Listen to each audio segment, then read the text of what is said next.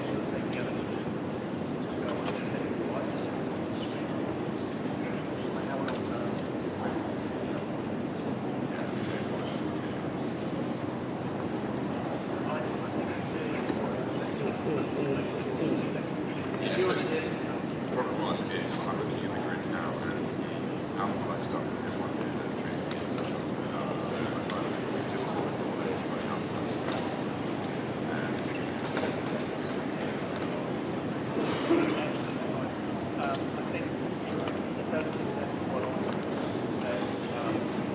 And obviously they also appreciate how they get started, get on set, get inside, get started.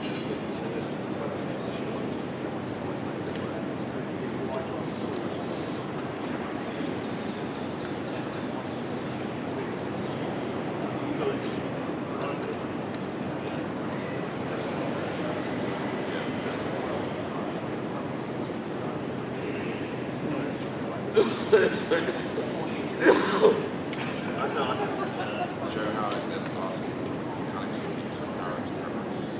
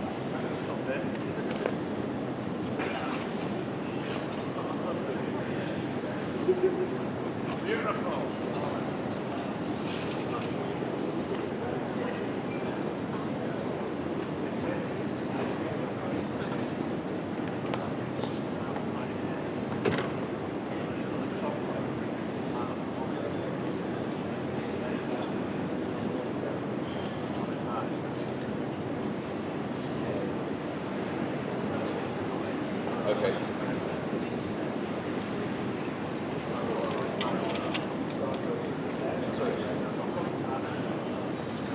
Let's start. Yes.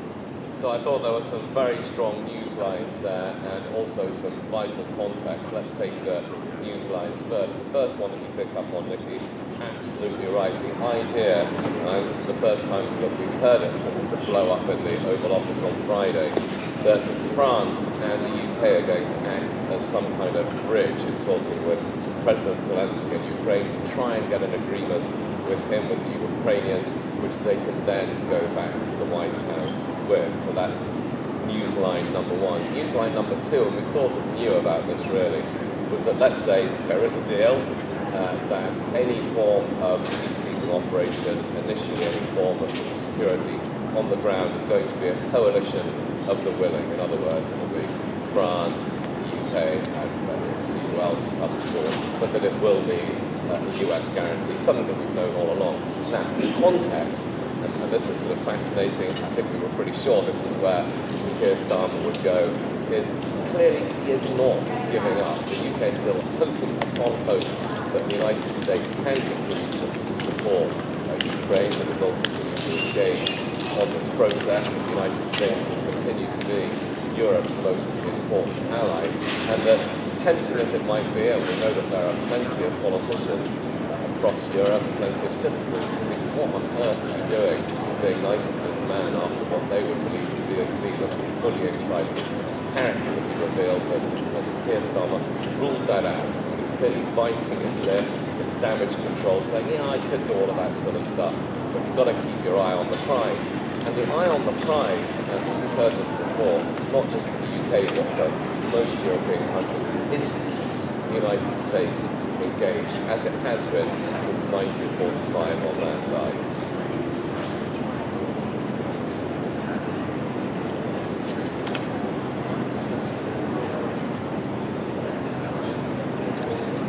Well, that was his way of backing President Zelensky, but without being critical of Donald Trump, when he was given many opportunities by our colleague Laura Koonsberg, to say that he found it deeply distasteful, whatever. He could have come up with all sorts of phrases, certainly that many people watching that encounter would have had absolutely decided not to do that. He said he trusted Donald Trump, trusted him that he wanted a lasting peace. Now, that is interesting, literally, because lasting peace, but on whose terms? On President Putin's terms, or on President Zelensky and Europe's terms? But absolutely, as Starmer laying it out, there was one person in this process that he didn't trust, and that was President Putin, and that's why he wanted these security guarantees. But this is, and obviously this is an incredibly risky strategy by Keir Starmer, and he doesn't feel that there's much of an alternative. Risky in the sense that you look like you're, cozying up to someone who most people in Europe find pretty distasteful.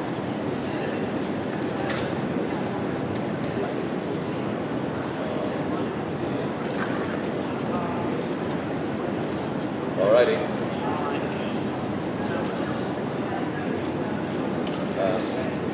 Sure, why not?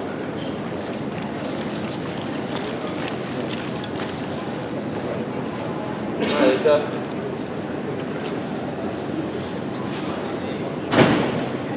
I missing anything good on are you listening to Laura?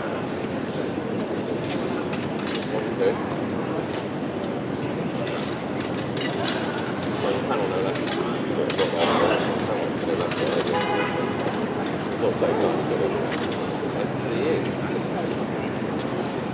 Yeah, man, that's true. I'm so glad that we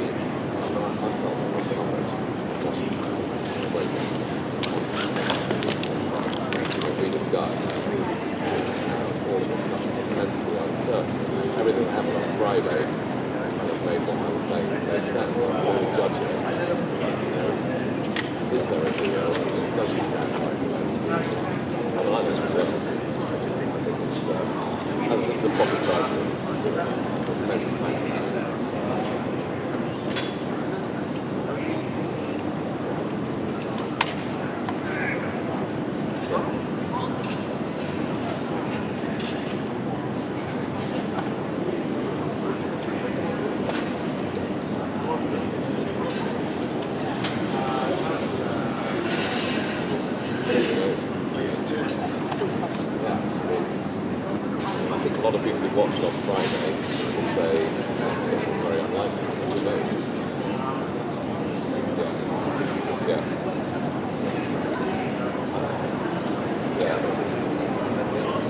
I don't know, again, is the answer. It's a key question. And I think they're just desperately trying to avoid that. You know what I mean? They're still very much committed to that.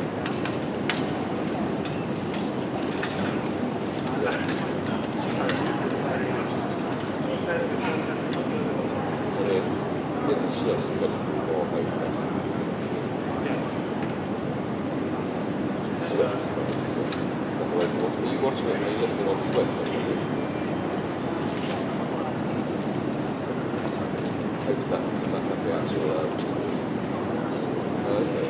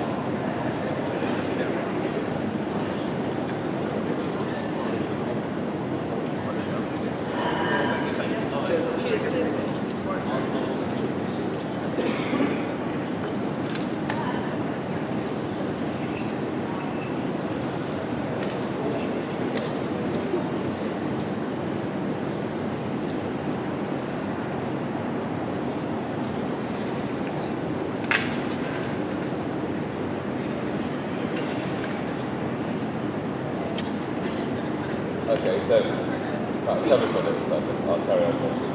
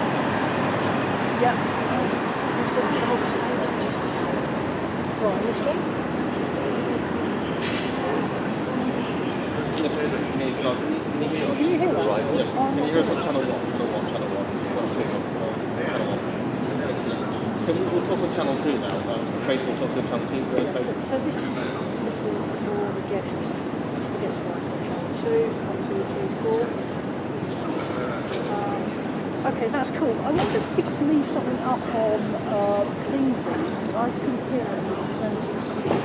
So, there's no idea.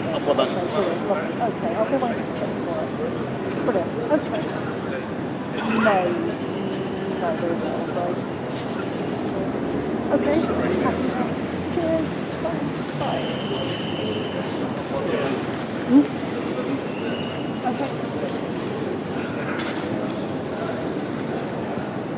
Will we take here? Do you want to grab one of those batteries? Okay.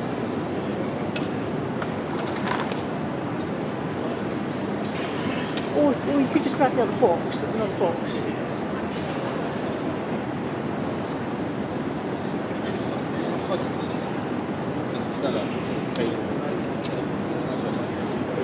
It's not going to leave contacts.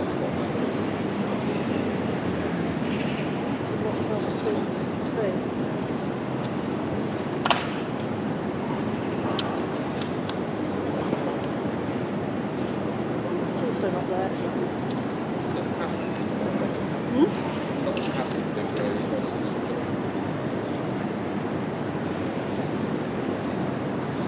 Just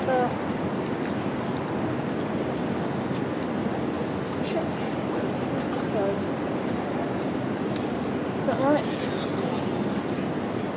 Okay. Right, swap the two legs of the wire around and make sure you can still hear. Yeah. Okay.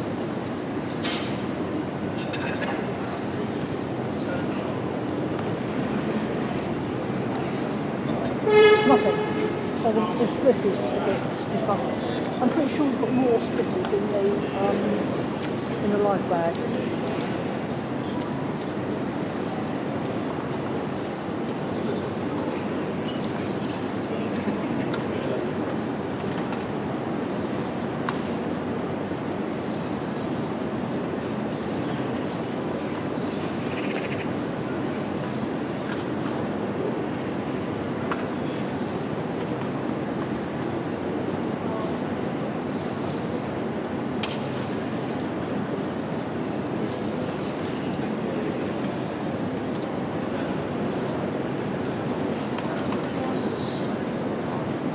Sure.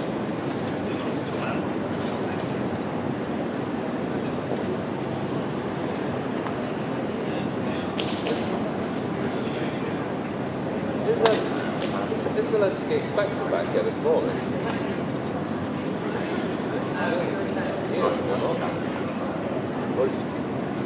No, I've got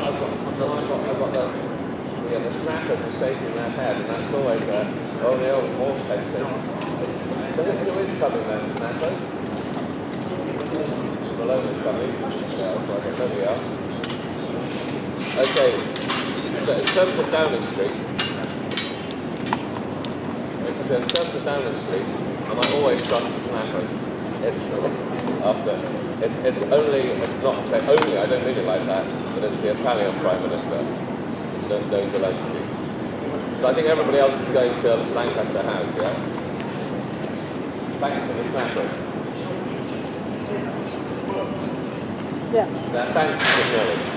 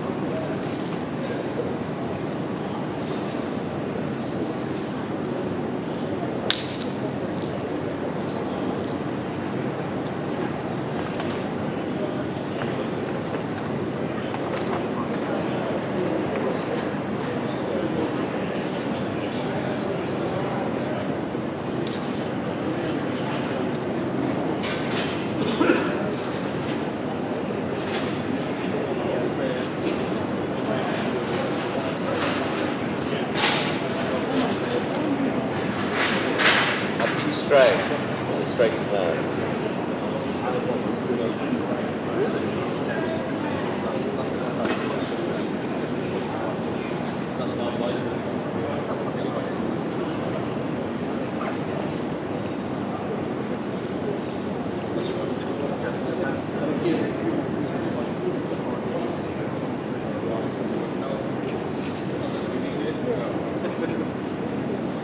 That's what I'm saying.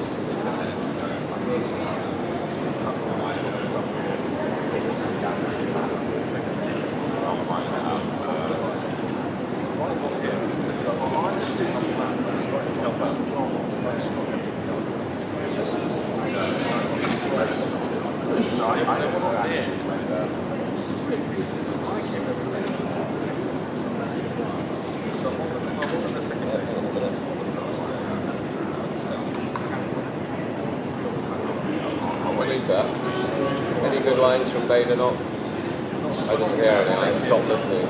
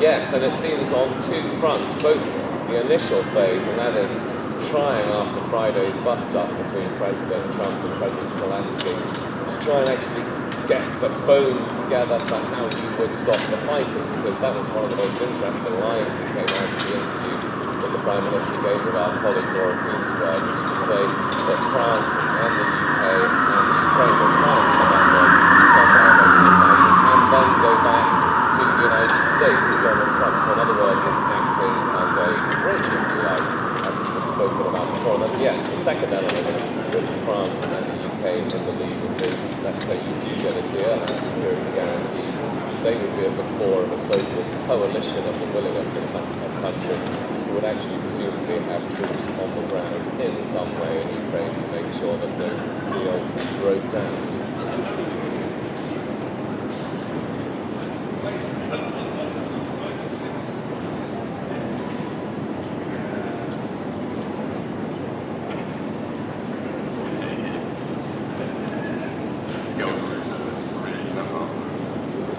Well, in an ideal world, from the British host's perspective, you get a number of things. I mean, in the first instance, I think Sir Keir Starmer will be hoping that other European leaders agree with him that, tempting as it might be to push back at President Trump after what we saw on Friday, that's not a good idea. You just have to bite your tongue, bite your lip, and work towards calming tensions between Ukraine and the United States and the White House.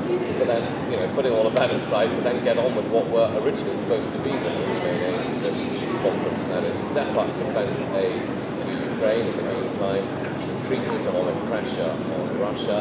Second, try and figure out what this kind of deal would look like. And three, and I think this is what we're driving at, is if there is going to be any kind of a deal, to try and get the other Europeans to say, yeah, we're willing to contribute money, whatever, in order to make sure that any peace deal would be, as the phrase goes, lasting.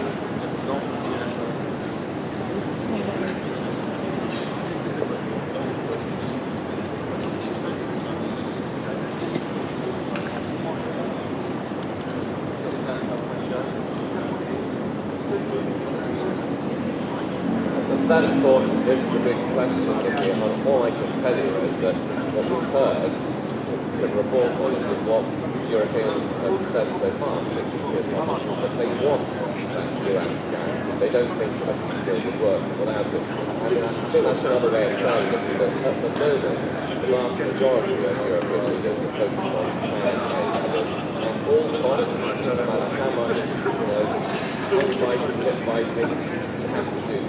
Try and keep the United States engaged in Europe's security generally going forward, but also very specifically on this issue of Ukraine. Now, the question is, will it work? I think the Europeans will be as skillfully diplomatic as they want to be. These meetings they could go as well. Italian one is Georgia. But let's say Because let's say President Trump really does want to do a deal with President Putin, he's more interested in moving Russia and the United States relations with Russia, maintaining Iran. Sorry, you broke up. Well, none of it's going to work.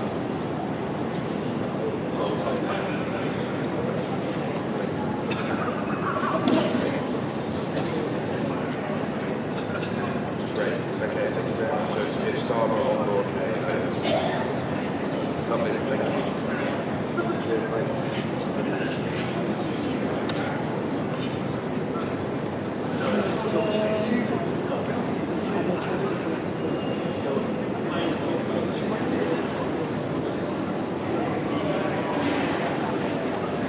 Very interesting question, and I think clearly that is going to play a part. I don't think anyone thinks anything said about international relations. Something else that European officials and politicians have said to like bolster the leverage that President Trump has to make the case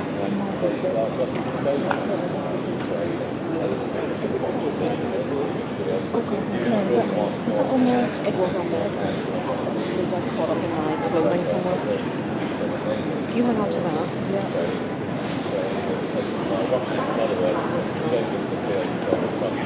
Put so many layers on.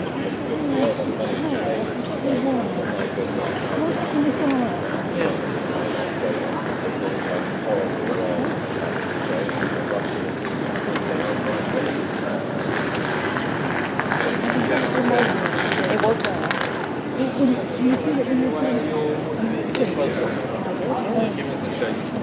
Yes, I mean, every time he was given an opportunity to somehow distance himself or express his horror of what had happened in the Oval Office on Friday, to go back to his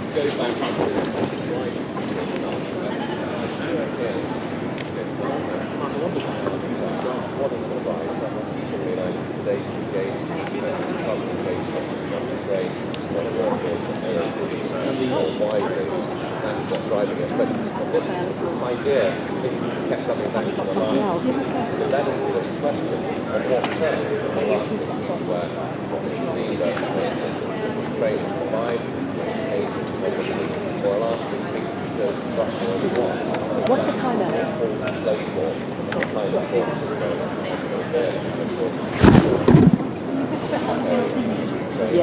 Yeah.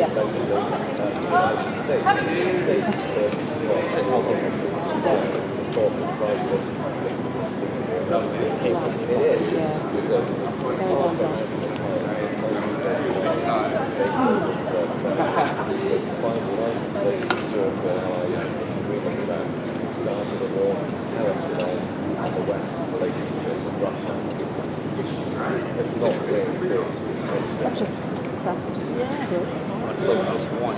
Just literally snapped. Snapped, didn't it? I didn't think it was. Snapped. Did I? That's the first time I've seen that happen. From the world. Sure. Do you want me to put the... Yeah.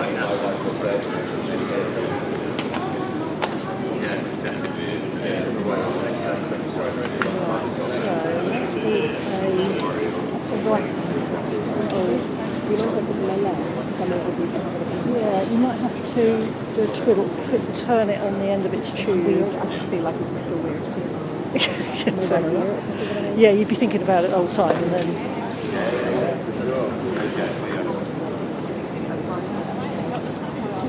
Yeah, just a bit loud. Try and move. I know it's not your ear, so you feel comfortable. Yeah, let me just see. I think for the purposes of this first hour, I'll go with that. But This is safer, you should stay on. yeah.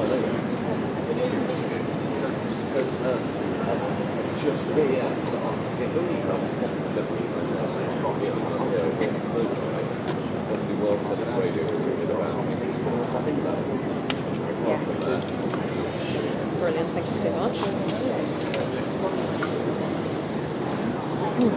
Mo, would you do me a favour? Would you mind passing over my bag?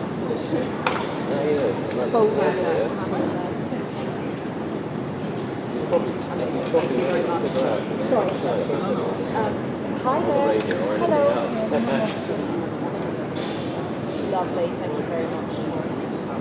How's the headline? What expanse of the headlines?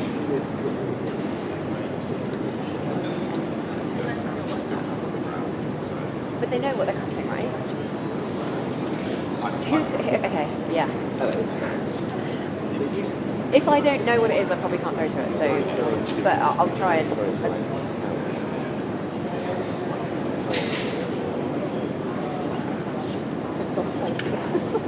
It's good skills, Faith. Well done. I've never thought about that. Sorry, thank you. Oh yeah, just as long as it's tied. Okay. I'm not really precious about how it's tied. Oh, you're not bad. I'll go with this one. Oh, sorry, I thought you said can I move it? But no. Yeah.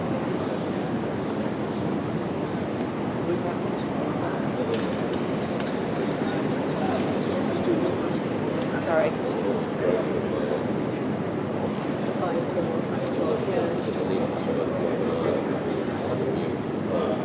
I can't hear anything. Should I be able to? Okay. I was hearing the program. Yes, thank you. Yeah. Yes. Keir Starmer finds himself in the centre of this conversation. I'll be louder.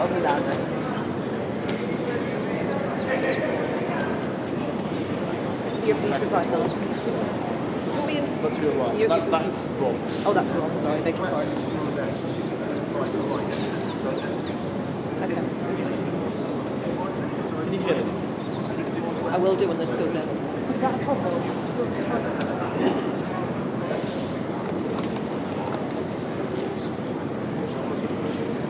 Hi, James. How much? I do have auto cue. My voice is bouncing back currently.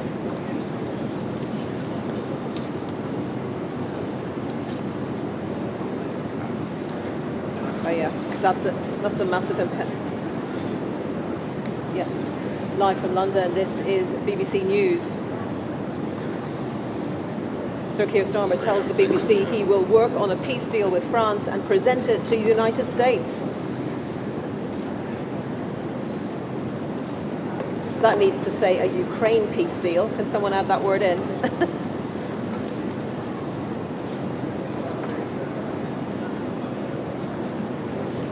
Later, he'll host a summit with European leaders and Canada on how best to secure the future of Ukraine. President Zelensky will also meet King Charles later. And in other news, Israel stops all humanitarian aid from entering Gaza because of a disagreement about a US proposal to extend the first phase of the ceasefire. Hamas condemns the move as cheap blackmail. Could we add the word Ukraine into the first headline, please?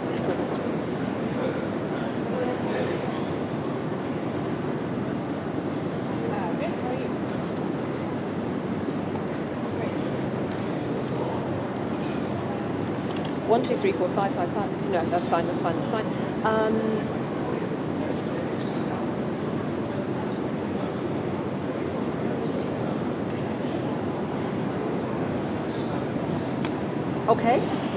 Okay, fine. I think I haven't got time to change it. I think it's going to be too. I'd rather focus and then just try and. Yeah. So, just so you know, I'll do a little bit of yeah, I'm going to ad-lib a top. I'll add, yeah.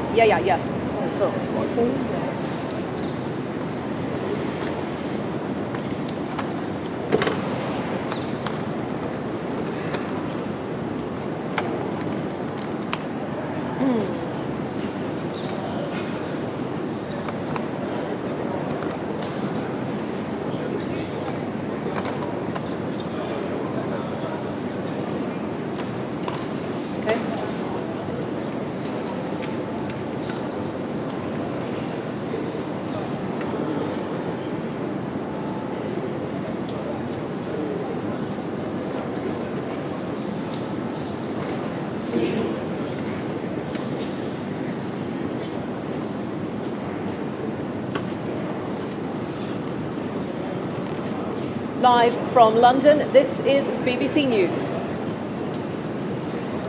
Sir Keir Starmer tells the BBC he will work on a peace deal with France and present it to the United States to try to end the war in Ukraine.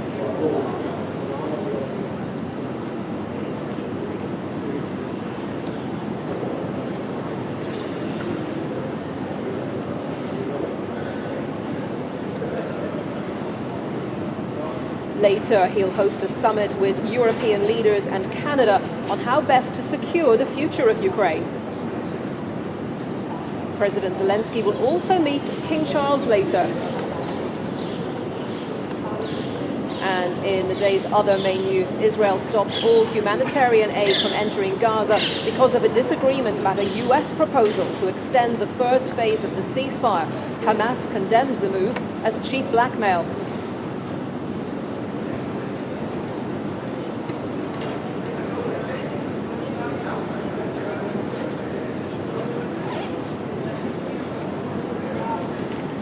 Hello and welcome to Downing Street. I'm Anita McVeigh, and here at BBC News we are going to be keeping you right up to date throughout the day on all the developments in this crucial Ukraine war summit, which is taking place just a stone's throw from here. In the words of the BBC's political editor, Chris Mason, the stakes for this summit are colossal. After that extraordinary meeting in the Oval Office involving President Trump and President Zelensky on Friday, two obvious and huge questions. One, will leaders gathered here today be focusing on trying to work out how they can patch up that relationship? Obviously they will. But also, Plan B, what will they do if they can't fix those problems that we saw between President Zelensky of Ukraine and US President Donald Trump on Friday? So a huge amount at stake today. Well, we got some insight into the direction of travel a little earlier when the Prime Minister, Sir Keir Starmer, was speaking to BBC's Laura Kuenssberg. He was asked for his reaction, first of all, to what happened in the Oval Office on Friday between Presidents Trump and Zelensky. I think that's something he will be trying to convince other European leaders to do. But Downing Street have told me today they want this summit not just to be words, they feel like they've had enough declarations already. This to try How long on this summit, James? Well, they want something tangible out of this summit, out of these discussions. Now, Sir Keir Starmer has given an interview this morning where he did lay out some sequencing of how a deal could be achieved. He said three minutes on this. So Mo, when I'm talking, like this, we'll stay where I am. Okay, fine.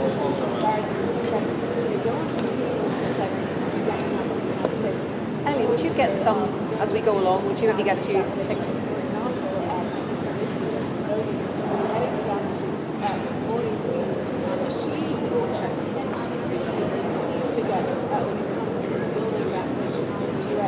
Yes. You can give me an idea when you want me to, once I've finished, or when you think Rob and I have chatted for long enough, when to move on, yeah?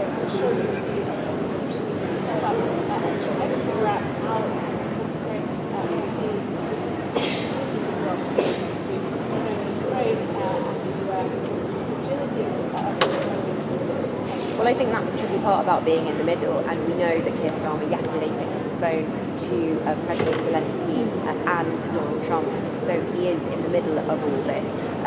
Keir Starmer did say today he was watching in his office that awkward moment in the Oval Office. He was in Downing Street watching that as it unfolded. He said no one wants to see that, but he didn't want to go any further on either side to sort of take a side, and that's the awkward position that he's straddling. I would say, again, on the issue today, Keir Starmer said that there would be a coalition of the willing in terms of EU leaders that could chip in, which kind of signals that it's perhaps not all European countries who might be part of this deal, but Keir Starmer and Emmanuel Macron spearheading it definitely, and I think that's what we'll see emerge from these talks later.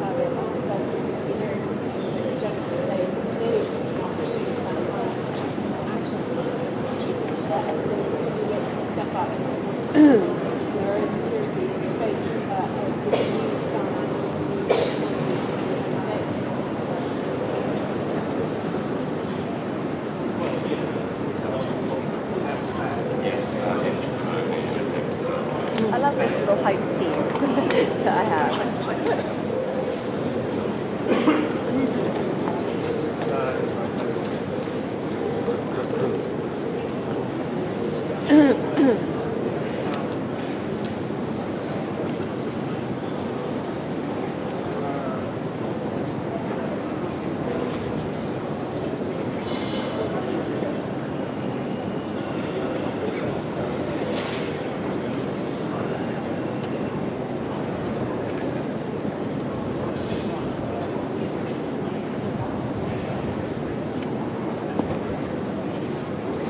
So Keir Starmer, the UK Prime Minister, well, Kemi Badenoch, the Conservative leader, was also asked what she thinks about Keir Starmer's plan for the UK and France to work with Kyiv to stop the war.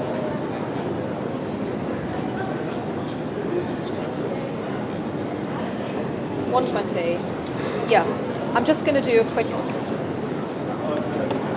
Okay, I'm going to do a little run-through, first of all. Mo, I'm going to do a run-through of who's taking part today, first of all. I've got my list, because I won't remember them all.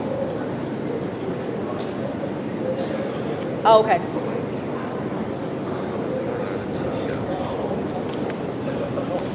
That is...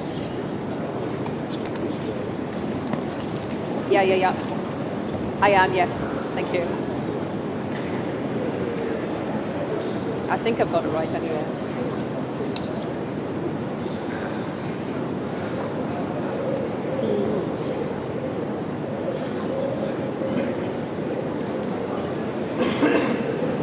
Would you be happy with the question of why the ladies here from Downing Street before joining the religion? Okay, fine. I've got another message.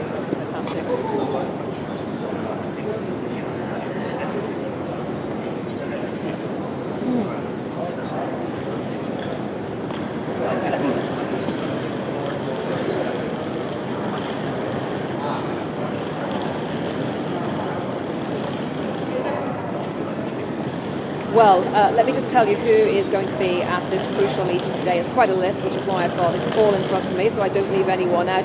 Just to say, first of all, that we are expecting the Italian Prime Minister, Giorgia Meloni, to arrive at Downing Street a little later before heading to that meeting, which is taking place at Lancaster House. So there will be the leaders of Ukraine, France, Germany, Denmark, Italy, the Netherlands, Norway, Poland, Spain, Canada, Finland, Sweden, Czechia and Romania. The Turkish Foreign Minister will be there, the NATO Secretary General Mark Rutte will be there, and the Presidents of the European Commission and the European Council will be there. So it is a huge gathering, hosted of course by the UK Prime Minister Sir Keir Starmer. Well, let's talk about what we've learned so far today and what everyone gathered there at Lancaster House will be hoping to get out of the day. Joining me now is the BBC's Rob Watson. Rob, good to have you with me. And what do you think, first of all, before we look at what Sir Keir Starmer said, these leaders gathering in London today will be hoping to achieve? Well, what Downing Street hopes they could do, and there's now an additional thing they need to do first, which is to try and calm things down between Ukraine and the United States. So that's an additional task. But I mean, essentially, why the UK was holding this summit? Three things. Number one, to try and make sure that Ukraine continues to get military support, increase the economic pressure on Russia, make sure that any deal that's done is a good one, and then thirdly and crucially, this is where Sir Keir Starmer is going to be doing some strong arming, say to the Europeans, yeah, we always talk a great game on Ukraine, but if there is going to be the need for some kind of force on the ground, people need to kind of come up to the plate. Yeah, and you make the point quite correctly that this meeting was always planned, and if we think back to what has happened this week, it's been an intense diplomatic activity. President Macron on Monday, Sir Keir Starmer on Thursday, those days in the office with President Trump went very well, the mood music was very good, and then came that extraordinary meeting with President Zelensky on Friday, and I think everyone's seen and heard about what happened there. So in terms of patching up the relationship, do you think that is going to be a priority for patching up that relationship with America and Ukraine? Well, it's certainly the first order of play, right? This was not what we were supposed to be doing this Sunday. They were hoping that Macron and Starmer's visits to Washington would have sort of got all that bit out of the way now. They've got the United States as they wanted to see it. Still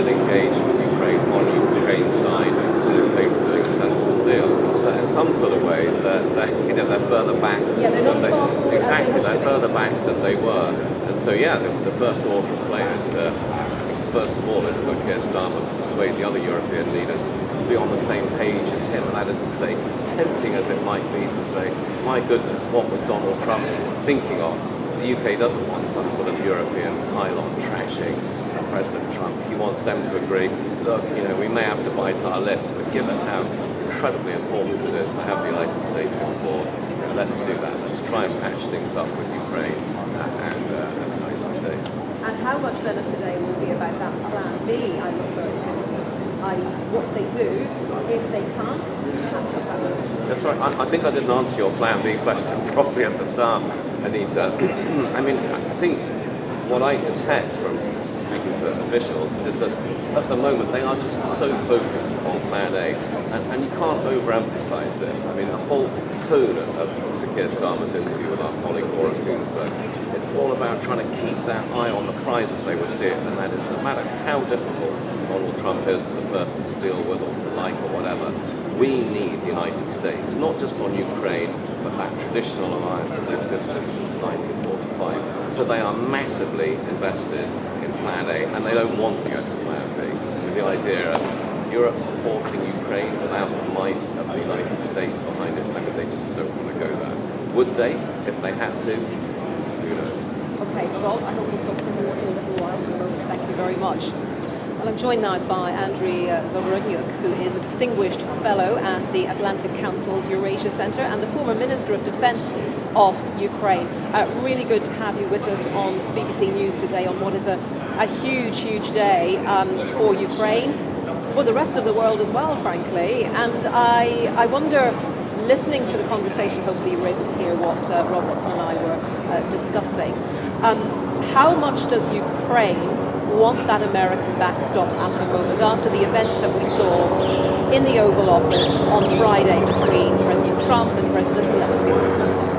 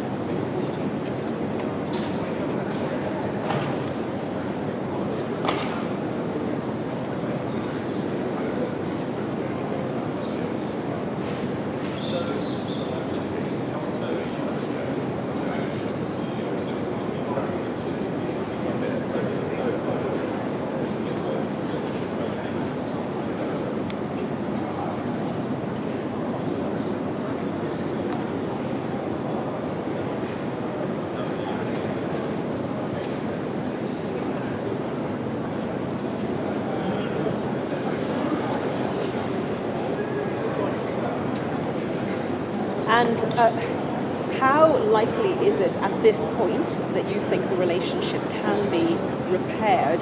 Obviously, after that meeting, we saw President Zelensky on social media thanking President Trump. We saw him thanking Congress and indeed the American people. And Donald Trump has said all along that he wants this minerals deal with Ukraine. So on that basis, do you think it can be repaired?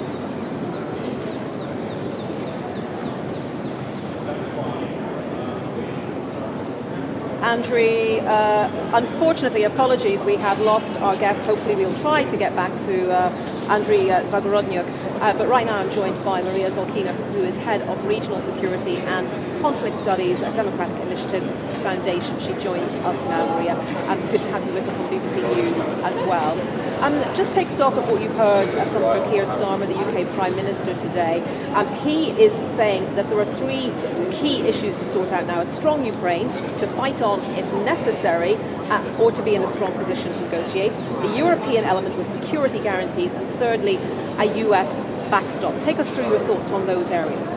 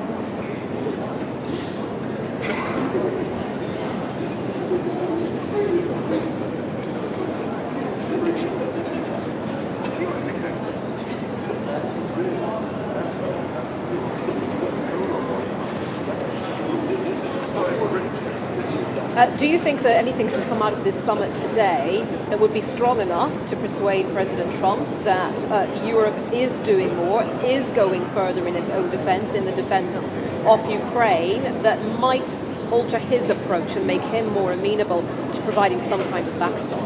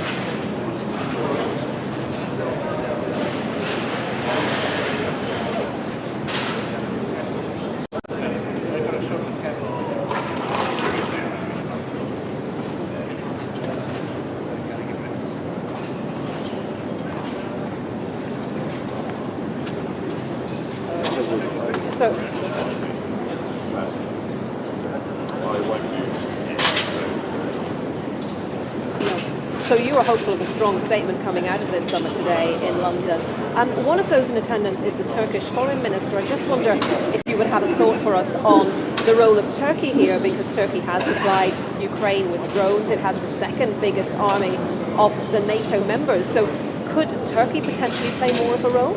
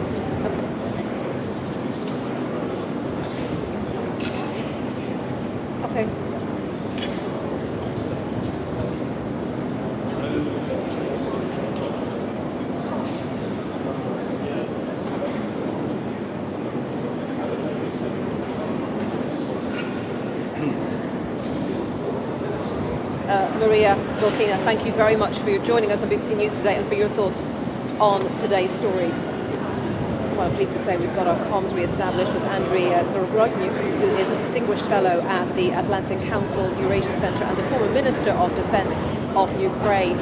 Good to have you back with us, and I think when we lost the line, I was just asking you about whether you thought that there could be a repairing of the relationship between President Zelensky and President Trump, between Ukraine and the US, effectively following that meeting in the Oval Office on Friday.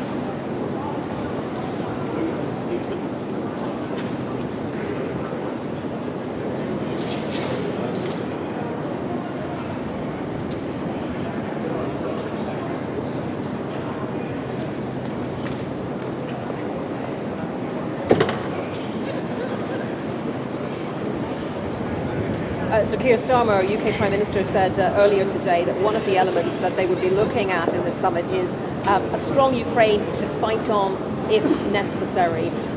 What will be the challenges to that, and how well placed do you think Ukraine is right now to do that, to fight on if necessary?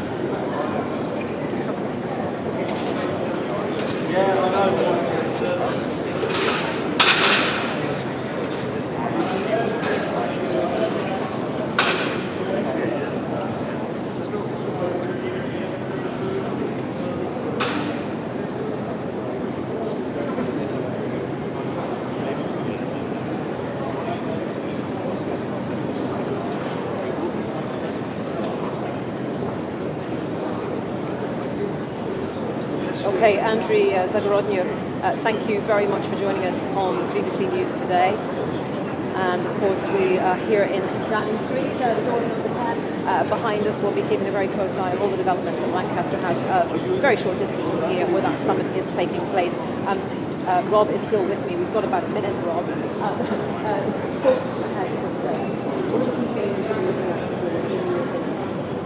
European unity and that approach to Donald Trump. The Europeans agree with Keir Starmer that we need to lower the temperature. Unity in the idea of continuing to back Ukraine all the way in terms of defence support. Insistence that any deal is one that is not some kind of a surrender to Russia. And of course, signs that the Europeans have prepared not as the UK wanted to just talk a warm and a big game, but to commit in some way or another, at least in principle, to the idea of resourcing some kind of a peacekeeping force on the ground if a deal can be struck. So look at essentially the unity. And yet that's an interesting concept, isn't it, unity, when on the one hand you've got US, and then here in London today you have got multiple countries, multiple states, who probably all have, slight variations. They broadly, obviously, are together on supporting Ukraine, but some may be more minded to work with the US than others. Others may be more independently minded. It's coming together with a strong statement at the end of today in support of Ukraine, and let's see where that takes the discussion with the United States. We will be here all day following that. Do stay with us on BBC News.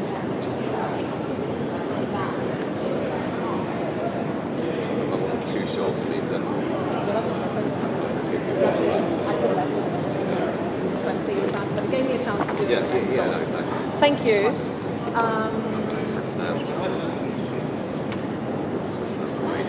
think it's the hands that are going to be suffering. Yeah.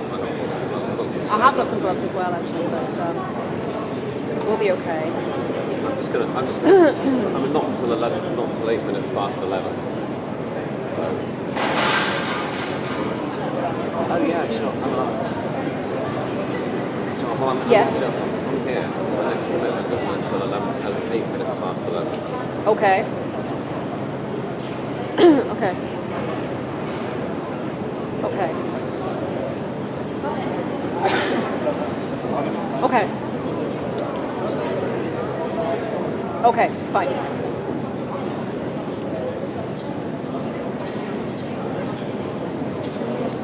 Perfect.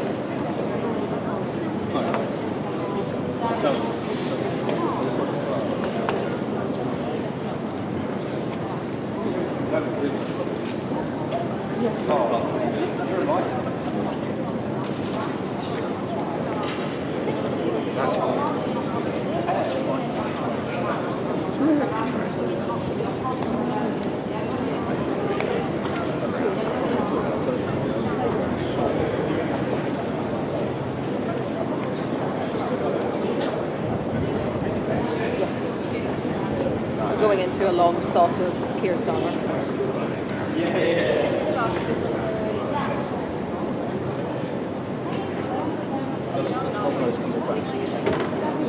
Sorry?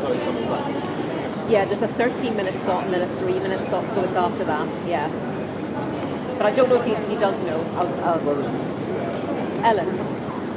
So it's a 13-minute shot of Starmer and then a 3-minute shot of Ellen. And then they can call back up the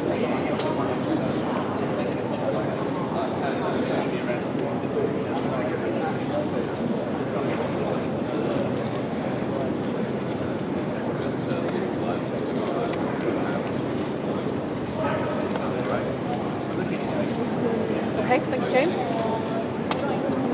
Was that all okay at your end, at front half?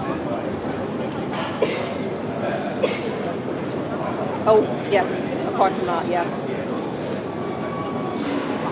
We got him back, which was good.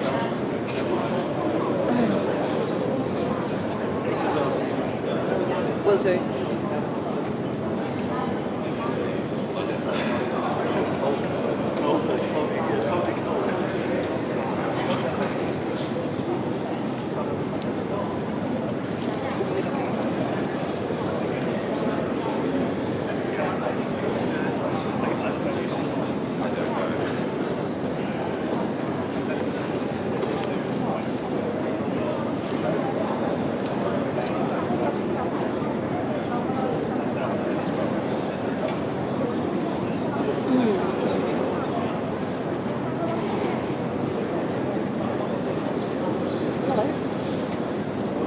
No? It's not.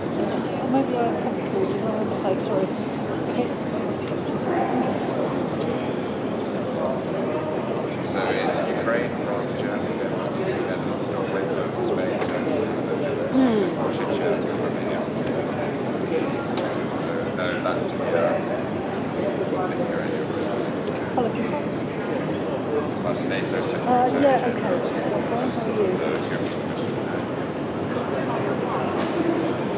This is BBC News. Welcome back to Downing Street here in London. The headlines for you. So Keir Starmer tells the BBC he will work on a peace deal with France and present it to the United States to try to end the war in Ukraine. You've got the keys. Yeah. Okay, cool. See you later.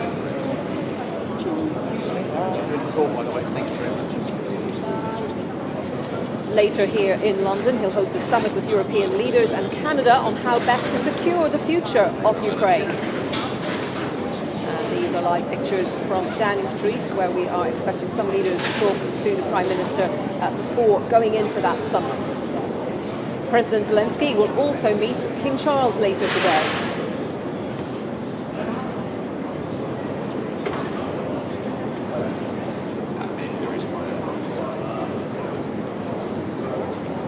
The Italian leader Giorgia Meloni expected here fairly soon, in the next hour or so, to meet Sir Keir Starmer, part of this huge day of diplomacy, a really, really crucial day. We saw President Macron of France and Sir Keir Starmer visit the White House, have those discussions in the Oval Office with President Trump earlier in the week. Really warm encounters, I think most people would agree, very friendly. And then came that meeting between President Zelensky and President Trump on Friday, which really did not go well for Ukraine, did not go well for the United States. And so we're left here today with this summit, which was planned before all of those meetings in the White House. But on their agenda now, they have this issue of how to repair the relationship between President Zelensky and President Trump, between Ukraine and the US, before they get on to other substantive points. They were hoping, obviously, to make more progress on what they can do to come up with a deal to bring an end to the war in Ukraine, also to look at what we're calling the Plan B. What happens if they don't get the cooperation, the security guarantees, that security backstop from the US that certainly the UK Prime Minister believes is essential, and certainly President Zelensky believes is essential. Well, we heard a little bit more about Sir Keir Starmer's thinking earlier today when he was speaking to the BBC's Laura Koonsberg, and he was asked, first of all, for his reaction to what happened in the Oval Office on Friday between Presidents Trump and Zelensky.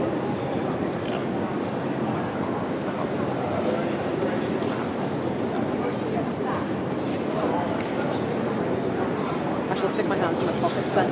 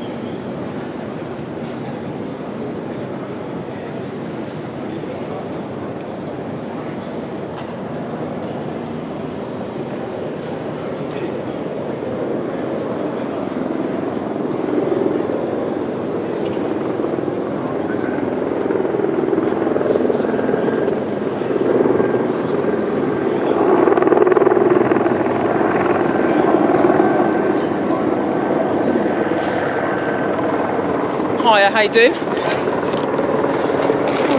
to see you.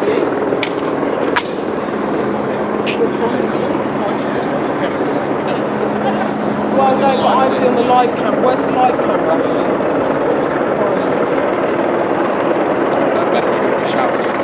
Yes, obviously. I was just checking this out. Yeah, you don't need to. That's fine.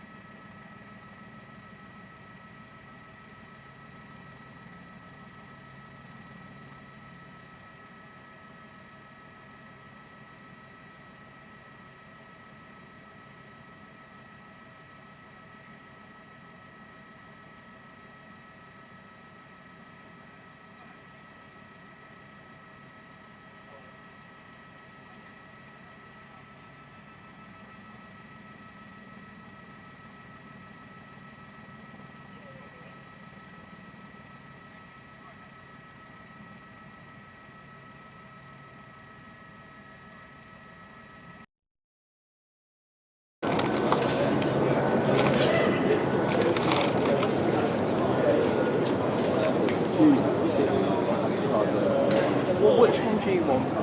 two of these, so I don't know, what do you think? What would you have out of those? Yeah, chicken.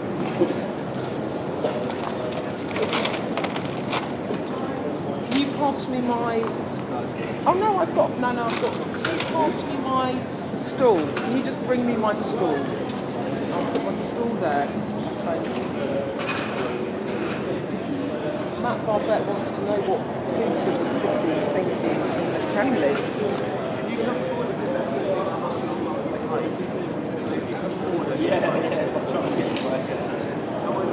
Ellie, did we get any clarity on that phone call with the Baltic states? Well, what's the shout? Read out, yeah. Read out. No, okay. Can you get it back on track? Have you spoken to Trump?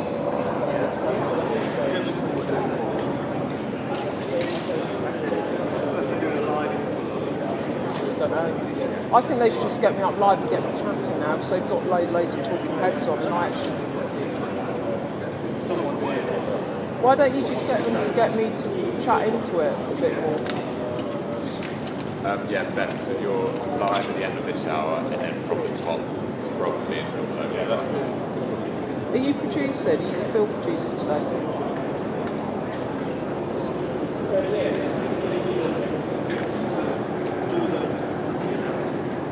Yeah.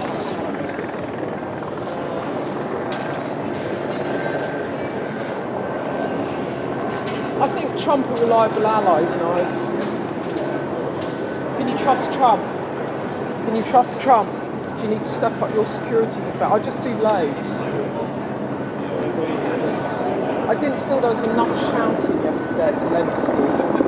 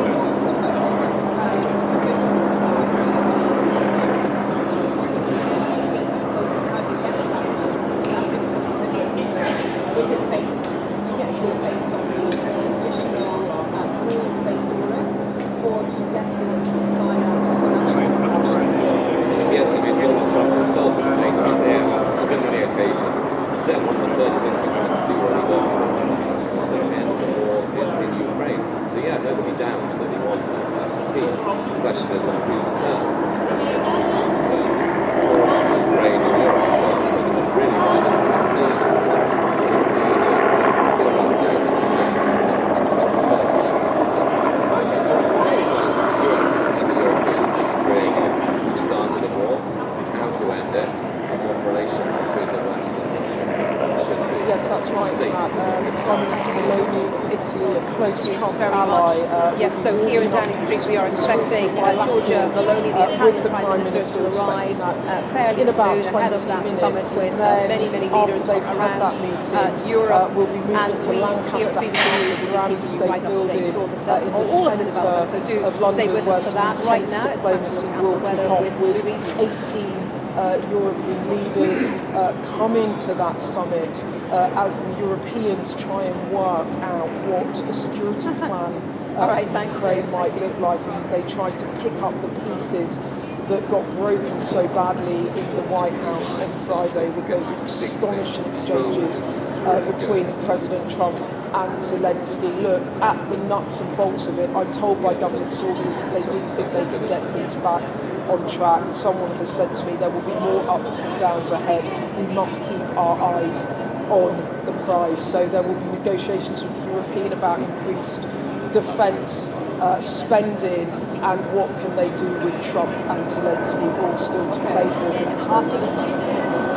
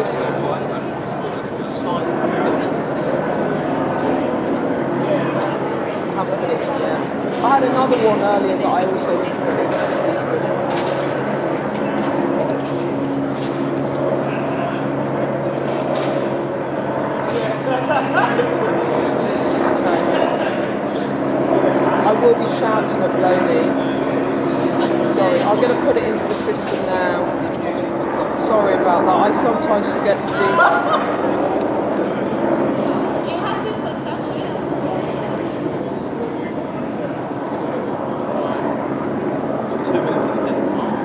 Okay, thank you. I had another one I put out earlier.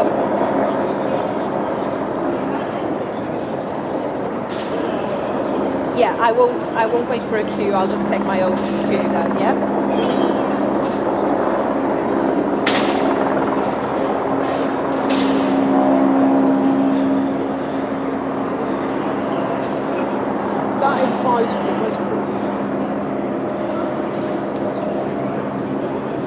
Hi Rachel, hi there.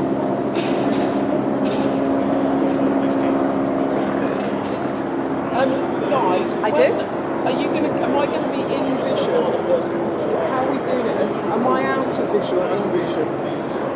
No, but I'm just when I'm doing a two-way, just so I know.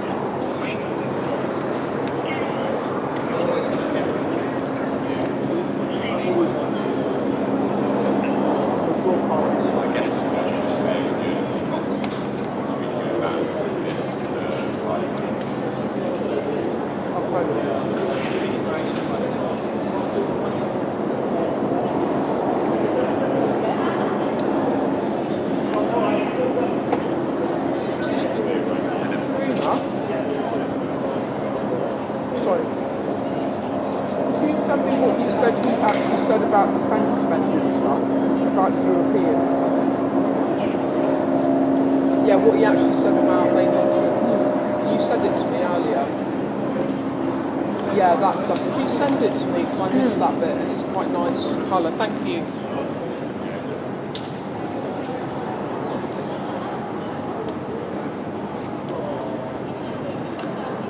Live from London, this is BBC News.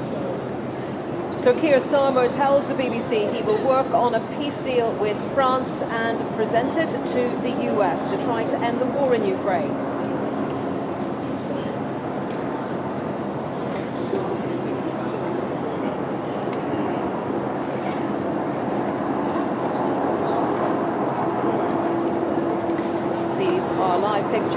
Downing Street, where we will be through the day. We're expecting leaders to arrive here to talk to the Prime Minister, including the Italian Prime Minister, Giorgia Meloni. Later, he will host a summit with European leaders and Canada on how best to secure the future of Ukraine.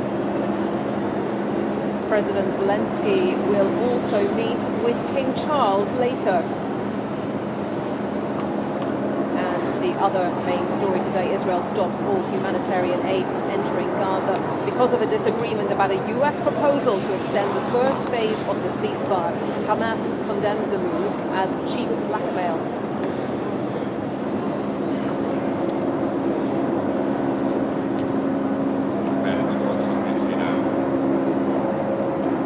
Oh, thank you. Welcome to central London. I'm Anita McVeigh. I'm in Downing Street, where in the next few minutes we are anticipating the arrival of the Italian Prime Minister, Giorgia Meloni. She spoke to President Trump yesterday ahead of today's crucial summit here in London, and she is calling for an immediate US-European summit, in addition to this summit, to try to iron out the issues that could lead to a peace agreement and bring an end to the war in Ukraine.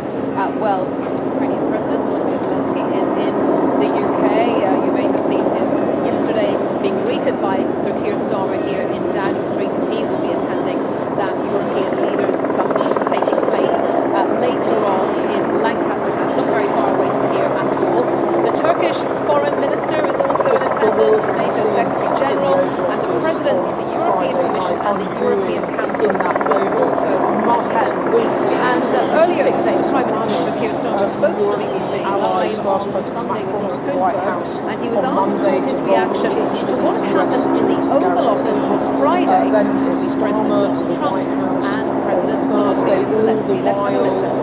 Ukraine in negotiations with the US to sign this minerals deal, which President Trump wanted, and Zelensky said he was prepared to offer, and President Trump saying that this would really grease the wheels, if you like, in terms of the relationship between the US and Ukraine, and also kind of putting the US front and centre of these peace negotiations, and then it all just blew up before our very eyes on Friday, with Zelensky ejected from the White House after being berated in the Oval Office by the President and his Vice President J.D. Vance, and it has left European allies reeling over the past 48 hours. There has been frantic diplomacy led by our Prime Minister Sir Keir Starmer. He had a call with Zelensky and President Trump after the White House blow-up. Zelensky here yesterday, another call with President Trump on Saturday afternoon, as well as with President Macron. There have been no readouts from Downing Street on what has been going on. All of this diplomacy behind closed doors in what has been clearly very tense and unpredictable. But the Prime Minister on the BBC this morning, given an interview ahead of this big summit, said that he had agreed with France and one or two other possible European countries that they would work with Ukraine on a plan to stop the fighting. They would discuss that plan then with the United States. So the Prime Minister said he wanted to be a bridge, now really stepping up. It will be he with Macron and maybe a couple of others, maybe Prime Minister Meloni, who will come up with a plan to put to Donald Trump as they try to get this thing back on track. But speaking to government sources this morning, one person says they do think they can get things back on track. They told me there will be more ups and downs ahead, but we must keep our eyes on the prize. Another government source tells me that they were working yesterday to get President Zelensky back to the table and do that deal, that minerals deal. We think it's the right thing to do. Today is about getting European leaders to go beyond Twitter rhetoric and step up on defence spending, and also prepare now for a world with no US security guarantee for Europe, not just Ukraine. So there has to be a plan B. And look, at the heart of this, the Prime Minister will be demanding for more European security defence spending. There was a reason that he brought forward and scrambled together that commitment to lift defence spending ahead of the meeting with President Trump in the White House. President Trump has consistently said NATO allies need to up their defence spending. So the Prime Minister saying 2.5% of GDP on defence by 2027. He will be calling very clearly for European leaders to step up. Quite simply, at the heart of this deal, there will be no US security guarantees without increased defence spending commitments from the EU, and there will be no EU peacekeeping force, or European rather peacekeeping force in Ukraine without a US security guarantee. So this is really chicken and egg, and it is falling on the Prime Minister alongside President Macron to try and patch this thing up, get the show back on the road. So it really is a critical meeting today of European allies. Okay, I'll just bring in a couple of lines before I... Okay, I'll just bring in a couple of lines before I do that.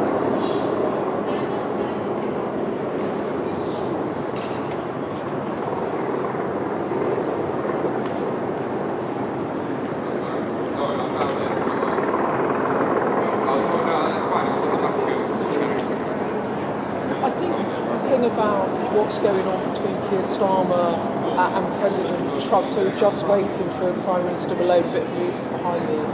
I think what's really going on here is, and you saw it in the atmospherics of how Keir Starmer approached questions about, was he shocked to see what he saw in the White House? You know, being called on really to call out President Trump. He's just not going to do that. He kept saying, no one wants to see this. Of course, it made me uncomfortable. And then he kept reverting to, I just want to get this back on track. I want to approach. The main thing is lasting peace. He said that he trusted President Trump. Look, he just does not want to get into words and criticism because he knows that it will potentially destabilise things again. The thing about President Trump going into that White House meeting that Keir Starmer understood because he prepped so well by all the Sherpas, the officials going back and forth, is Trump really deals in personal relationships. It matters to him. He's not so big on detail. He's on how he relates and interacts with someone. And Keir Starmer understood that well, and the way he handled himself in those meetings. He said very bitterly in the Oval Office he let Donald Trump take the floor. He tried to flatter him. He gave him the invite for a summit of Charles. He understood that there was a way of trying to do a deal with President Trump, and he played his cards well. I think what happened with Zelensky was after quite a sustained period where it seemed to go well. Things were said by the Vice President. Zelensky reacted, Trump blew up, and suddenly all of that carefully orchestrated diplomacy carried out by European allies appeared to unravel. And I think what's happening now is the Prime Minister's trying to get it back on track. But look, in the Oval Office on Thursday, President Trump could not have been more charming or polite to our Prime Minister, and he was very positive about President Zelensky. He said things have got over recent weeks. I want to take you back to Friday, first of all. It's been a really busy week diplomatically, but that meeting in the Oval Office on Friday between Donald Trump and a lot of the Zelensky and your saying it. So he was, in his mind, in his presentation, at least when we were there, it felt like this was carefully orchestrated to get to the point today where European allies would have come forward and said that they would spend more on defence, but in the moment, in the emotion, it just blew up in a way that I am sure President Zelensky did not want to happen. And the thing about people talking about whether it was orchestrated or not, in a way, if President Trump comes back to the table, then they can get it back on track. That's what number 10 at least says important. When you talk to people around Keir Starmer about how do they handle President Trump, they will always say planned? Do you think it was planned? It was intentional?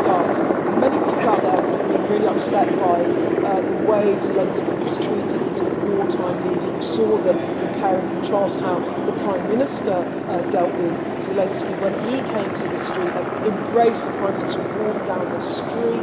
He had him into number 10, and it was a show of strength, if you like.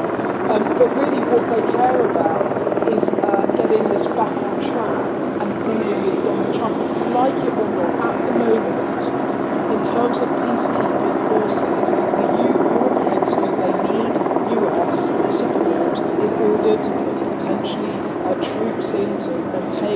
the peace, and also some of our defence equipment needs US technology to work. So whether or not the Europeans want to turn their back on Trump or Zelensky wants to turn his back on Trump, at the moment they're simply too much for it. There is a bigger, longer term question about how reliable a partner the US is under a Trump White House. Yeah, Keir Starmer saying he doesn't want to get caught up in the outrage. He wants to get on with coming up with a plan. But when this summit in London today was first set up, they were hoping that meetings between Keir Starmer and the French President Emmanuel Macron, also in Washington this week, would really lay the groundwork for what they were doing here in London today.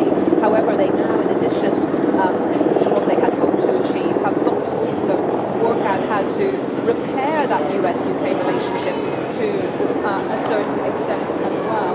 I'm just looking to see if it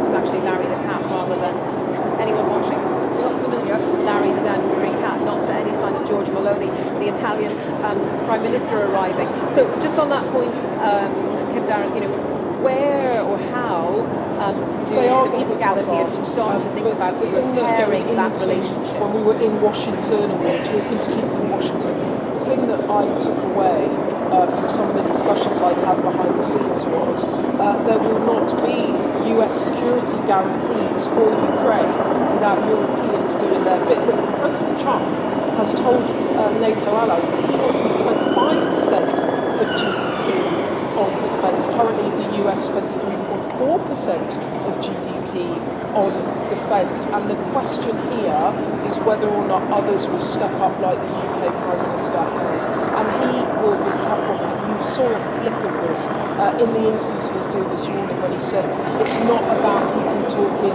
the talk, it's not about going on to Twitter to show support for Zelensky, it's about hard power, and that is money. And he said earlier today, I think the UK and France are the most advanced in thinking on this, and that's why President Macron and I are going to be working on the plan which they then discuss with the US. But they are committed someone I spoke to recently said what we are looking at their now defence is, spend. And I think from the US perspective, which is other respect allies for a will step up strength-based today, and will it be international order rather than a at the end of this rules-based summit that international the Europeans order. Would you are agree with that? And to if see so, other then, countries make some how sort of do you commitment think the that they US can will put up as it moves with to President Trump? I think there's also another question here about the UK, because the Prime Minister has agreed to increase our defence spend to 2.5% of GDP by 2027, and he said that he will then raise it to 3% post-2030 should he win another general election. Of course, it's up to voters to decide whether they want to give him a second term, but there will be pressure on whether or not they have to bring that forward. And I think the point about the optics of the White House on Friday was it reaffirmed to European leaders that Trump is potentially a very unreliable ally. So even if they can get some short-term deal across the line of support from Trump on peacekeeping in Ukraine, the emergence of a more isolationist, transactional, strong power Trump in the White House, where he has clearly said, or allowed his allies to, that European security is not his focus. He is looking to China. That is where the US is really interested in terms of their own foreign policy. It's a message to the Europeans. You cannot rely on the relationships that have governed our international relations and approach to foreign policy for the past 70, 80 years. And so there's a much bigger question here about how Europe responds. Look, after on point two, you mentioned there, do you think Donald Trump can be persuaded to agree to that security in defence because he guaranteed they needed to? They before the invested deal is money, signed? Because at the moment money he is saying there has to be a deal, education, and into then he'll welfare, think about, then he'll look at and now there's this moment security guarantees where everything the has US changed, might and that's be the able Prime to Minister's provide. words, But you know, not if he was doing mine. a deal, And defence spending now has to be a core before of he agreed to it. European So budgets, do you because think the US can be persuaded Trump, how to easy do is it? that first, Bags to rolled by state the clearly US what when it those comes security to guarantees national will be security. So if, it's a for much, example, much you bigger suggested discussion, it could help but I with think what the intelligence Prime Minister gathering. will be looking for today, and I'm sure that it's somehow choreographed, is some commitments on defence spending from fellow NATO allies.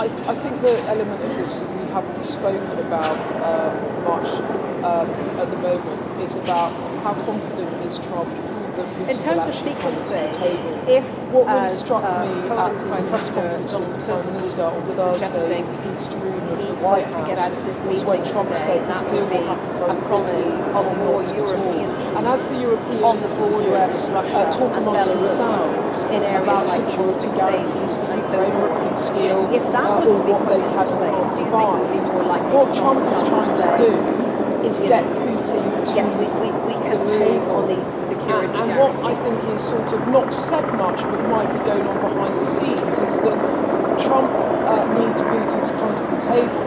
And so maybe he is equivocating a bit on Zelensky and Ukraine because he needs to get, he said he's going to support peace deal. He's put his reputation, he's staked his reputation on that.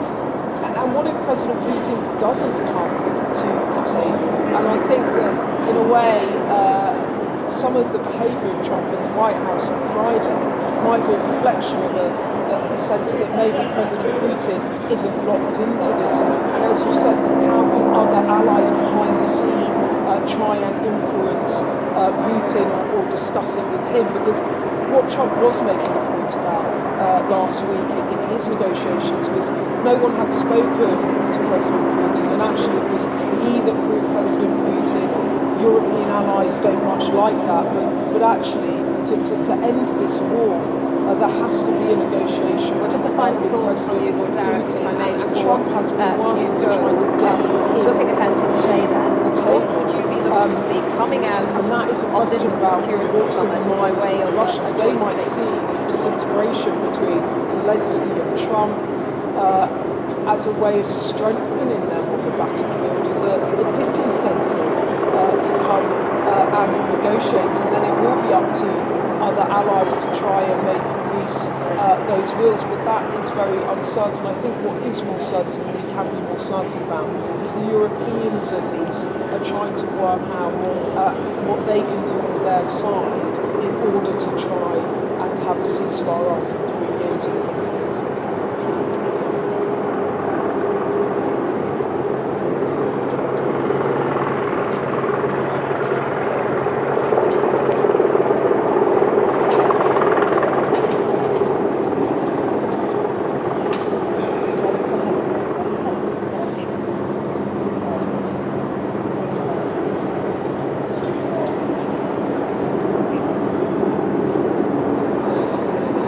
Well, you speak from a lot of experience, and we will wait and see how the day unfolds. Thank you very much, Lord Derek, for your time today. Just glancing down to the gates of Downing Street, I can see some Ukrainian flags flying beyond the gates, and we are waiting for the arrival of the Italian Prime Minister. Well, I think we think any time now, but let me just take you back to an interview I did in the last hour when we spoke to Maria Zorkina, who's head of regional security and conflict studies at the Democratic Union University. This is what she said to me about today. Meloni one-on-one. She's one of the biggest European partners, one of the biggest powers in Europe. So he is meeting her ahead of this meeting. And can it be that these two particular European leaders have a good relationship with President Trump, a strong relationship with President Trump? What does she do to help? It was interesting. There were reports of Meloni having President Trump in the last couple of weeks. Her argument to him was President Putin is President Xi of China is not Putin. I think they're coming in, so I'm going to cut out. Meloni is about to come in, right?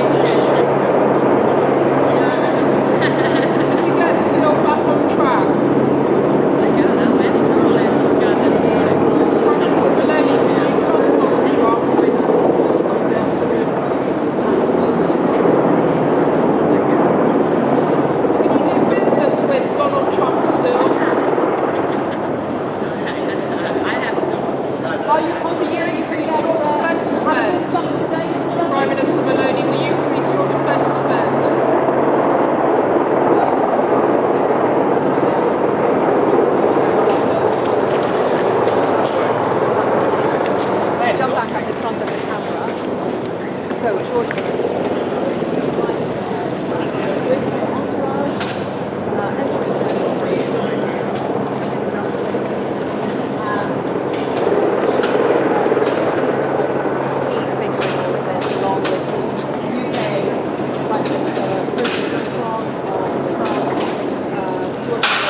So proposing and what happens is the press will run in and so now going to do the fireside chat and we should get some words from the top of that meeting and then this is still with me here, so in they go, and I'm sure I saw someone there with military uniform, so what does that tell us?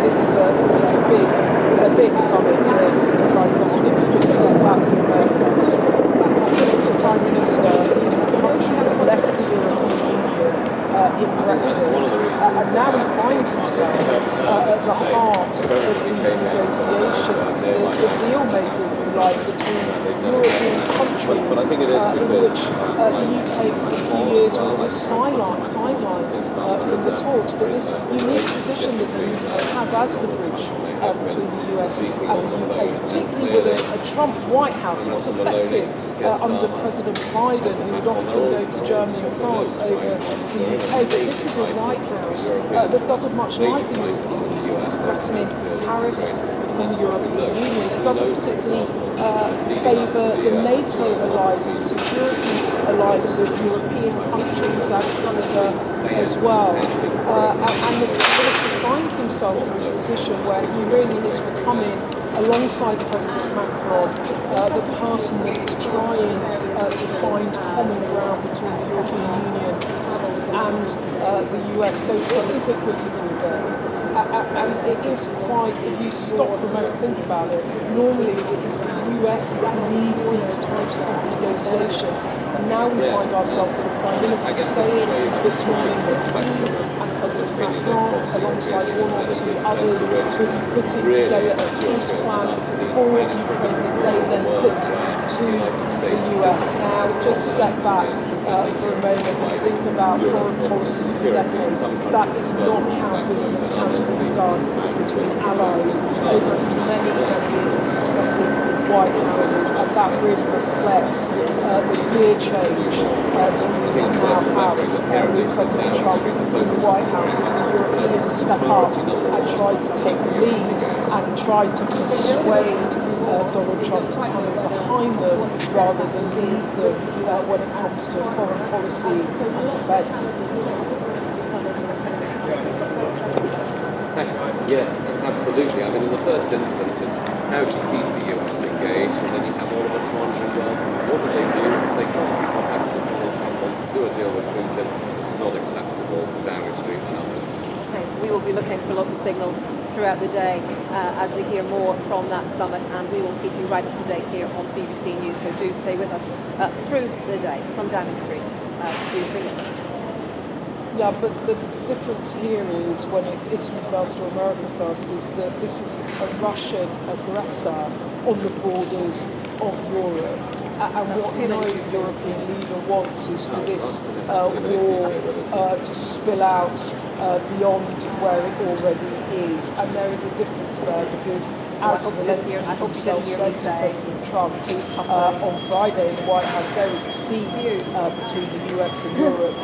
When it comes to European leaders, there is but a border, and there is Russian aggression, Russia invading a sovereign nation, nervousness from other European partners, and Meloni and other European leaders, they now have to work out how they deal with not just the Ukraine problem, but a problem for the whole of the European continent.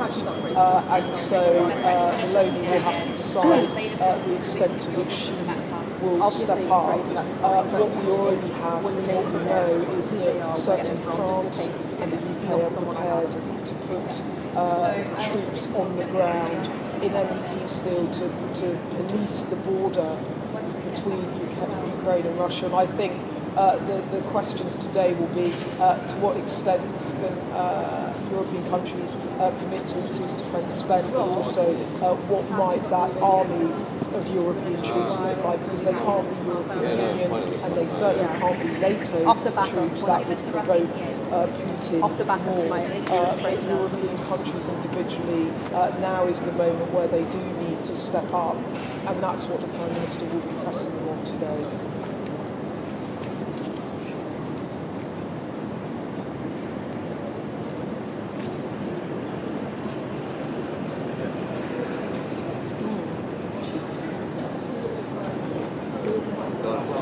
Oh, I need to get in those. Yeah. I've asked them to make it up.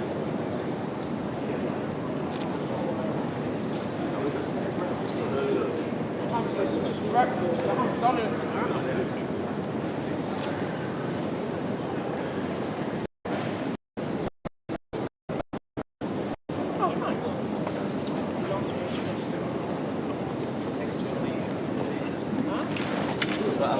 Yeah, I'm just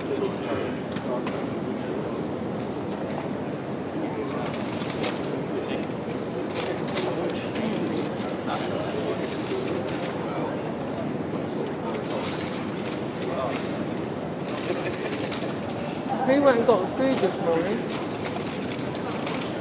I could have done the coffee, didn't have coffee.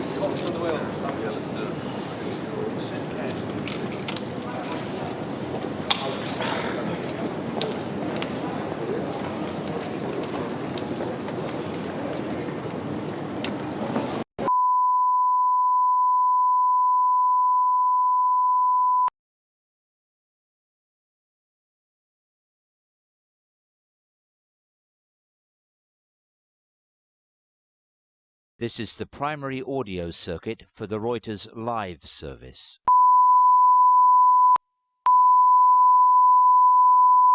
This is the primary audio circuit for the Reuters live service.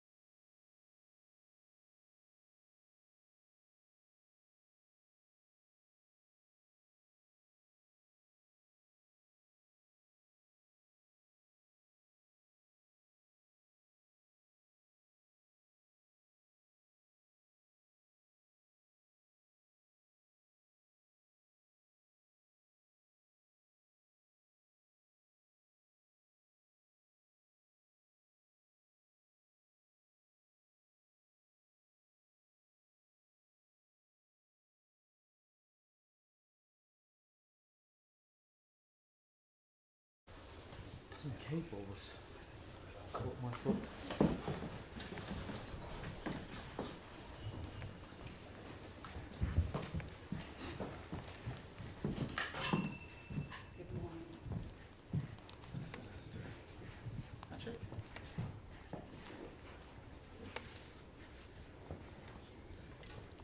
Well, George, you're very welcome, and it's fantastic to have you here for a really important bilateral meeting at a crucial time.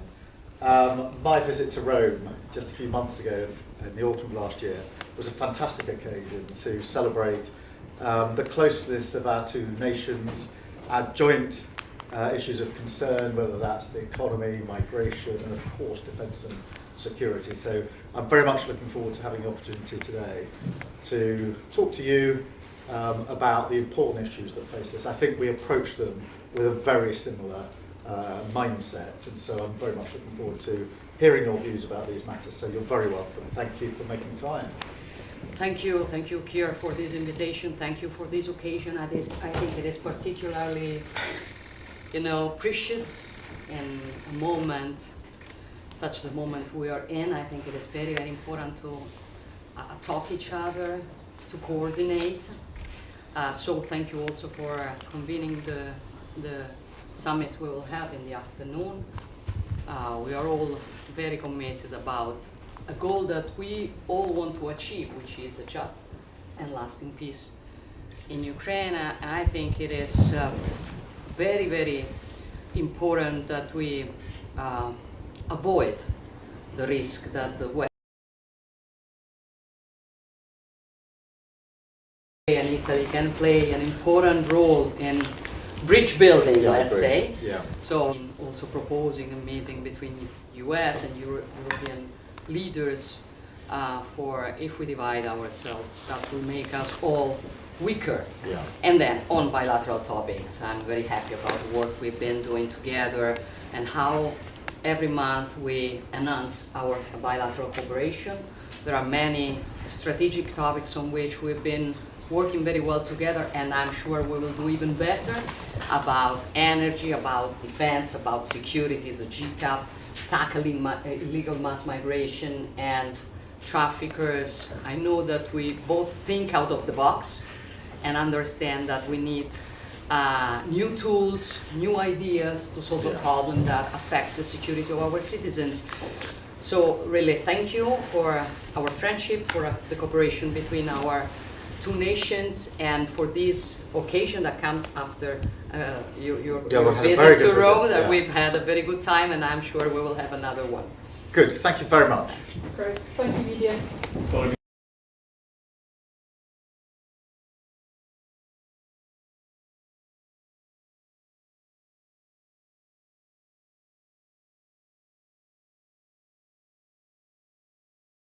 This is the primary audio circuit for the Reuters live service.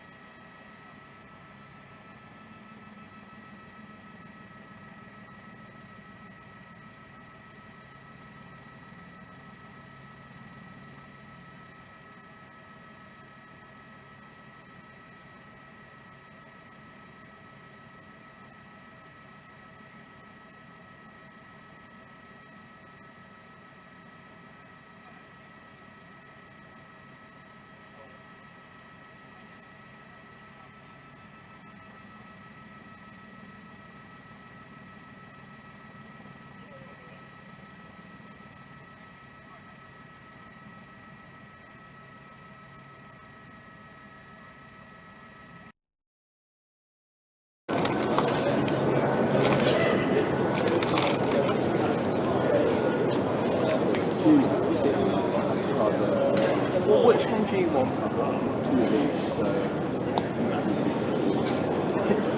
don't know, what do you think? What would you have out of those? Yeah, chicken.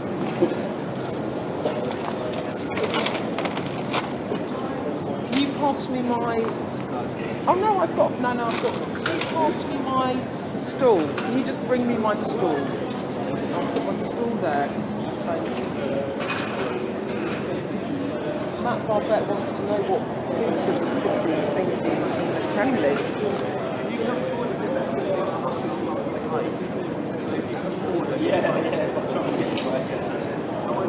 Ellie, did you get any clarity on that phone call with the Baltic states?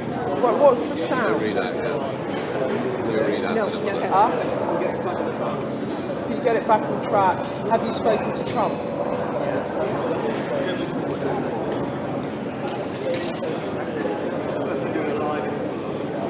I don't know. I think they should just get me up live and get me chatting now because they've got loads of talking heads on and why don't you just get them to get me to chat into it a bit more? Yeah, Beth, you're live at the end of this hour, and then from the top, probably into the Are you producing? Are you the film producer today?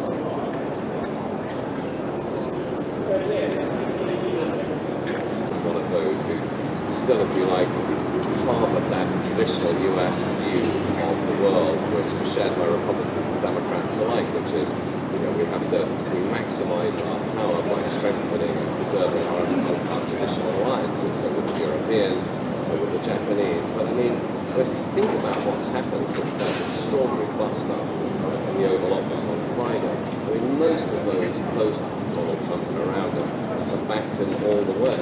But it's interesting the point that you raise. I mean, Donald Trump in many ways goes back to a time before the Second World War. There was a strong streak of isolationism in the United States. That we don't need to be involved in these places with that kind of mystifying, terrible, brutal conflicts. We can be apart from that. We have an ocean. And I think you will have listened to many of those White House press conferences as well, when questions have been put to the press secretary about the situation. But I'm afraid we keep hearing her say, apparently he's hearing her say that the president promised that he will end this war and that he's going to save the American people money. And that is a big part of the bottom saving money. Well, it's certainly in terms of the way Donald Trump sees the world, the runs political policy, right? I mean, as you said, I went through the campaign saying, if I'd been president in the first place, this war would never have happened, but if I am elected president, I'm going to stop it. And he always cites two reasons. One is stopping of bloodshed on both sides, but also about the loss of US economic treasure, such as military security.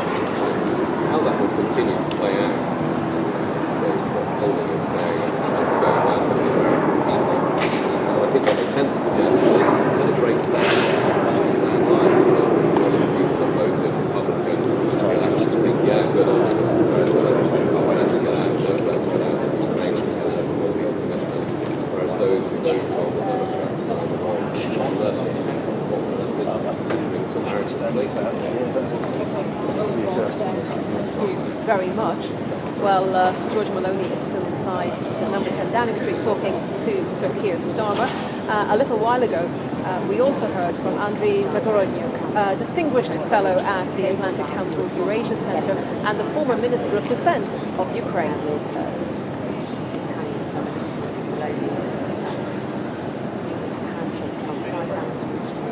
Okay.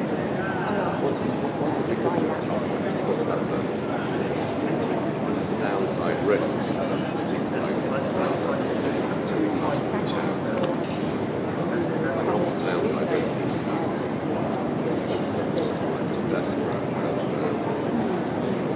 Well, they're asking you something to say for this half hour pick-up. Yeah.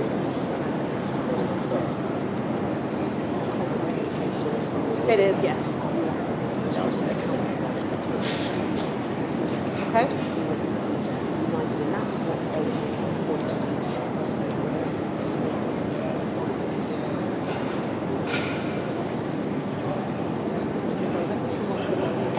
feedback was to go on to a really good groove on air. Oh, which boss is that? Gareth Beck.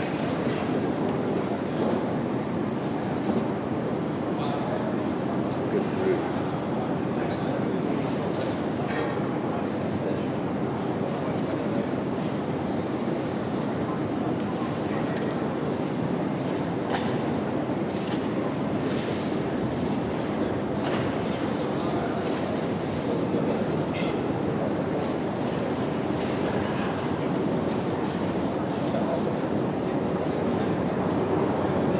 Okay. Yeah.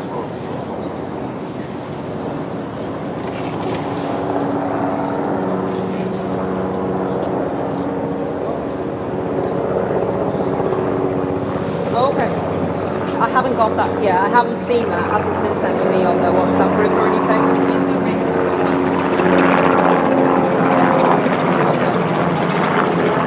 So there's a very strong.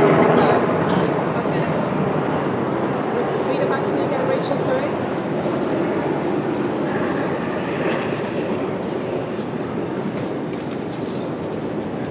Okay, lovely. All right, thank you. So just on the local side, it's very important to avoid the risk of the West dividing. So start with that, don't wait. Yeah. Which leads us on to the general themes for next year. Yeah.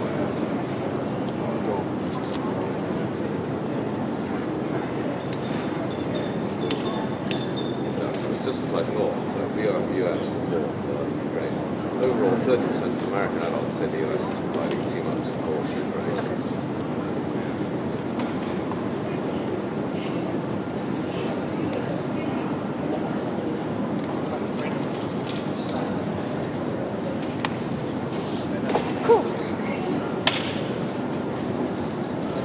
Andriy Zagorodnyuk, they're talking to me a little earlier with me here still in Downing Street, Rob Watson, and we're just hearing in the last few moments a line from Georgia Maloney, who's inside at number 10 there with the Keir Starmer. Rob saying it's really important to avoid the risk that the West divides at this point. And as we were discussing earlier about that, when you talk about the West, there are a lot of different regions there. Yes, but I think it's absolutely true that most European leaders profoundly regret what happened on Friday, that astonishing muster between Donald Trump and President Zelensky, between the two presidents.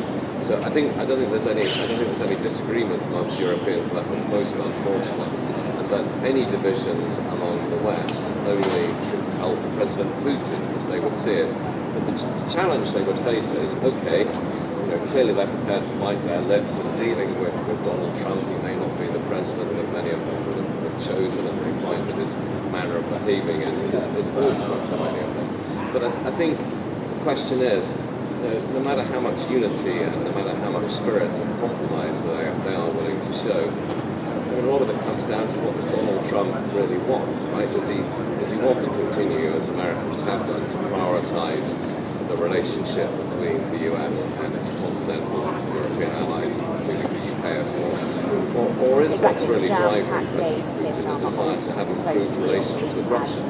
That is more important. And to that extent, there wouldn't be much that the Europeans could do, but I mean, what's really important, what's really interesting is that Prime Minister Maloney when, as you said, George Maloney, Prime Minister of Italy, walked up Downing Street only a few weeks ago. They were inside having a bilateral meeting. Thank you very much. Well, let's speak now to Fraser Nelson, columnist at the Times and former editor of The Spectator. Fraser, good to have you with us. Let's just pick up a couple of the points I was discussing there with Rob. And on that statement, that brief snippet that we heard from Georgia Maloney, it's really important to avoid the risk of the West dividing over all of this. To what extent do you think that is a risk? The summit, she also called herself a bridge builder as well. That's something that Keir Starmer called himself this morning.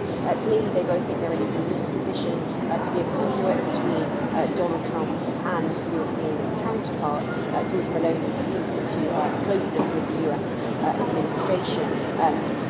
But Downing Street today told me that they don't want this summit to just be about words. They said declarations, strong, warm words will be given. They really want to see fractions today. So they'll be looking at security. And how much of that do you think measures. is driven? It was a question that Rob was posing a moment ago, driven by Donald Trump's desire to have a better relationship with Vladimir Putin, with Russia. Encouraging other European leaders to do that.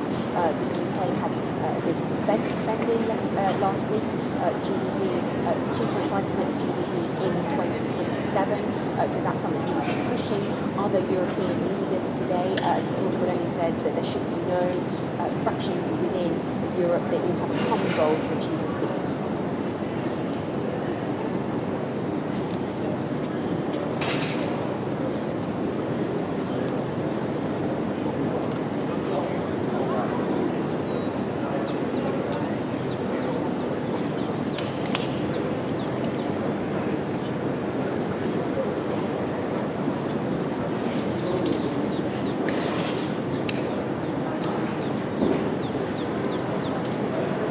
What do you think the European leaders gathering here in London today need to come up with? Obviously, they're a little bit further back than they hope to be because of events in the Oval Office on Friday, but they've got to, look at trying to repair the relationship with the US and see how they can move forward productively.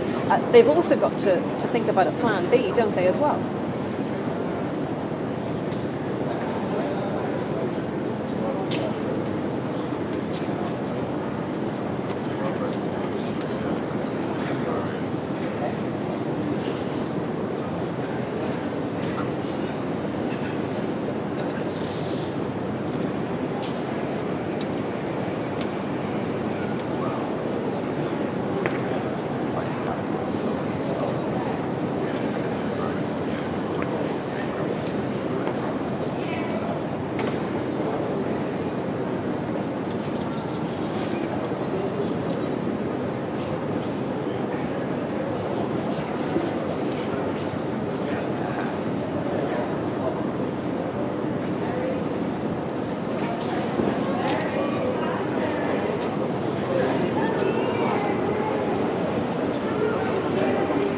Fraser. Okay, Fraser, we are out of time, but thank you very much for joining us on BBC News. Fraser Nelson there, and of course we will be doing our best to find out what is going on behind the scenes at that European summit today. So do stay with us for all of that on BBC News.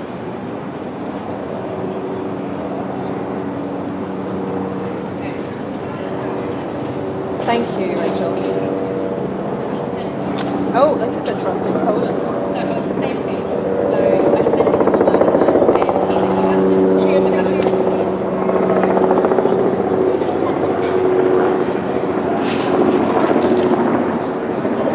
Hi there, just give me 1 second, please.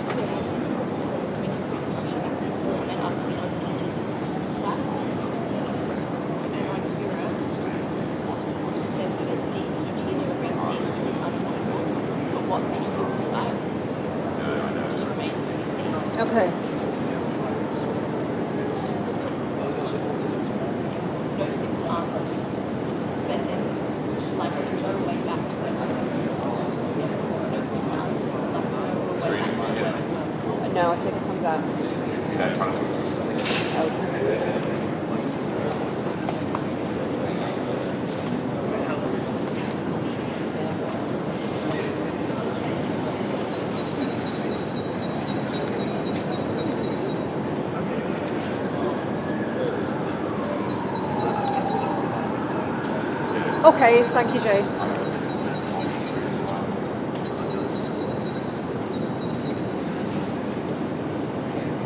Okay.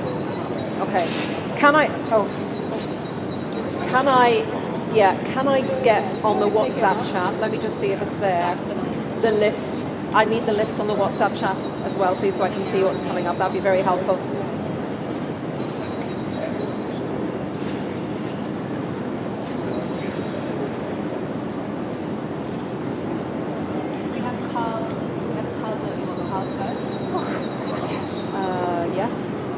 Or whichever way around, whoever's there. Yes, indeed.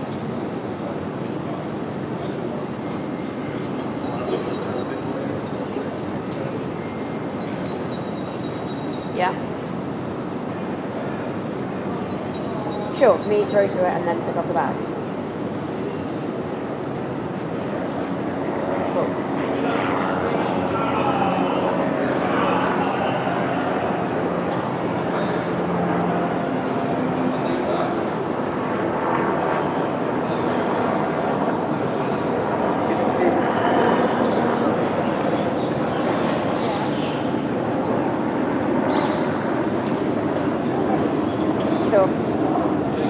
Sure.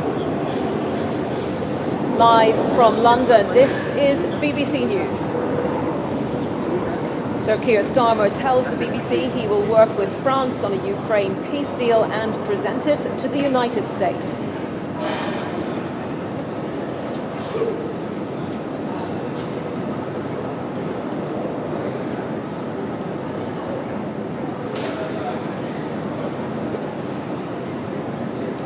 In the last hour, Italian Prime Minister Giorgia Meloni arrives in Downing Street to meet Sir Keir Starmer before this afternoon's Leaders' Summit.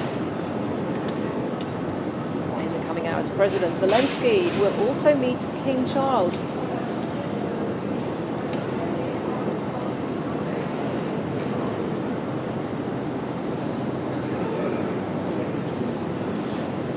Hello, I'm Anita McVeigh. Welcome back to Downing Street and to the programme. And of course, Ukrainian President Volodymyr Zelensky is in the UK. We saw him here in Downing Street yesterday being warmly greeted by Sir Keir Starmer, and he is going to be one of the leaders attending today's European Leaders Summit here in London, a very short distance from where we are in Downing Street. That is due to start in around 2 hours' time. Others attending will include the Turkish Foreign Minister. Remember, Turkey, as a NATO member, has the second largest army in NATO. It already supplies drones to Ukraine. What more could Turkey do by way, potentially, of contributing to a solution?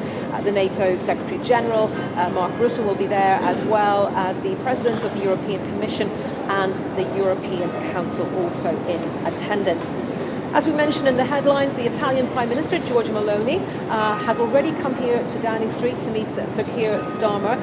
She spoke to Donald Trump yesterday. She has called for an immediate European-US summit. And Mr. Starmer told Ms. Meloni they approached the issue of the war in Ukraine with a very similar mindset. Ms. Meloni said it's very important to talk to each other. And looking ahead to the summit, she said, we are all very committed about a goal that we all want to achieve, which is a just and lasting peace in Ukraine. That's a phrase you hear a lot from the political leaders here in Europe, isn't it? A just peace. She said, I think it is very, very important that we avoid the risk that the West divides. I think on this, the UK and Italy can play an important role in bridge building. Well, earlier today, Sir Keir Starmer spoke to the BBC Live on Sunday with Laura Kuenssberg programme. He was asked for his reaction to that extraordinary meeting in the Oval Office on Friday between President Trump and President Zelensky.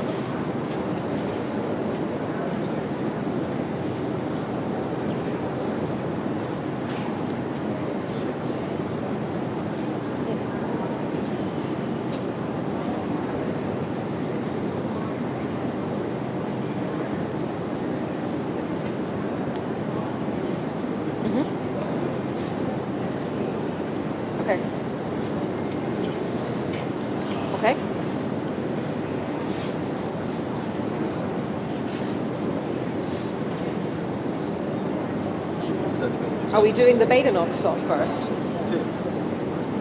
Then try to take over.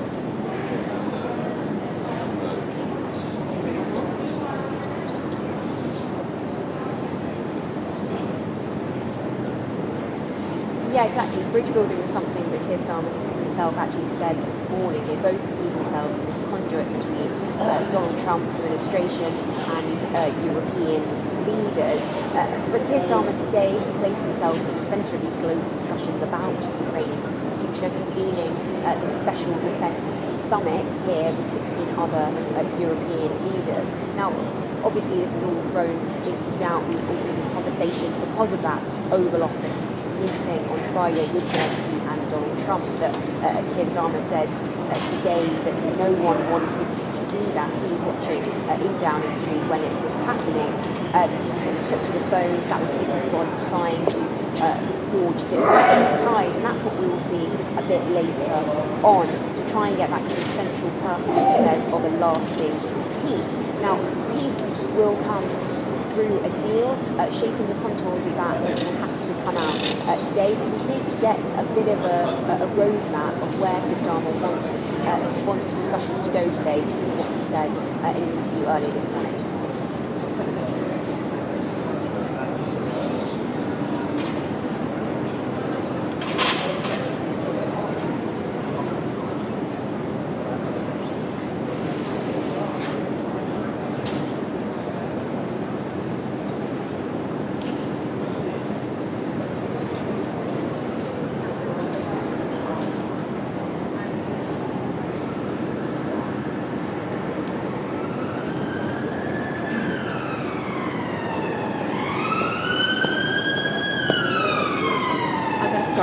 My feet now, because otherwise I'm going to lose all feeling. Yeah, exactly. And now you've got Keir Starmer right in the middle of this. As he said, he called Donald Trump yesterday after he met with President Zelensky. President Zelensky is meeting the king today at Sandringham, so trying to balance the same offer that was extended in the White House when Keir Starmer pulled out that letter from the king inviting Donald Trump to the palace. So clearly trying to balance both on either side. But an interesting thing that came out this morning also was this strange phrase that Keir Starmer used today, saying that there would be a coalition of the willing. That would be the basis of the deal. He's suggesting somehow that perhaps it wasn't all... Hemi Vadenov, the Conservative leader, was also asked what she thinks about Keir Starmer's plan for the UK and France to work with Kyiv to try to stop the war. Something to find out a bit later on.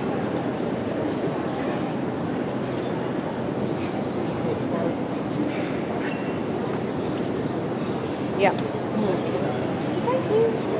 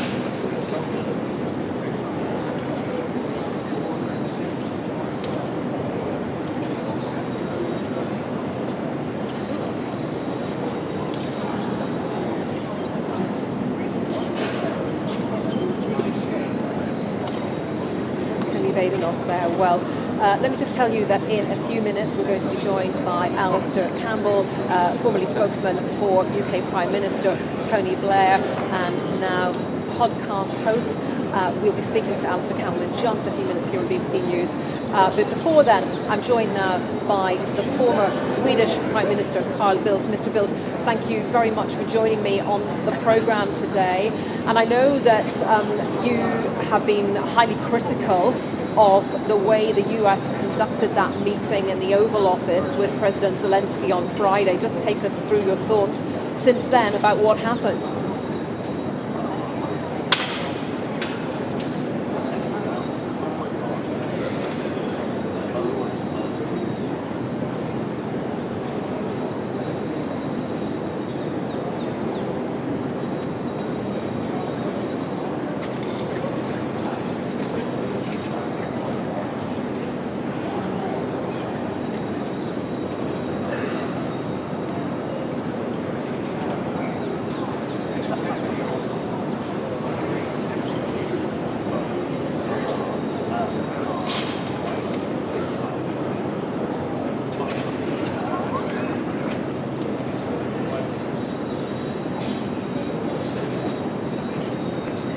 Do you think in Europe countries have been fast enough to pivot to this new way of working, which is somewhat different to the rules-based international order that operated previously?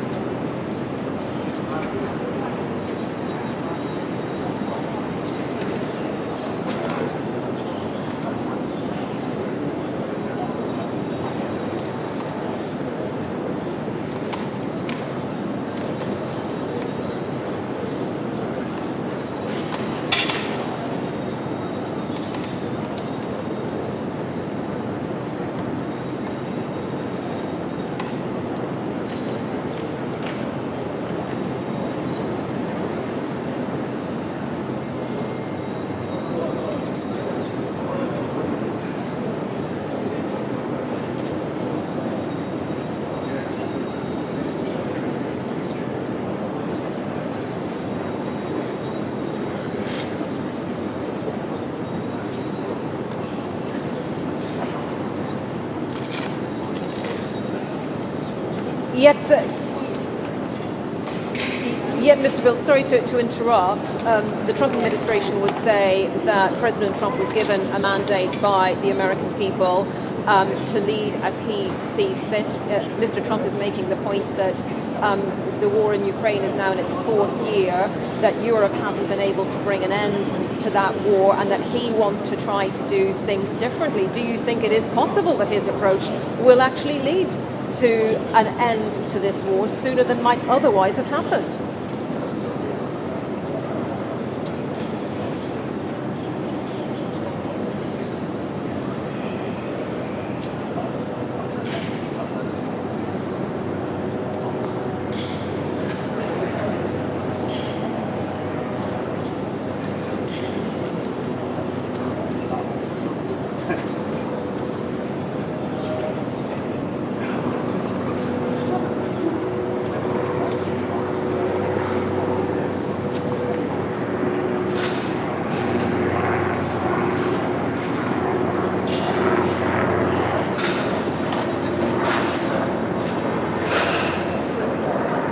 So for the leaders gathering in London today for this Ukraine summit, do you think a deep strategic rethink is required? We know that they want to also try to reach out to America to try to repair relations with America, to try to ensure that the US is involved in some sort of security guarantee going forward. But do you also think that alongside that, Europe needs a strategic rethink of how it does things?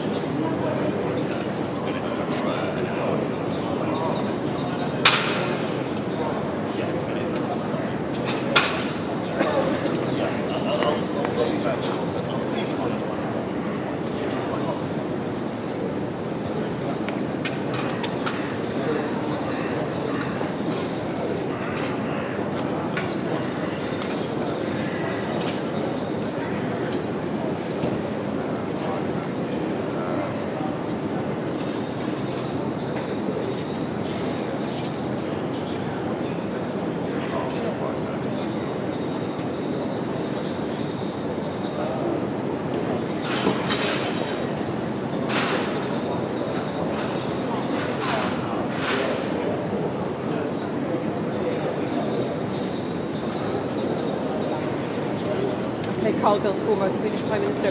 Really appreciate you joining us on BBC News today. Thank you very much for your time. And joining me now is Alistair Campbell, who was the Downing Street Director of Communications from 2000 to 2003, also now host of the Rest is Politics podcast with Rory Stewart. Thank you very much, Alistair, for joining us as well. I was watching your discussion with Rory Stewart late on Friday night, and obviously after what had happened in the Oval Office, and your reflections on that as well, because I think it's something that everyone is still wanting to discuss and to try to understand how that might inform what is happening today here in London.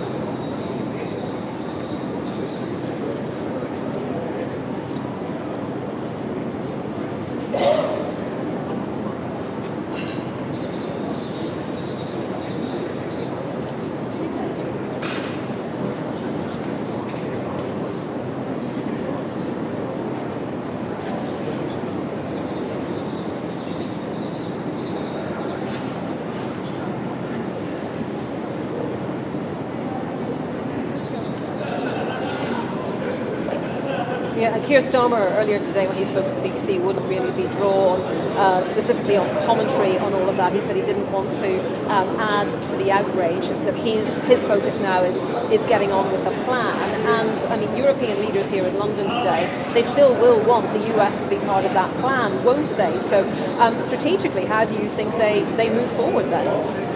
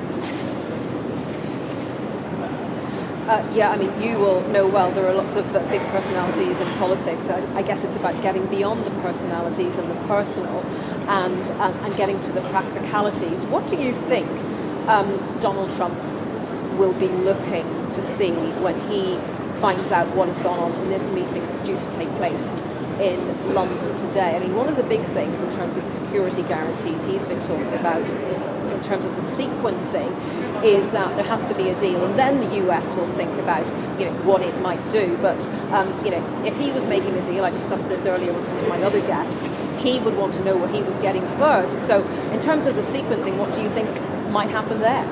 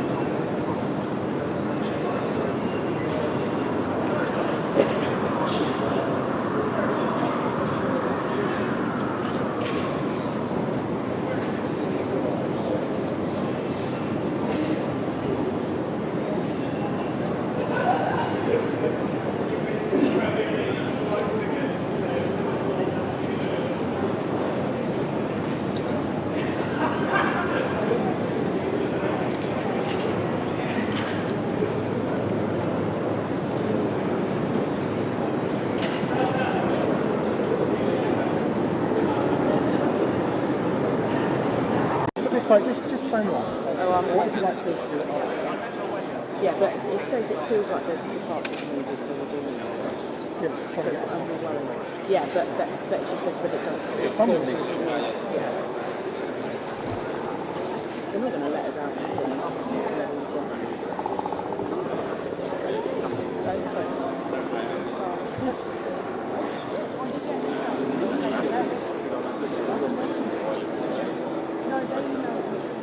Yeah, the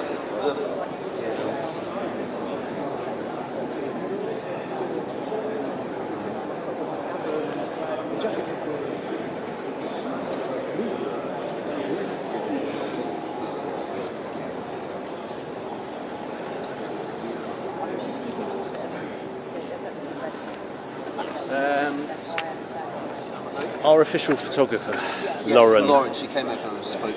She said she's gonna need. Yeah, because she was going to kind of come over, like squidge next to me and like shoot through here. Obviously, there's a bit of a squeeze now. Unless there's like. Can we sit on the floor there? If there's like a little. I think she'll want to stand though. Right. She got steps. One of us, if we got some more steps, you could sit, Chris. She could stand behind you. Yeah, I mean, I'd be happy with that. If you want to sit and she stands behind you. Yeah, I'm happy with that. Yeah. Okay. Yeah, if we can, I haven't got a thing, but if we Jules might make it. Yeah. Okay, there you go. Problem sorted. All right. I'll take Julian's still. I'll sit down like Toby is, and then she can stand directly. Okay. Thanks, mate. We appreciate it.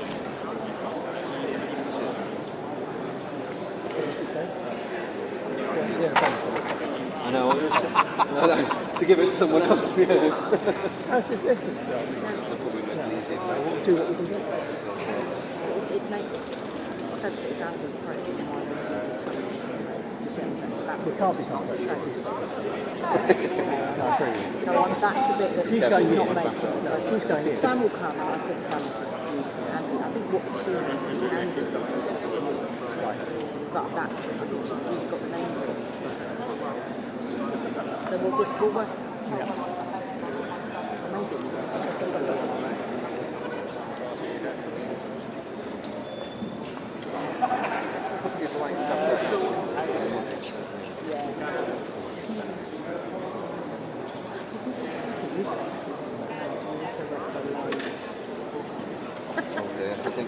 That's the bit that for some reason, someone from Mexico is editing today. I don't know why. I think London does decide to have a day off. That means a lot of explaining actually that's probably better for me as well with the camera as well, so I don't have to worry about turning the camera too much.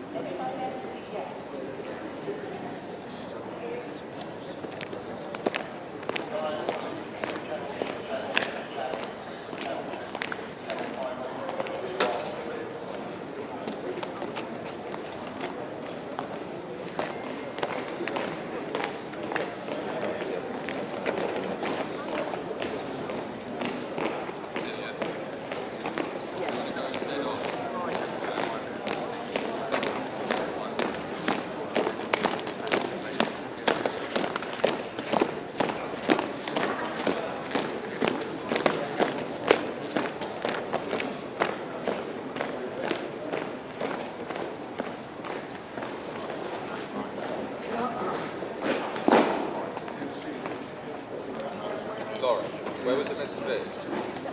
Where is it? So I'm gonna, I spoke with Matt. I'm gonna sit here and then you can,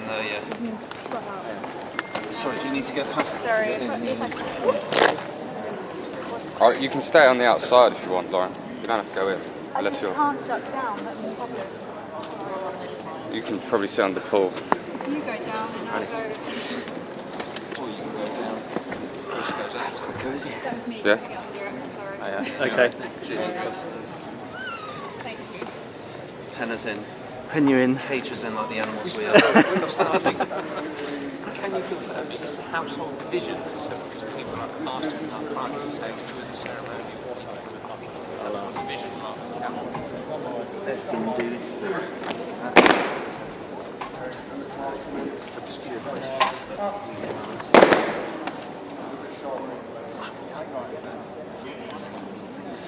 That may name is to come up with a plan for. Sorry, just so you know, this is full camera, it's on all the time. It's running for everyone. President's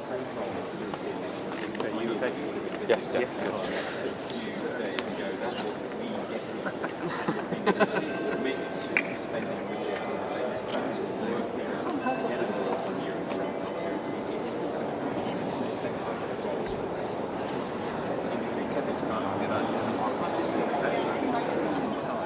The only way to get around it is to put our phone on Google Translate to make sure you present it.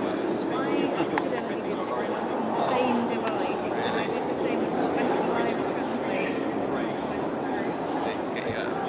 Yeah, do you want me? I've got it on my phone. Just trying to do it. Don't worry, I've got it on my phone. I'm actually using another Wi-Fi device as backup anyway. So I'll get to it when I'm not worried about arrivals, but thanks. Yeah, that's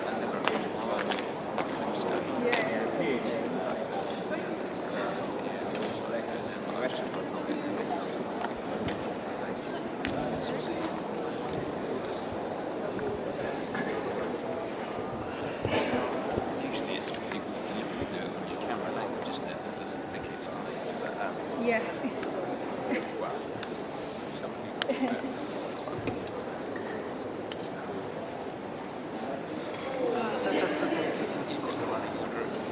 Yes.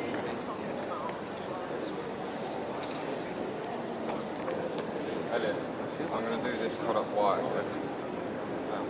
Which one? Highlights? The whole thing. Wrap up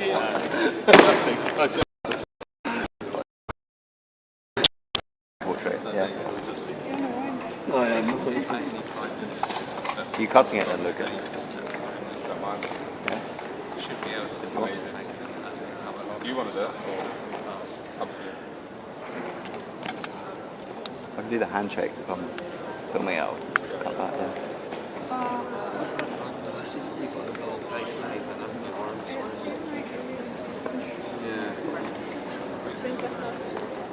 Yeah. When did you officially start? Sorry? Was it?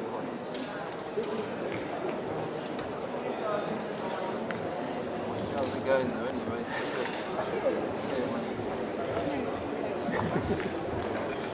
It's a good thing. Yeah.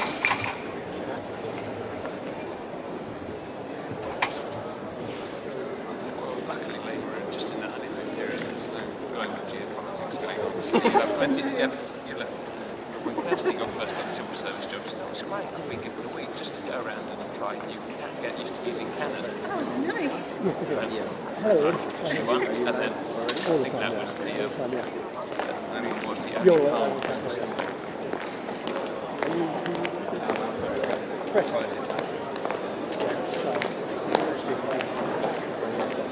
just setting the preparation page.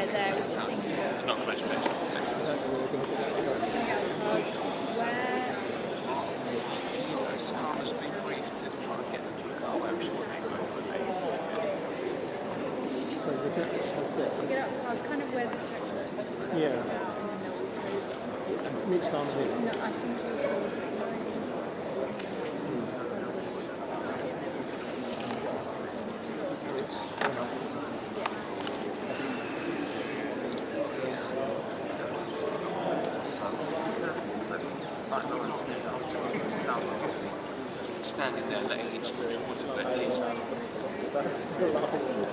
you get a walk over to the... right, yeah. I mean, that was kind of a break. Really trying to show Zelensky have actually coming out with it as well. No.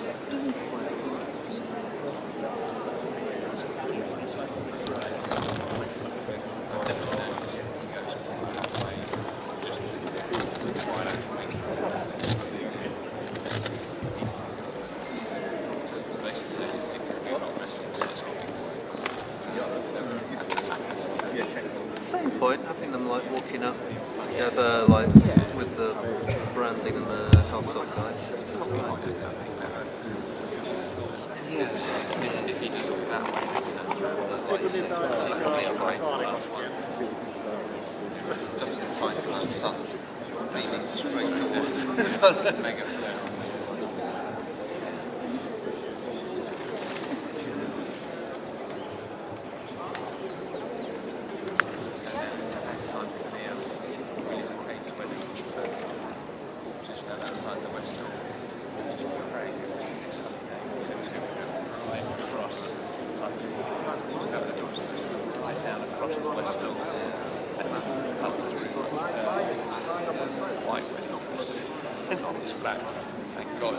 Thank God it was only lost.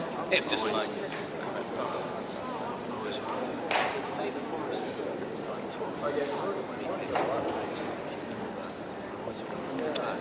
think it was when after the election. No, after the election. It was something, yeah, when he replaced May, but it was like his foot, and it was like into the street doing a speech and vote. So that was a big difference from that.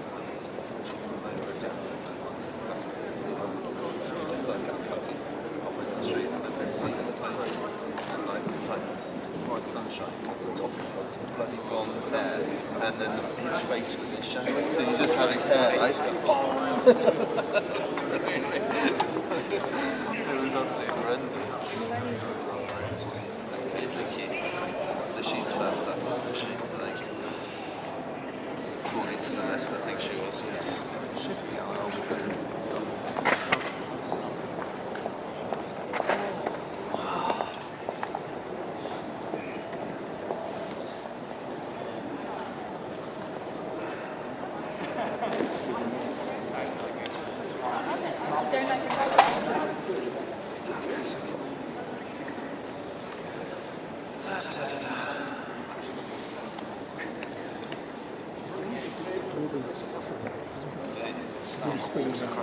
Yeah, that's fine. Am I all right?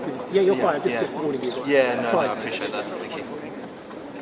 Actually, weirdly, it's, I think, probably better for me being down here like that anyway, so we're not kind of,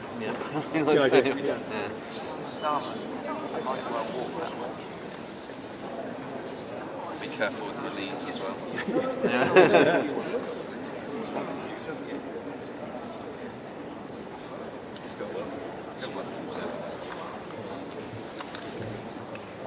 Actually, I'll just say, just to warn you, because you've got the right points. It's just to give you full warning, just to make sure not to whack it for him and that. It's not touching it that I'm scared about, it's the whack round the head. It will come very shortly afterwards. I'm too chilled for that. Too chilled for that. I'll be careful. Thank you. Just leaving down the street now. Sorry? First one, just leaving down the street now. On the loaning, yeah. Nice. That sounds like it.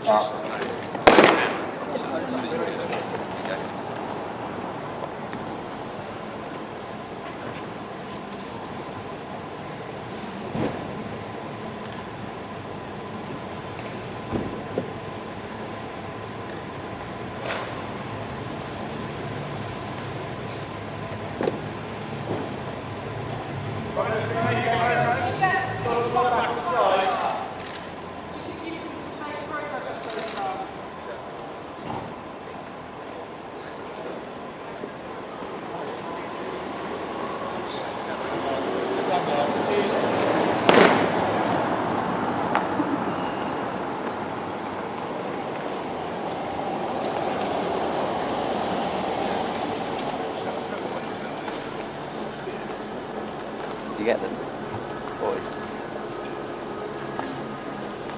Luca.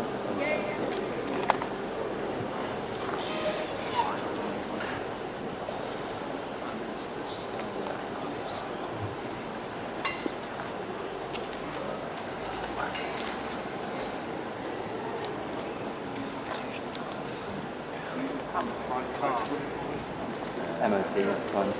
Oh, it's alright.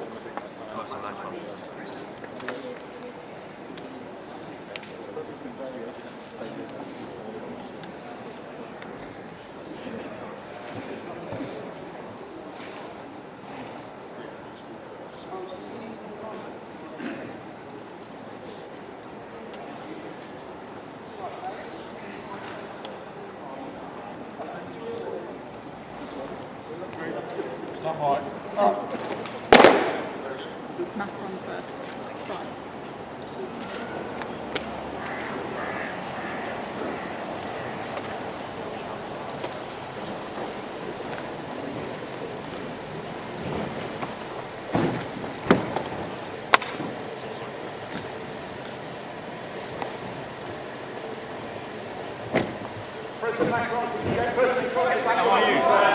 Can Europe defend itself without America, Mr. President? Are you confident something can be worked out today?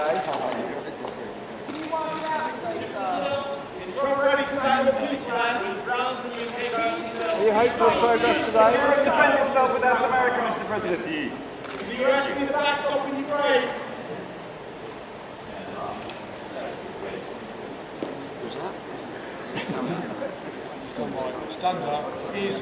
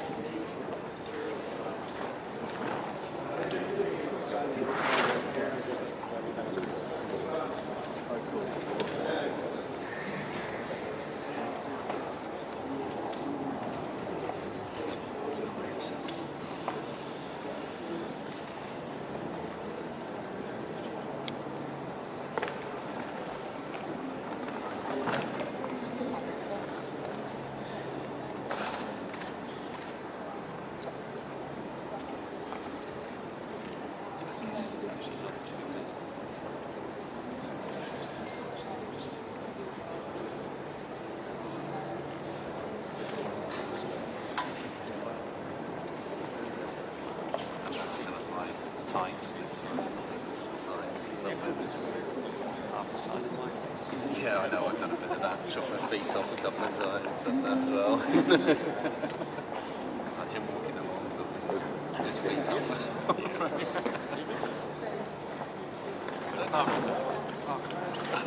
Apart from that, I've seen name there. I don't know how I managed to do that, especially with like tracking on as well. It's like,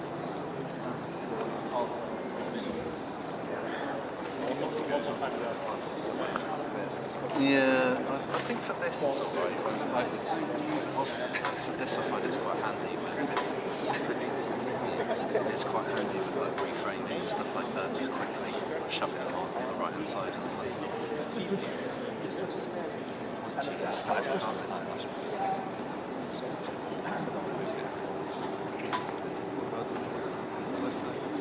what, you mean just single point? Oh, you mean single point? Would you prefer with me? Yeah. Oh, for the right term. Use this one. Yeah, I was going to say, yeah. You can't not.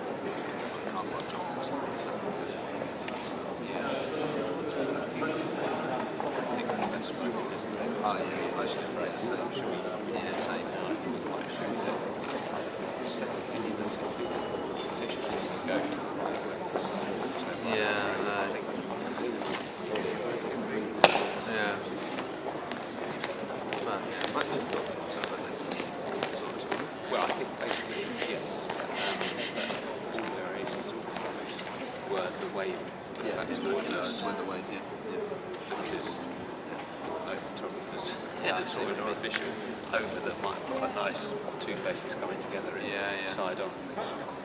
Yes. Really got for that embrace. It was Zelensky obscured, semi-back. Just kind of similar to that with Macron then, isn't it? It's like back in the day, yeah.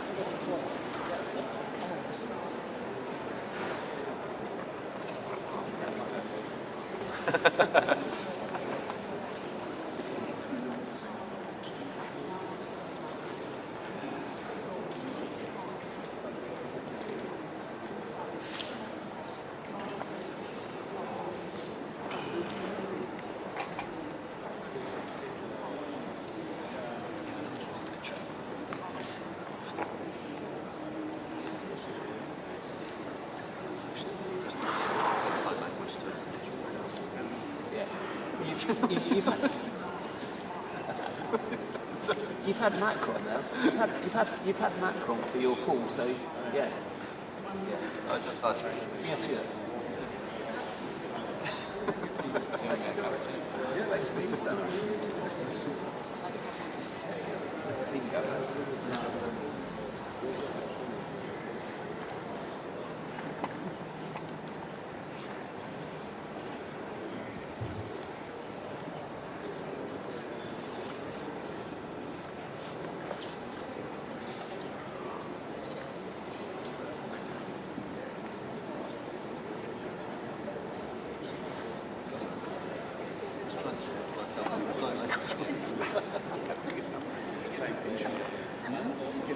Yes, and I'll get mine.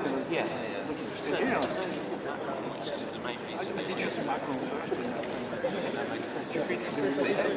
Yeah, definitely. If you're okay with that, that sounds perfect.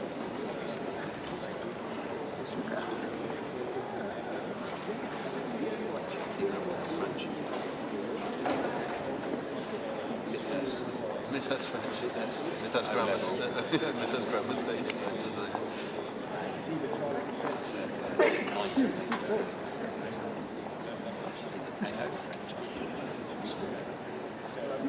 School looks a lot different now. A couple of years ago, college now. Yeah. Well, I think they thought it was disingenuous because it wasn't. Yeah, it wasn't actually grammar, was it? Grammar. And then this apparently it's got a lot more better. Yeah, I was going to say when I was there, it was a bit. Yeah. You and me obviously shining stars, but. Yes, exactly. Well, I was actually only there for a couple. I was actually only at the grammar for a couple of years, and then we moved to Dorset. So just outside of Poole, like Broadstone, like it's like outside of Poole now. So it's but I did not like it.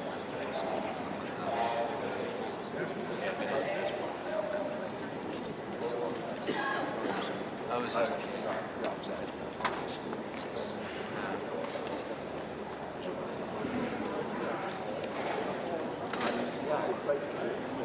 yes, it was something precise. He deliberately, no, he didn't, but he reported to the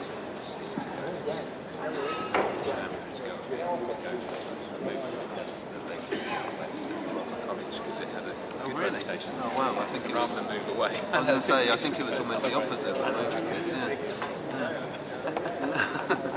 Just get out.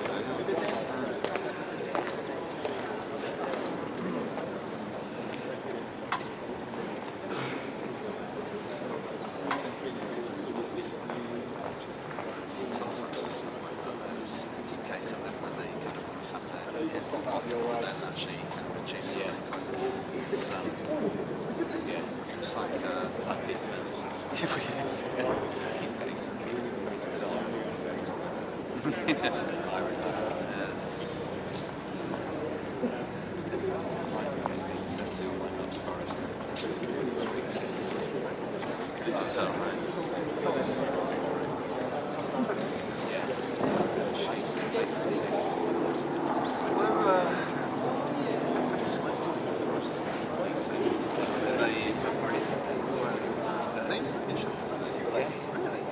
yeah, nobody would have guessed it. They are almost the Leicester City this season. I don't know if they're quite amazing.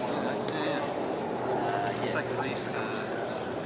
So I went to uni in Northern and went to Forest Games, but I don't think they were. Yeah, they weren't even championship. I think they were kind of like.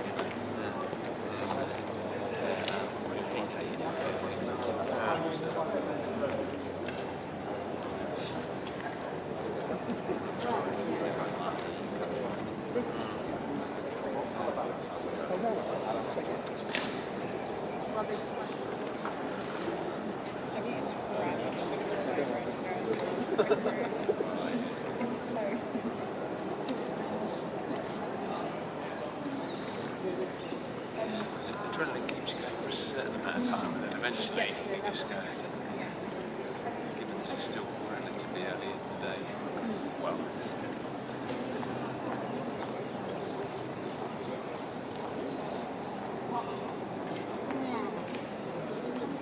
pardon me.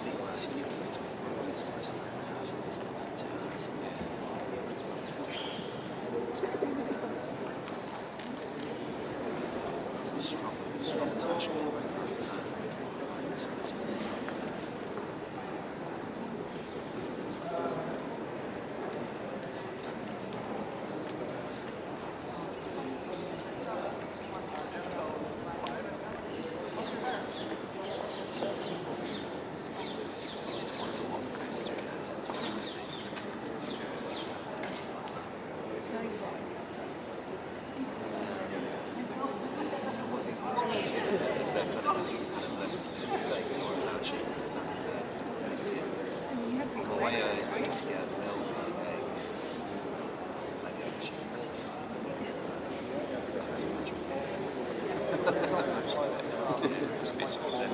Yeah, exactly.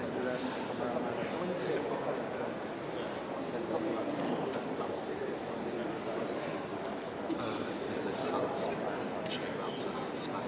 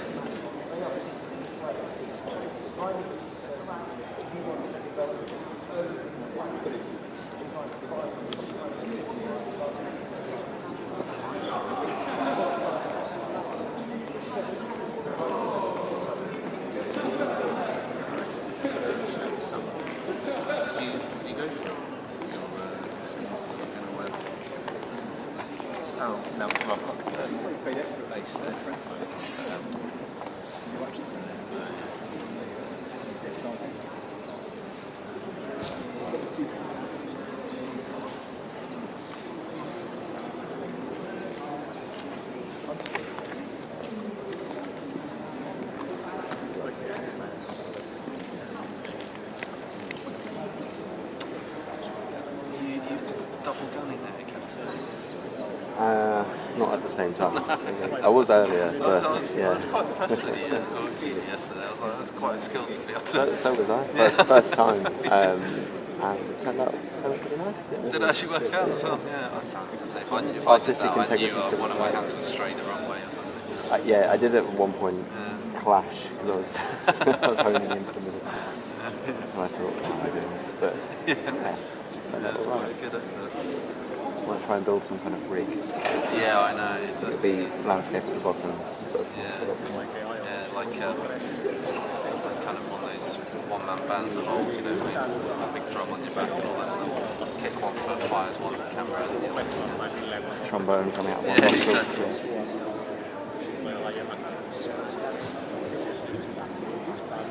Should have brought a little pad for the floor. Should have brought a little pad for the floor. Yeah. Getting very well acquainted with this cold ground.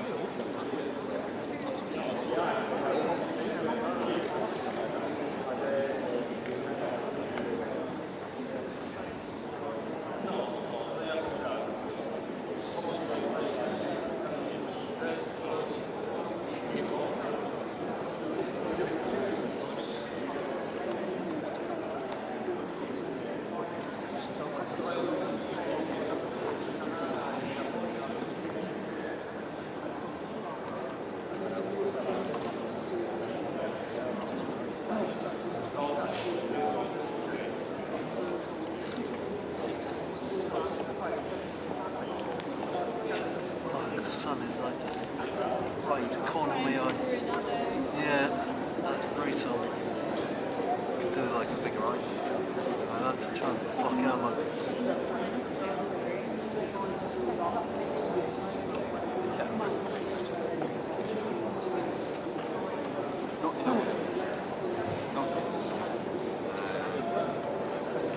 But at least you've got the runners around.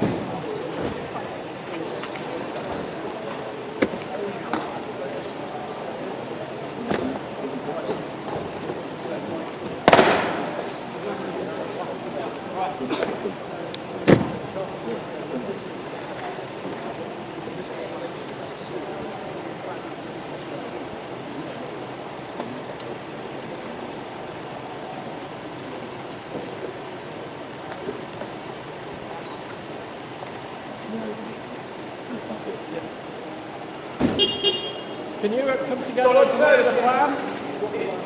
Is the US still the leader of the free world, Mr. Tusk? Can Europe come together today? Can Europe defend itself without America, Prime Minister?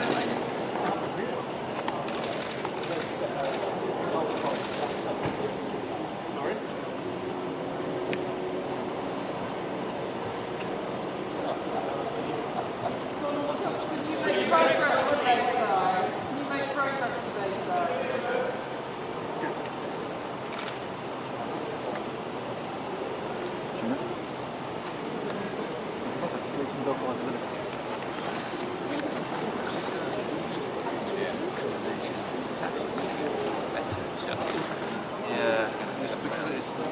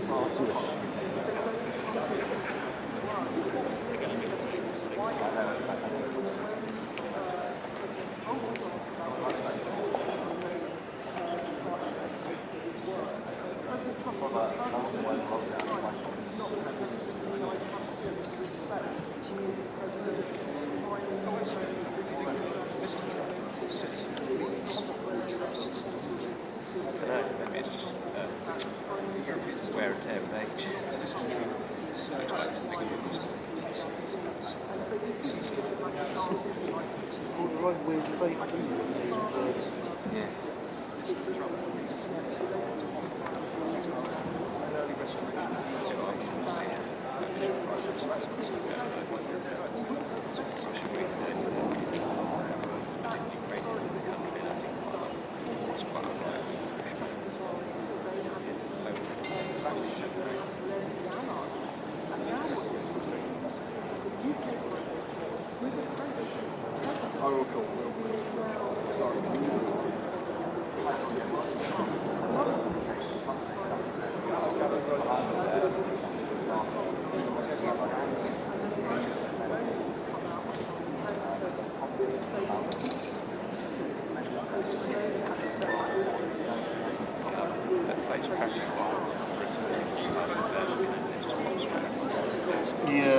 When you lock onto it, and just think I was going to follow it. Sure. Yeah, I'm actually I'm thinking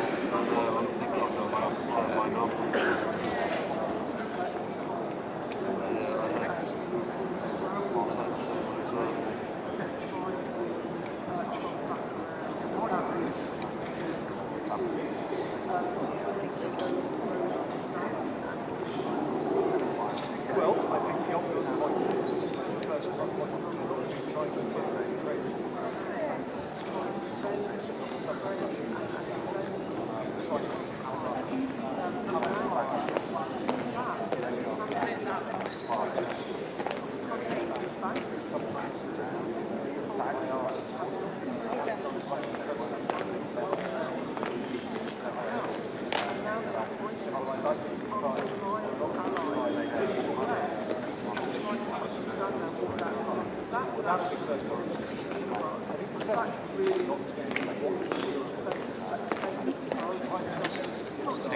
Is it Erdogan?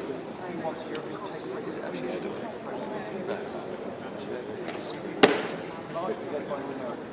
You're right to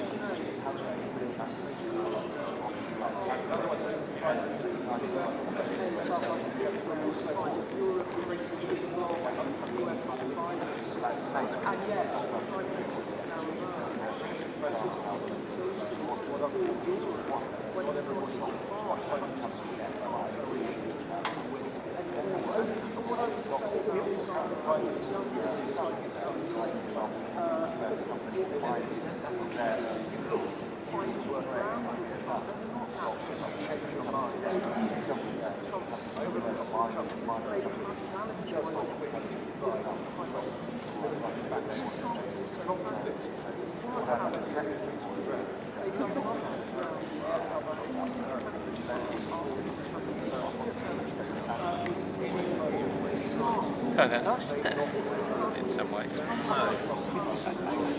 What will happen is at the end of the day you'll just have like smoke burn on that side. After winter, no sun. The first burn of the year on one side of your face. Frostbite in the left hand. Yeah, exactly. Sounds balanced. It's like running for a day. You go on the rest of 4 hours. You get home in the evening. It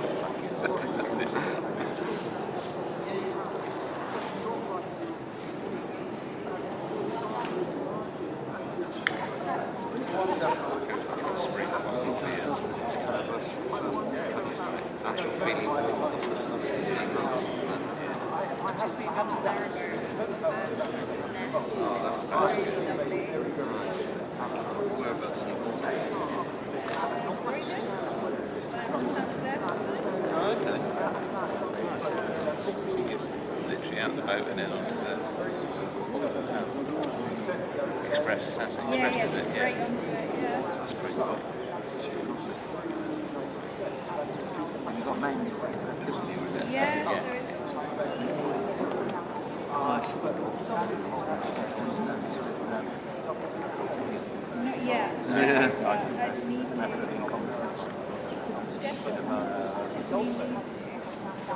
It's always got lovely birds. Yeah, it's really good. See a couple of pictures when she's just looked out of a porthole and swan looking at his neck with his head looking in. Yeah, they're quite sneaky actually. They knock on the boat. Really? Yeah. It's quite true. That's what I do. When I knock on the door, I'm dinner ready. Victoria's one of those things quite surreal, isn't it? Next up. I've been there.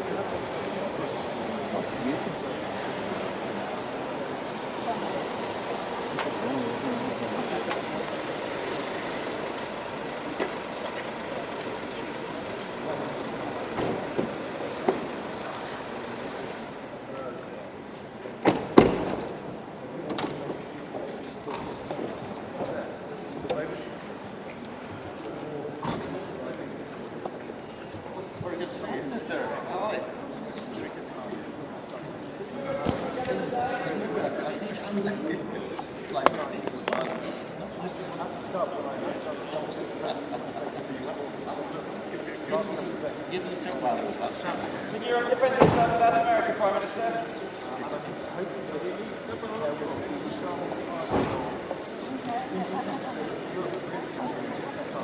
Stand up, easy. So we have this step.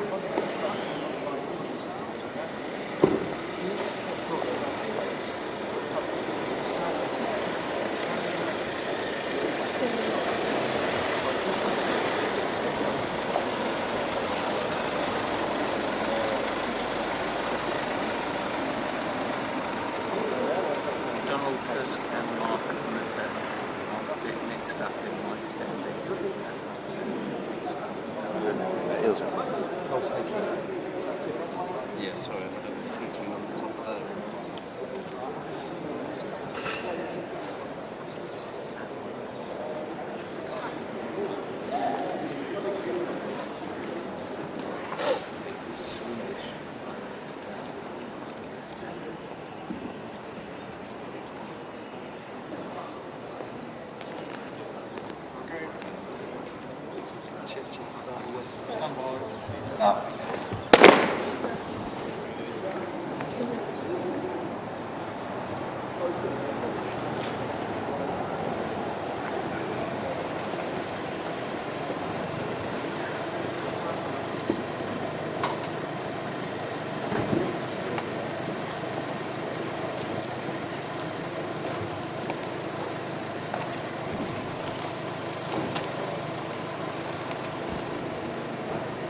Is NATO falling apart, Prime Minister?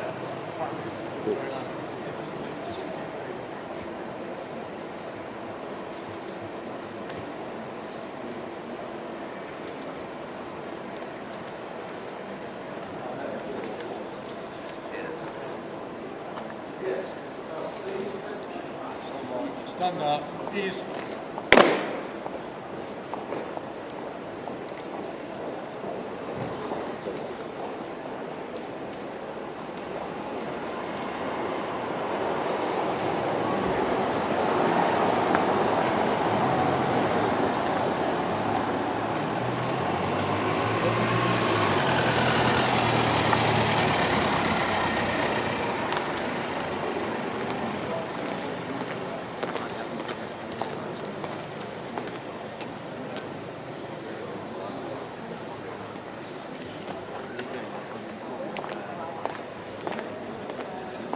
Like 24 to 70.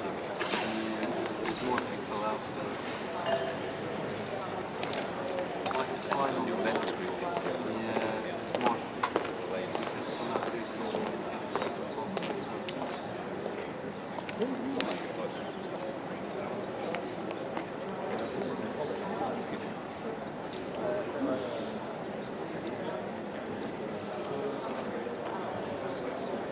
Oh yes.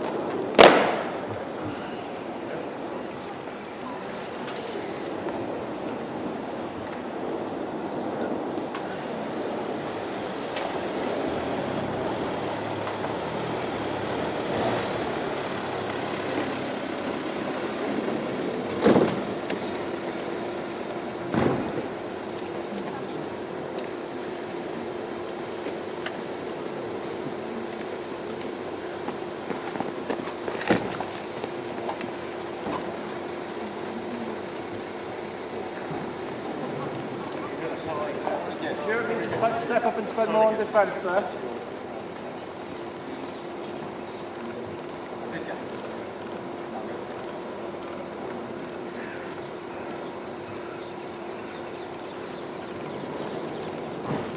We still rely on the US, Prime Minister?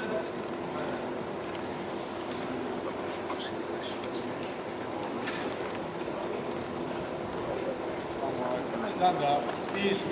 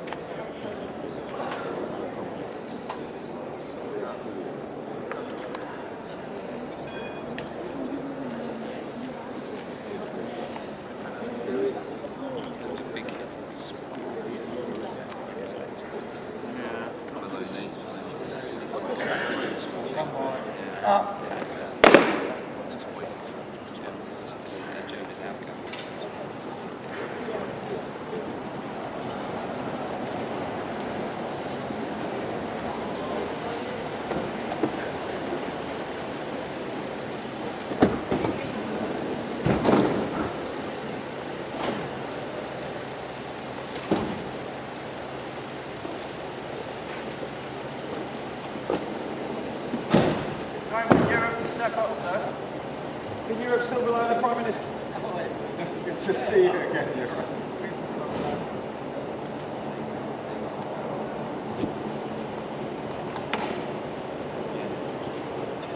Can Europe still rely on the US, Prime Minister?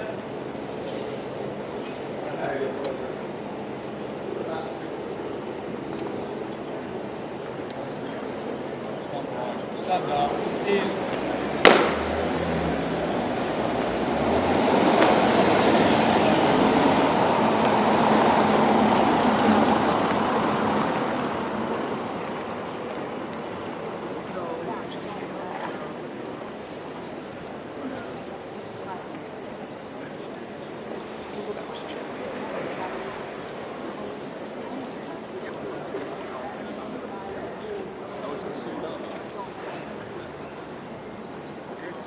Stand by. Up.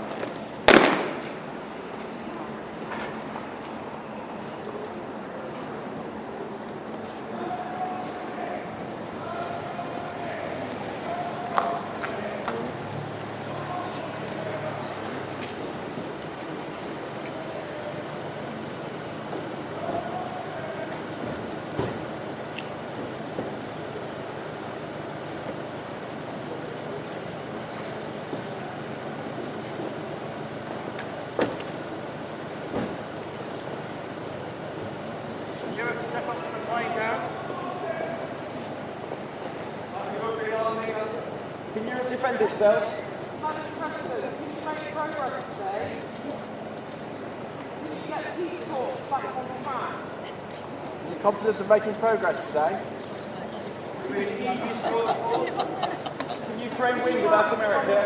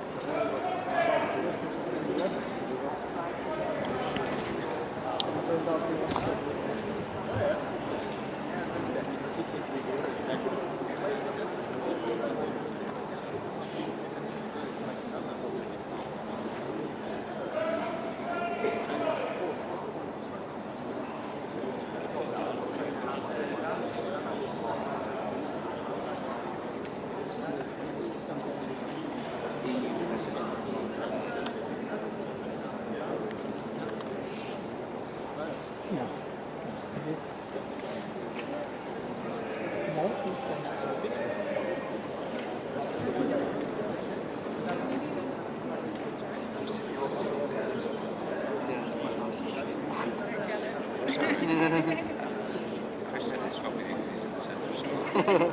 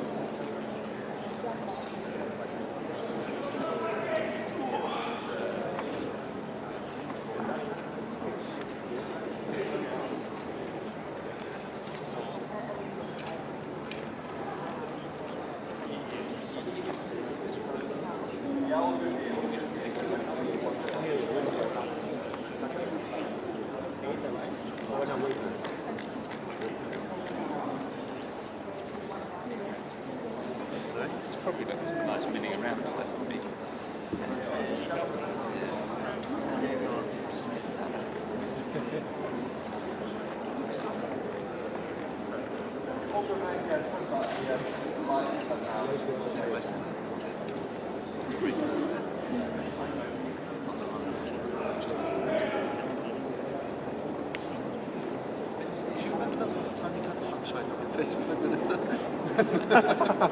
Yeah, that's like, no, I've been behind a desk at the last one. Several months.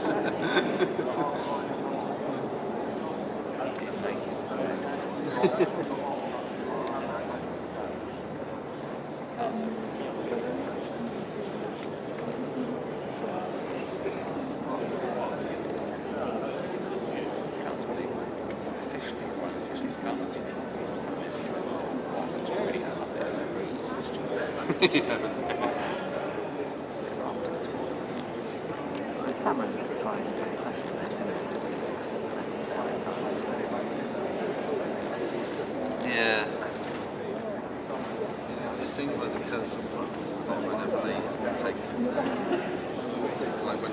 their family holiday or summer holiday, it's like they never manage to get the full 2 weeks, do they? They always get recalled for something, yeah. They have to cut it short for some reason.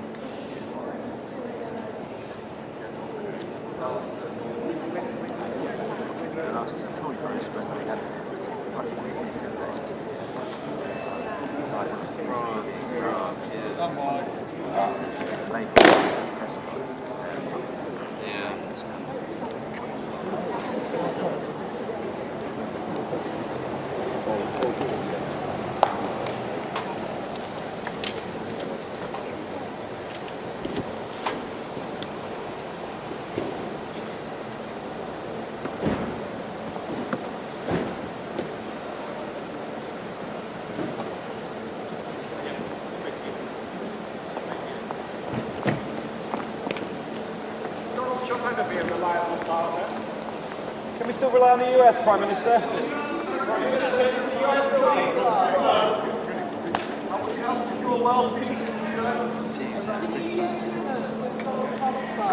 Is the West going to be a reliable partner, sir?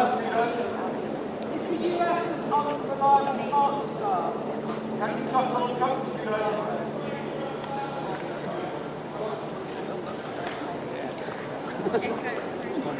Stand up, easy.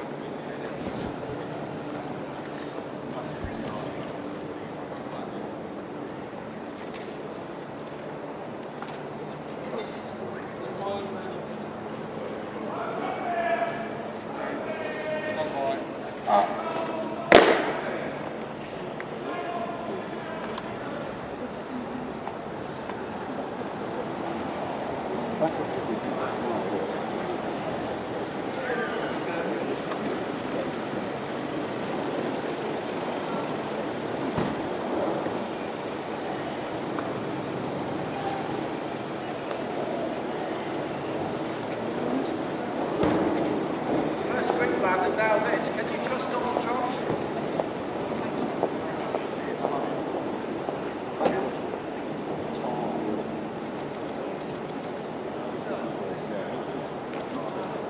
First Greenland and now this. Can you ever trust Donald Trump?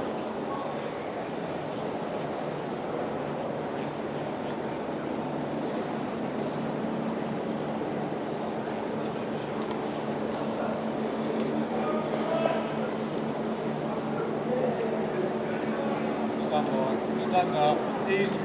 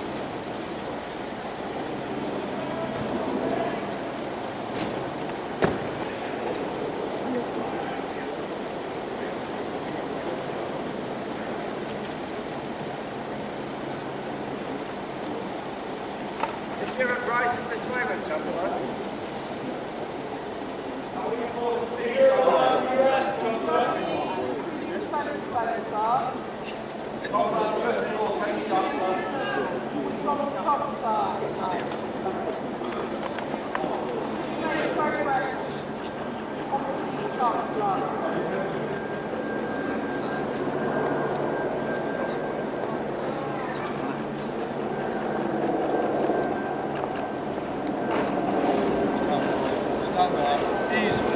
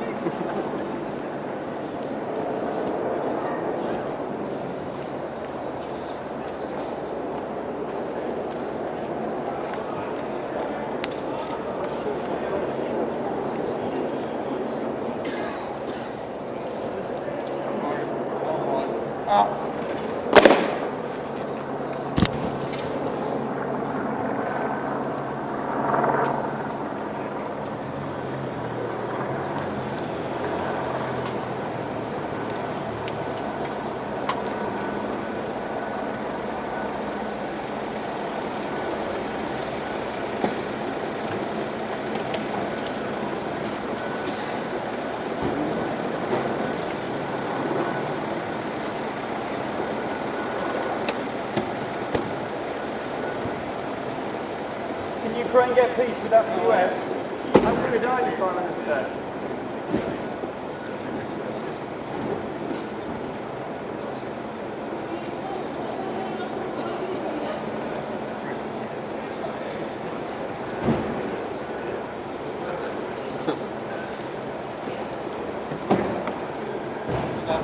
Stand up.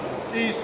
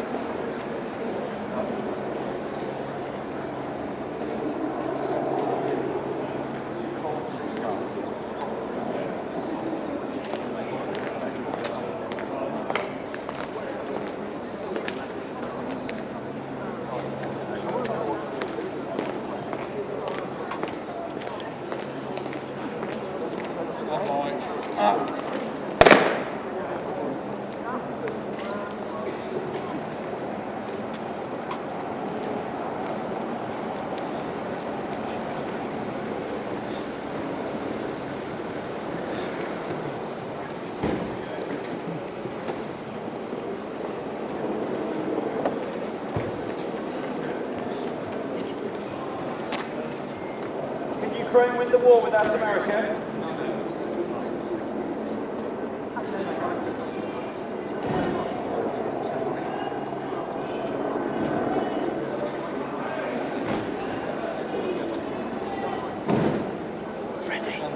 Stand up.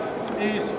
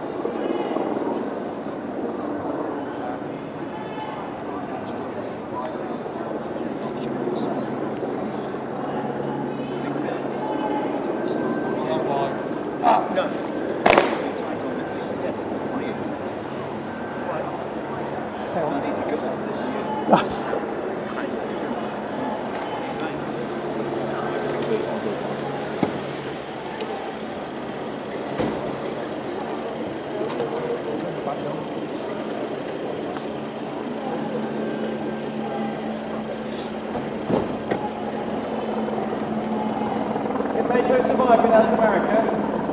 Very good to see you.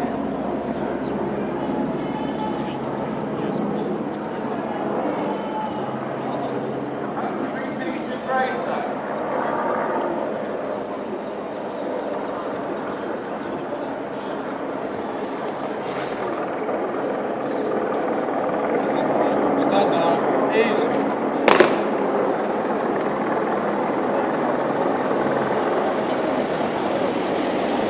Stand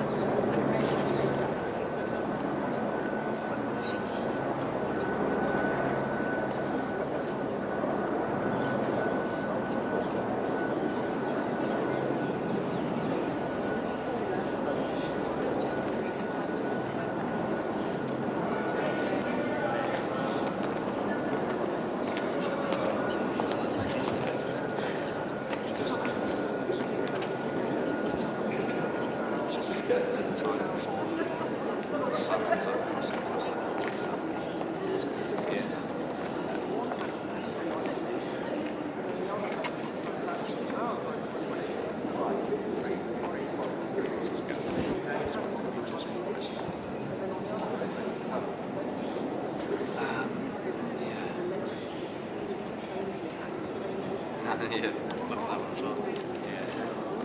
At least you've got the just to be able to make it fit up. I mean, to be able to put next to Photoshop.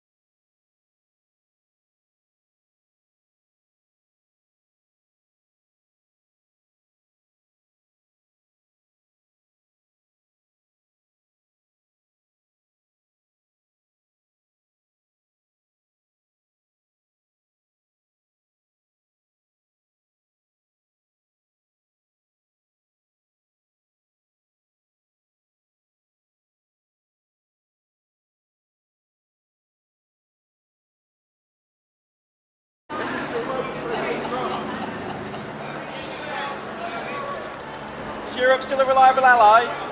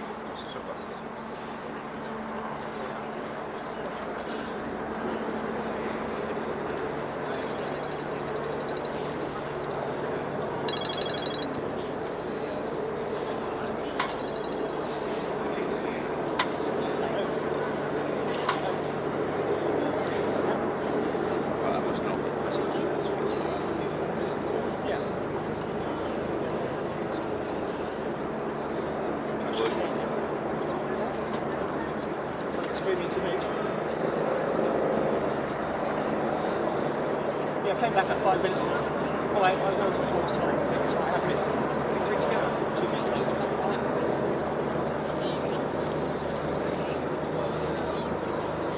fine, yeah.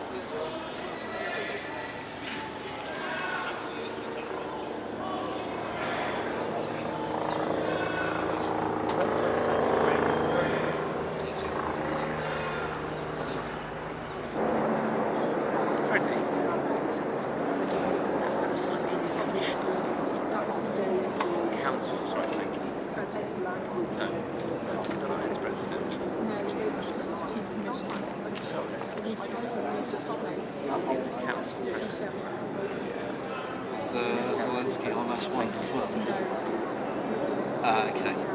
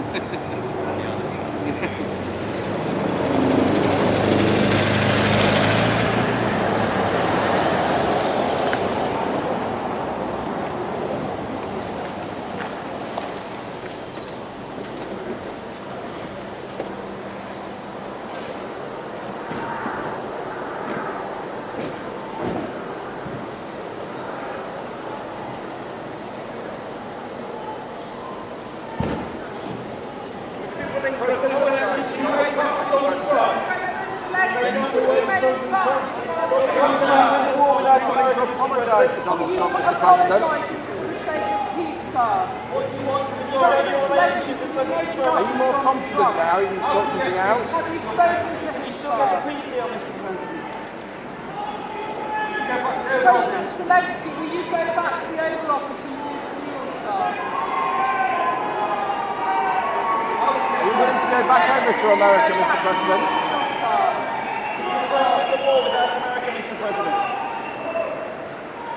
Can you patch things up with Donald Trump? Donald Trump, sir. President Zelensky, have you spoken to Donald Trump? Have you spoken to President Trump, sir? Can you patch things up with Donald Trump?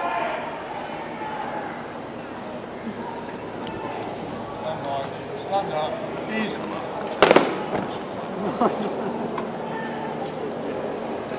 Sorry.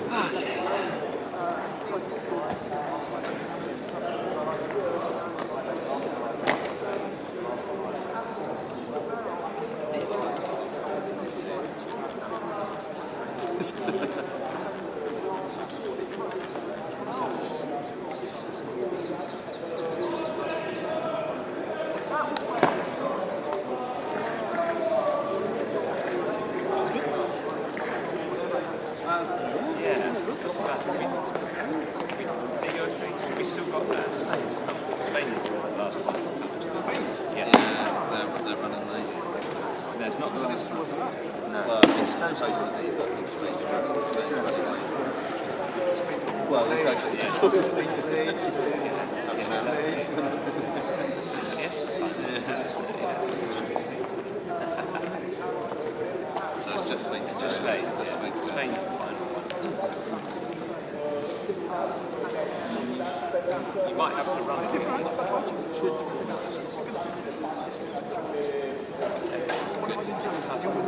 No. They're already inside. AFP. No. AFP are inside. Maybe Laurent's going. This is the elite photographer from France. AFP. I think he's doing Macron and everything, so you might just follow Laurent in. I think you should be able to if you're the elite. You're the elite traveller. Yeah. Freddie, is the AFP inside? AFP are inside so the family picture. If it's inside, I can go on the side. So it'd be good to have a difference. Yeah. If this was Laurent, it's looking for UK government. It's okay to follow her. I'll do that. Check with her. So you finish today? No. I'll finish for the moment. I do departures. If yeah. Departure also? Yeah, well, they're leaving it. There might be. There's a press conference. I don't know if that press conference. Yeah, I don't know who's actually doing. Oh, look, they're setting up the. You can see they're setting up the family photo there. You can see through the door, going the steps. They're just doing it there. Yeah, the press conference. I'm not sure if that's just Keir Starmer or if anyone's joining him. Yeah, I think it is. Just that was it. Yeah. That's becomes a bit of a power struggle. Yes, exactly. If there's something. The only one that we're going to add is Zelensky. He's not trying to get up to Sanders. He's the key. Yeah, true.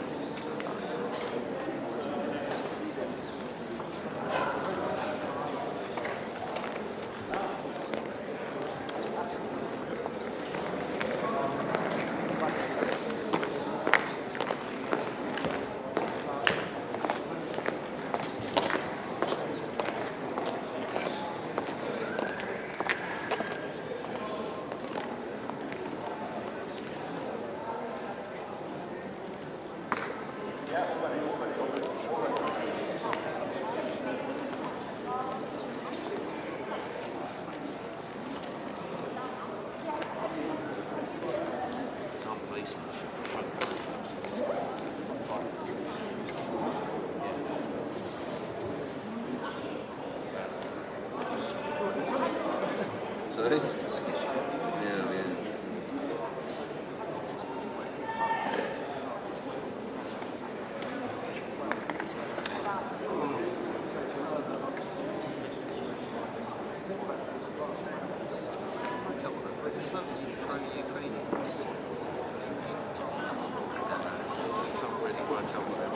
Definitely outside of white, was supposed to be pro. Yeah.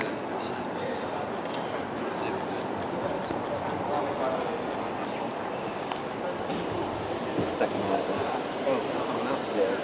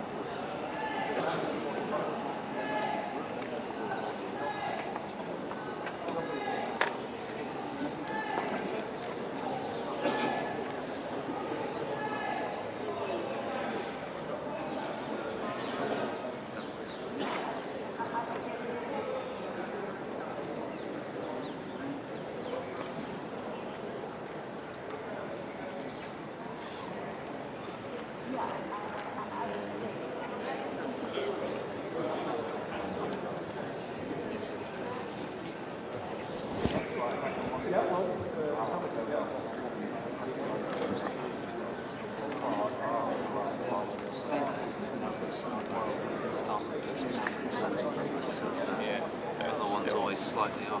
Yeah.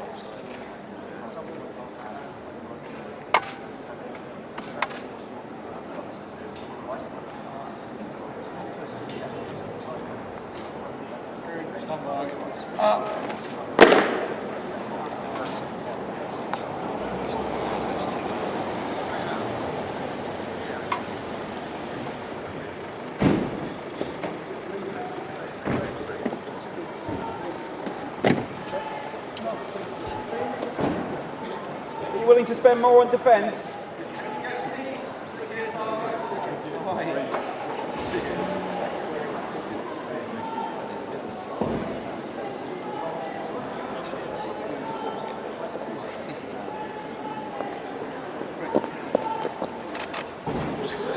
Mierda. Me cago en la mierda.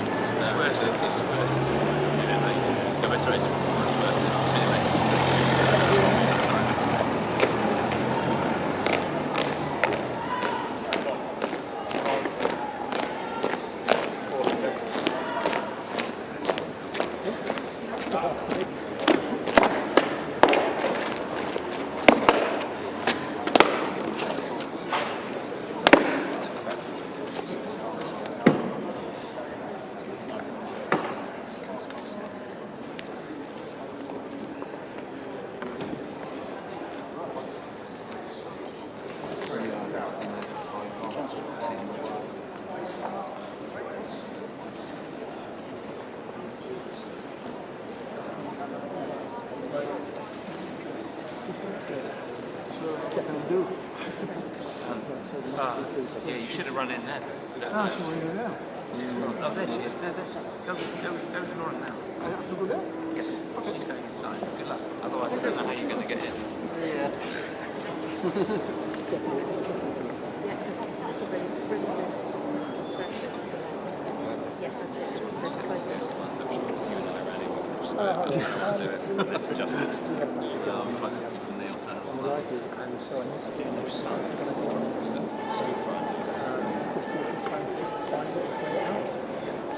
Apparently this is finished the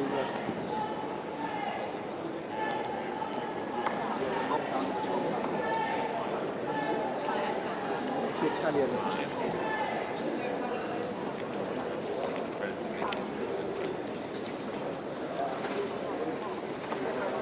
Yeah.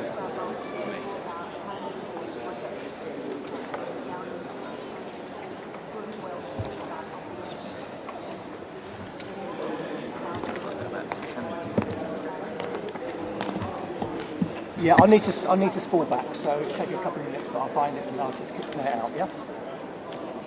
Cheers, thanks, bye.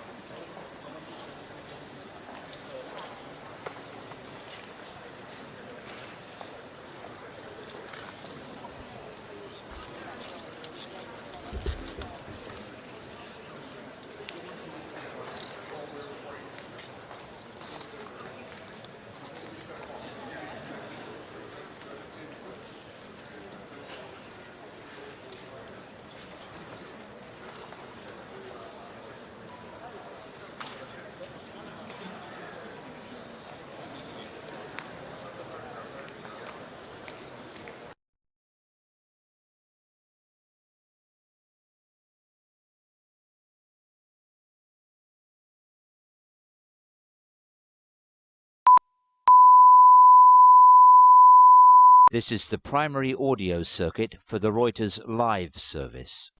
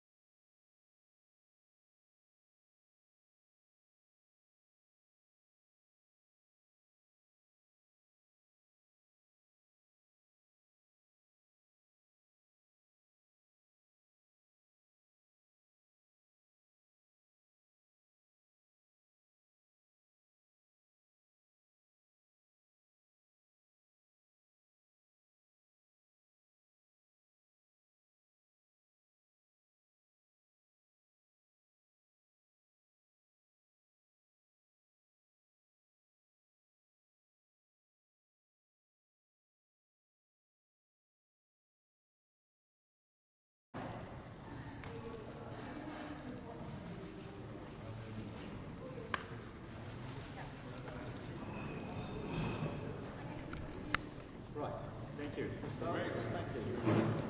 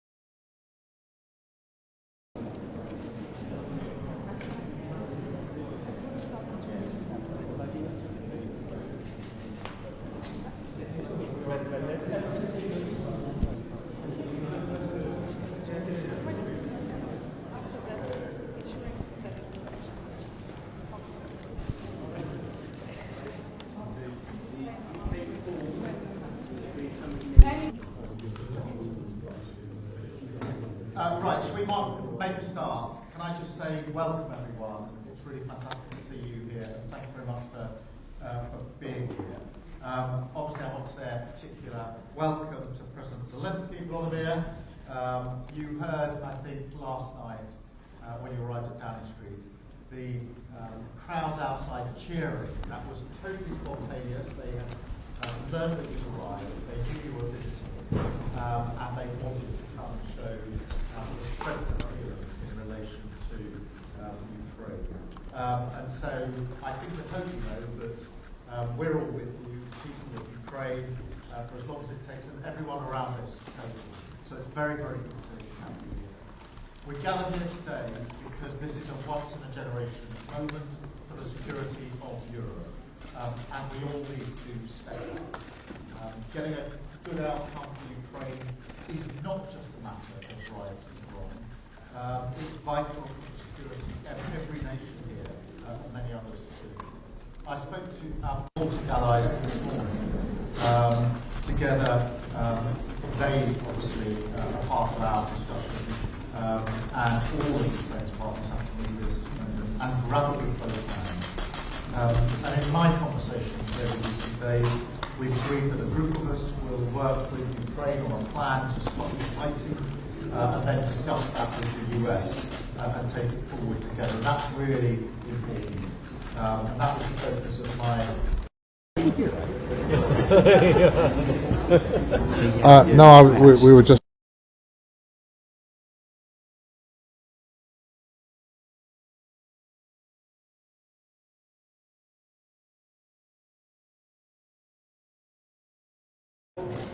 All set? Okay, let's go.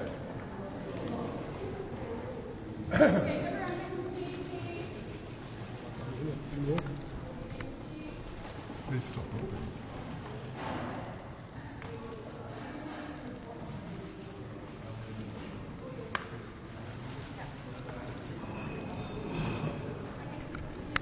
Right, thank you. Thank you.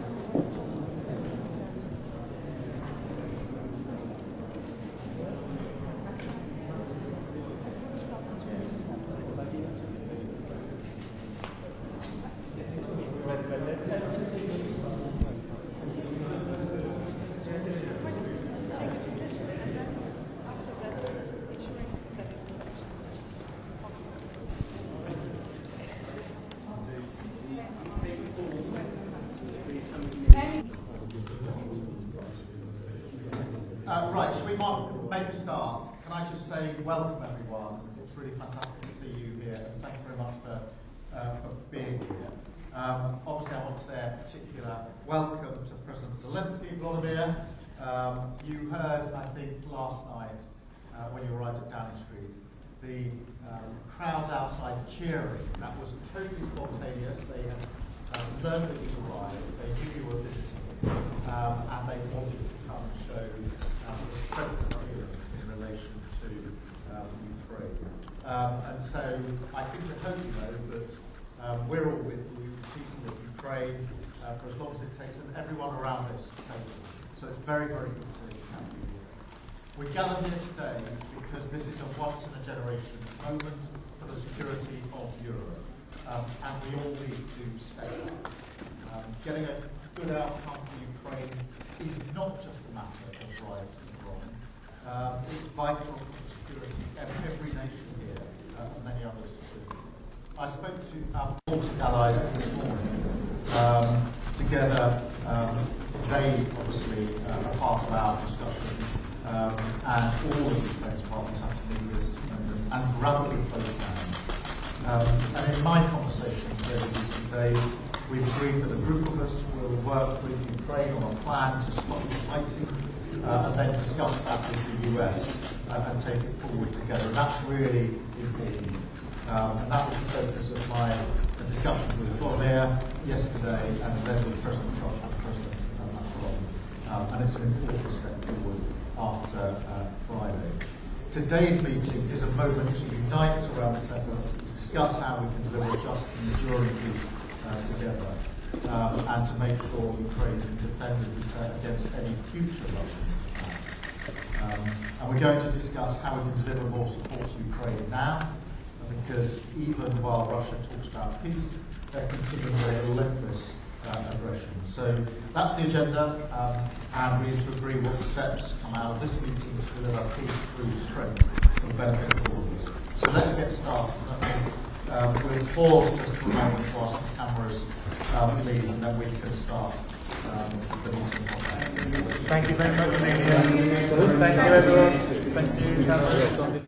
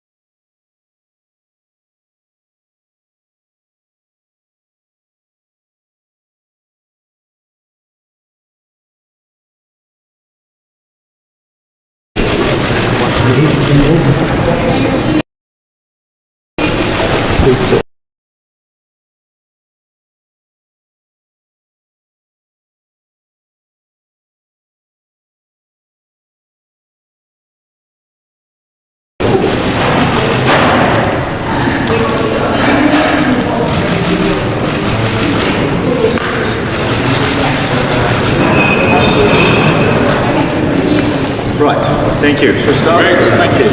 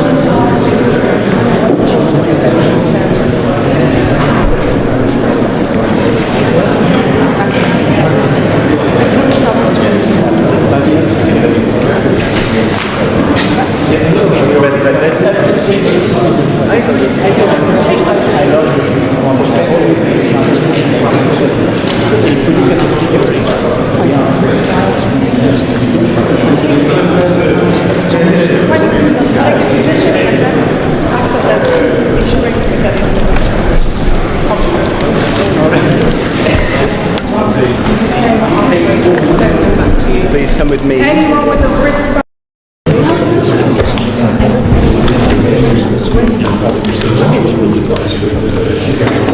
Right, should we make a start? Can I just say welcome everyone. It's really fantastic to see you here.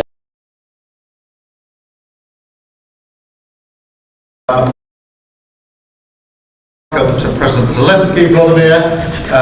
You heard, I think, last night when you arrived at Downing Street, the crowds outside cheering. That was totally spontaneous. They knew you'd arrived, they knew you were visiting, and they wanted to come and show the strength of feeling in relation to Ukraine. And so I think and hope you know that we're all with you, people of Ukraine, for as long as it takes, and everyone around this table. So it's very, very good to have you here. We're gathered here today because this is a once-in-a-generation moment for the security of Europe, and we all need to step up. Getting a good outcome for Ukraine is not just a matter of right and wrong. It's vital for the security of every nation here, and many others too. I spoke to our Baltic allies this morning. Together, they obviously are part of our discussion. And all of Ukraine's partners have to meet this moment and grab it with both hands. And in my conversations over recent days, we've agreed that a group of us will work with Ukraine on a plan to stop the fighting and then discuss that with the US and take it forward together. And that's really important. And that was the focus of my discussions with Vladimir yesterday and then with President Trump and President Macron. And it's an important step forward after Friday. Today's meeting is a moment to unite around this effort, to discuss how we can deliver a just and enduring peace together, and to make sure Ukraine can defend and deter against any future Russian attack. And we're going to discuss how we can deliver more support to Ukraine now, because even while Russia talks about peace, they're continuing their relentless aggression. So that's the agenda, and we need to agree what steps come out of this meeting to deliver peace through strength for the benefit of all of us. So let's get started. And I think we'll pause just for a moment whilst the cameras leave, and then we can start the meeting properly.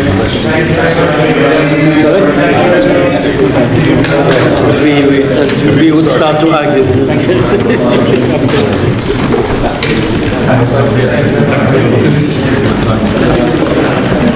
5 minutes. Thank you. Time's up.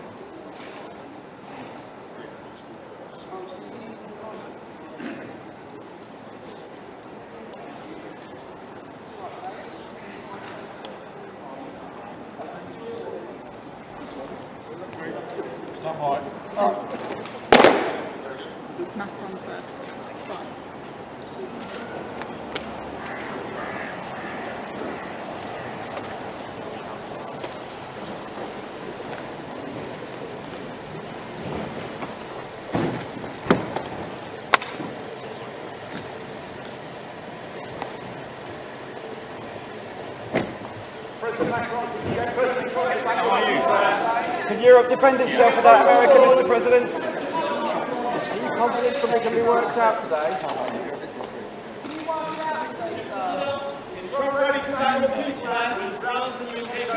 Are you hopeful of progress today? Europe defend itself without America, Mr. President? The US will be the backstop in Ukraine. Who's that? Stand up, please.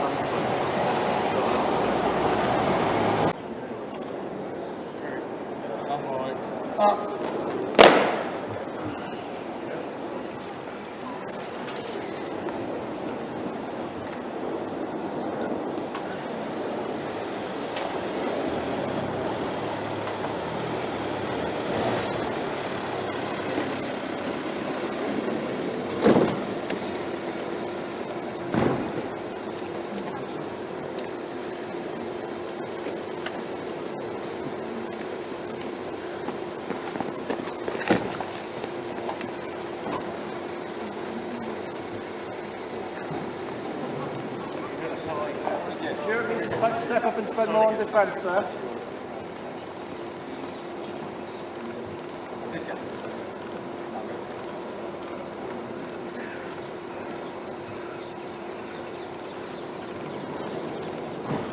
We still rely on the US, Prime Minister.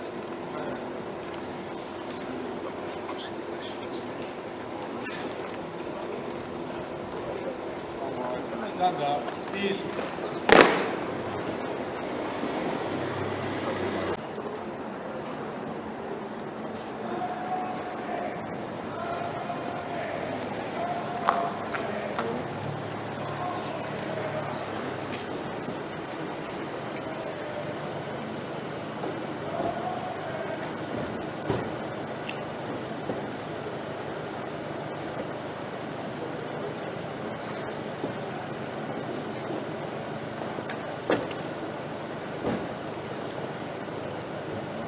Europe, step up to the plate now. Can Europe defend itself? Madam President, can you make progress today? Can you get peace talks back on track? You're confident of making progress today?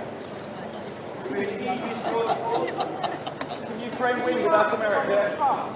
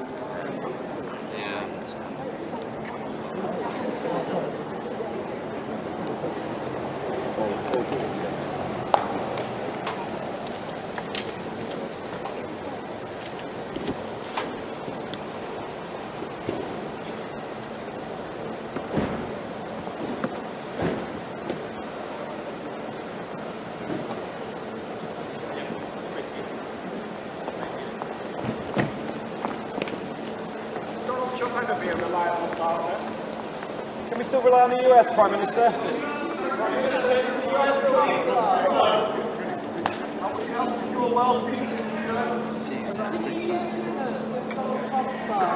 the West going to be a reliable partner, sir?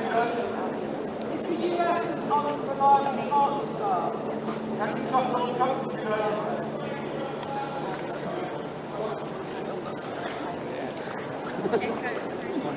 Stand up. Easy.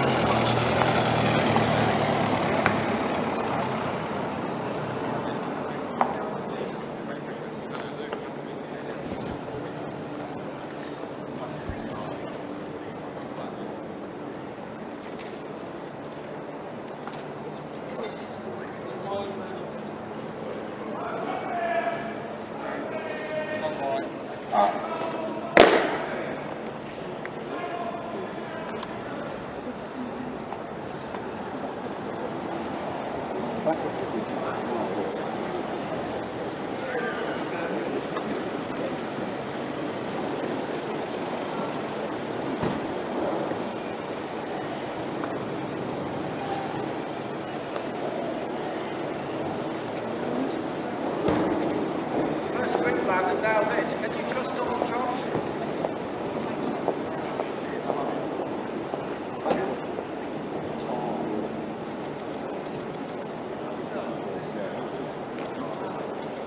Greenland and now this. Can you ever trust Donald Trump?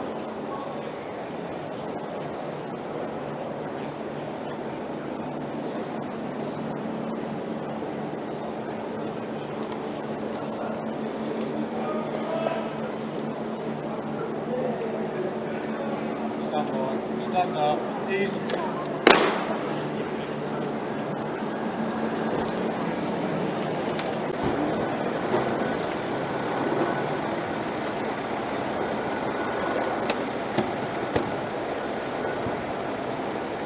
Can Ukraine get peace without the US? How can we die, the Prime Minister?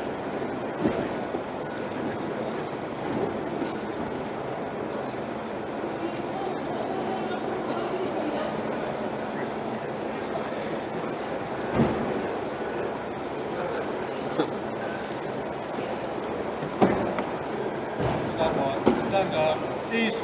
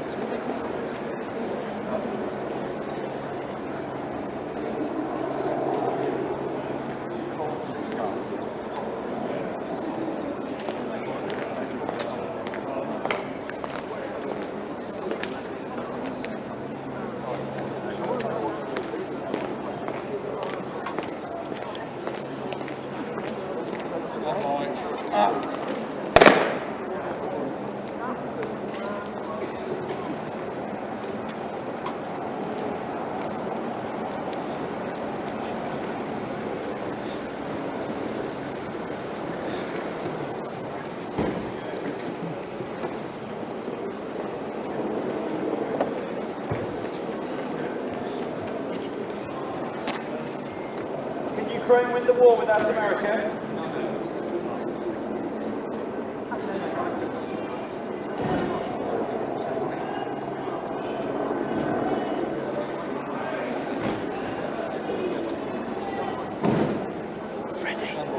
Stand up. Easy.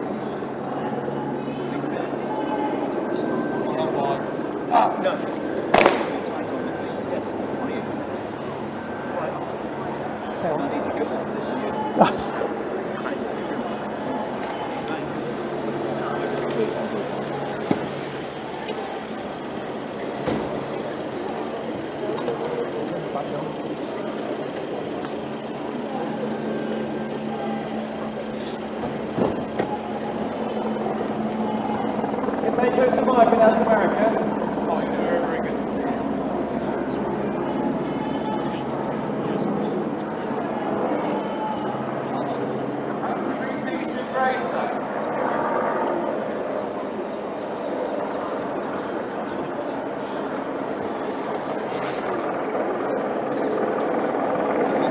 Stand up.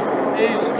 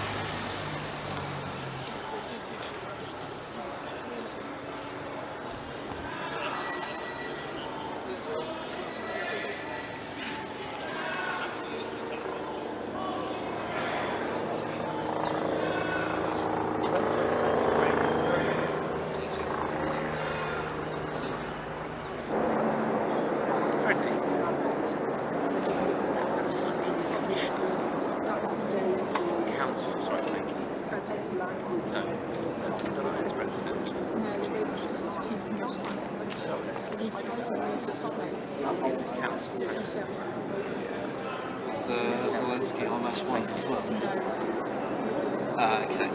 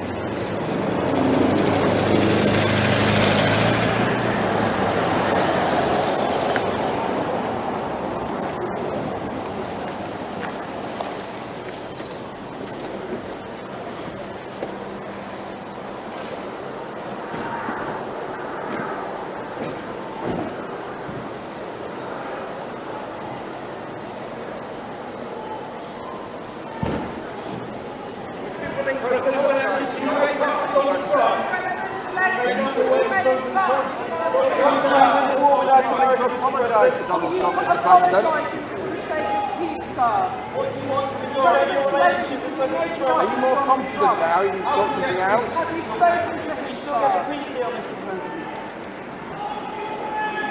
President Zelensky, will you go back to the Oval Office and do the deal, sir?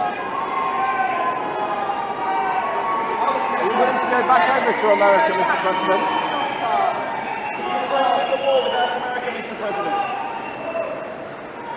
Can you patch things up with Donald Trump? Donald Trump, sir. President Zelensky, have you spoken to Donald Trump?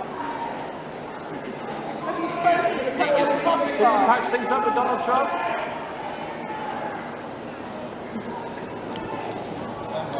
Stand up. Easy.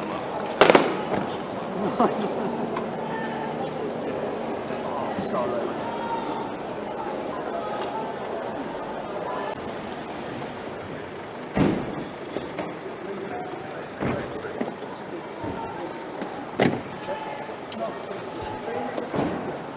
Are you willing to spend more on defence?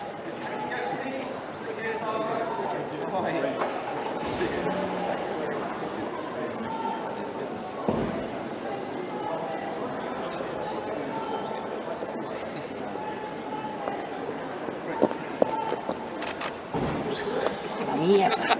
Me cago en la mierda.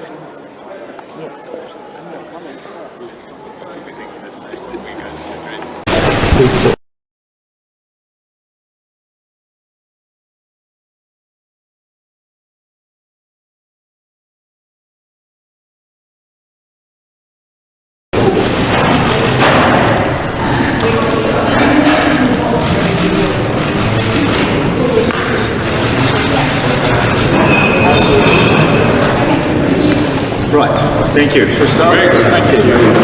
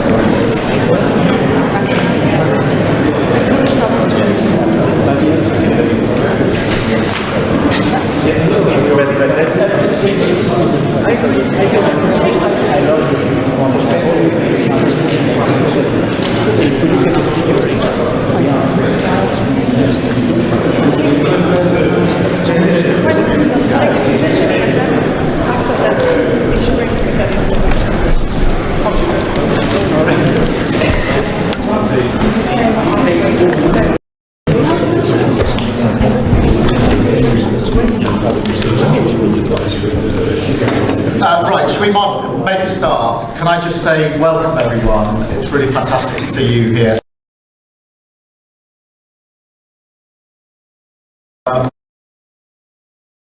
Welcome to President Zelensky, Vladimir. You heard, I think, last night when you arrived at Downing Street, the crowds outside cheering. That was totally spontaneous. They knew you'd arrived, they knew you were visiting, and they wanted to come and show the strength of feeling in relation to Ukraine. And so I think and hope you know that we're all with you, people of Ukraine, for as long as it takes, and everyone around this table. So it's very, very good to have you here. We're gathered here today because this is a once-in-a-generation moment for the security of Europe, and we all need to step up. Getting a good outcome for Ukraine is not just a matter of right and wrong. It's vital for the security of every nation here, and many others too. I spoke to our Baltic allies this morning. Together, they obviously are part of our discussion, and all of Ukraine's partners have to meet this moment and grab it with both hands. And in my conversations over recent days, we've agreed that a group of us will work with Ukraine on a plan to stop the fighting, and then discuss that with the US and take it forward together. And that's really important. And that was the focus of my discussions with Vladimir yesterday, and then with President Trump and President Macron. And it's an important step forward after Friday. Today's meeting is a moment to unite around this effort, to discuss how we can deliver a just and enduring peace together, and to make sure Ukraine can defend and deter against any future Russian attack. And we're going to discuss how we can deliver more support to Ukraine now, because even while Russia talks about peace, they're continuing their relentless aggression. So that's the agenda, and we need to agree what steps come out of this meeting to deliver peace through strength for the benefit of all of us. So let's get started. And I think we'll pause just for a moment whilst the cameras leave, and then we can start the meeting properly.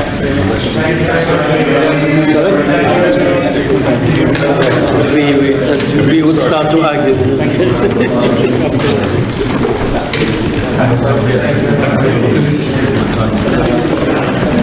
5 minutes. Thank you. Time's up.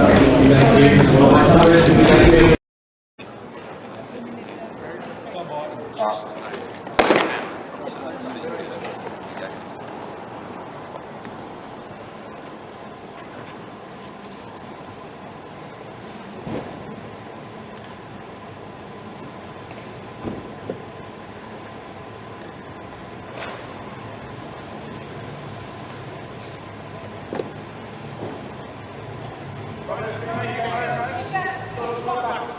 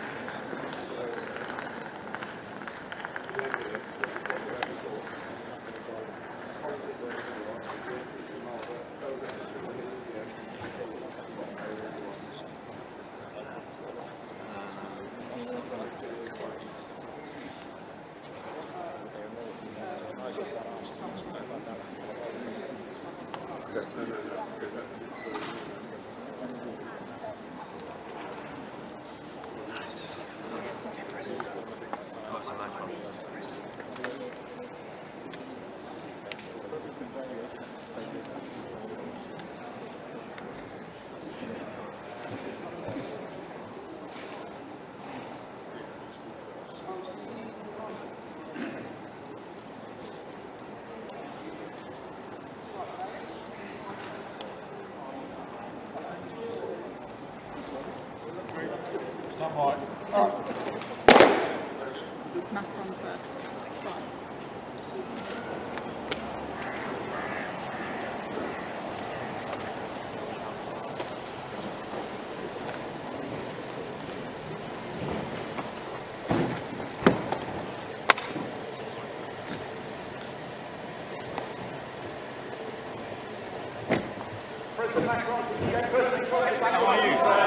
Can Europe defend itself without America, Mr. President? Are you confident something can be worked out today?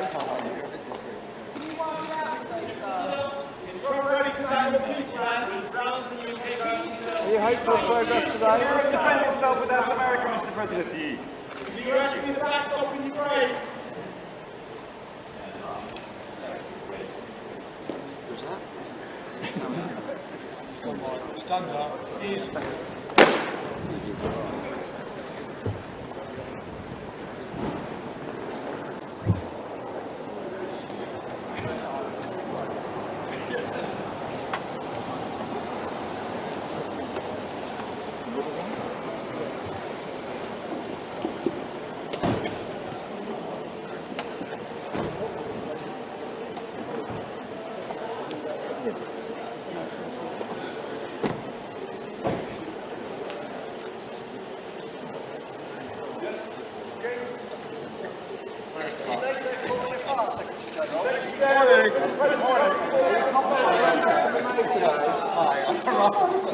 Can Europe defend itself without America, Secretary General? Morning. Can we still rely on the US, Secretary General?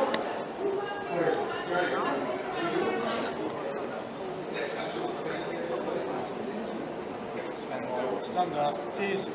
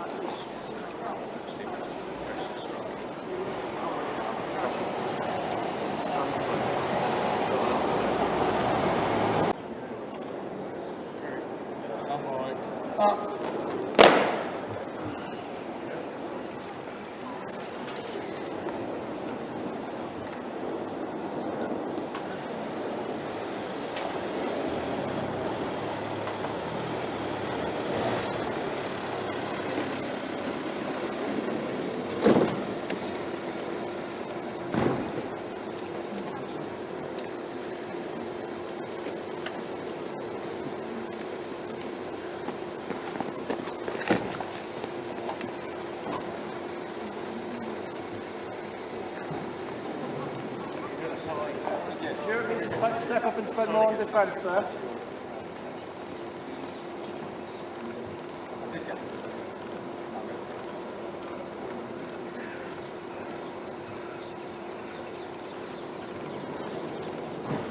Can we still rely on the US, Prime Minister?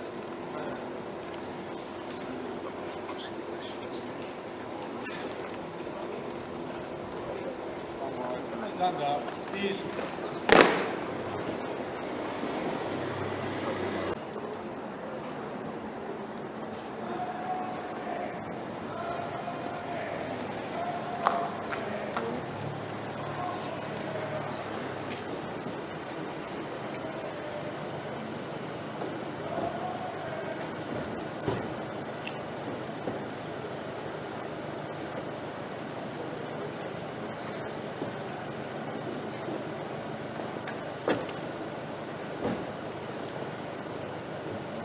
Europe step up to the plate now.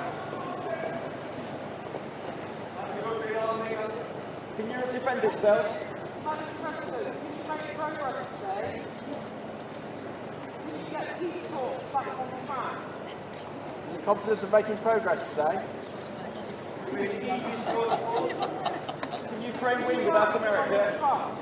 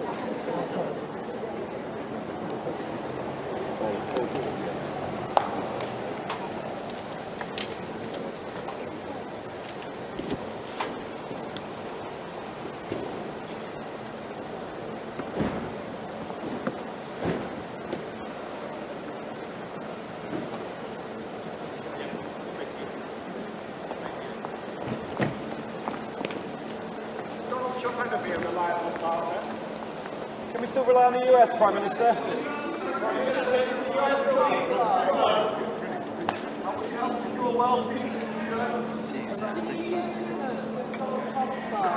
the West going to be a reliable partner, sir? Is the US an unreliable partner, sir? Can you trust Donald Trump?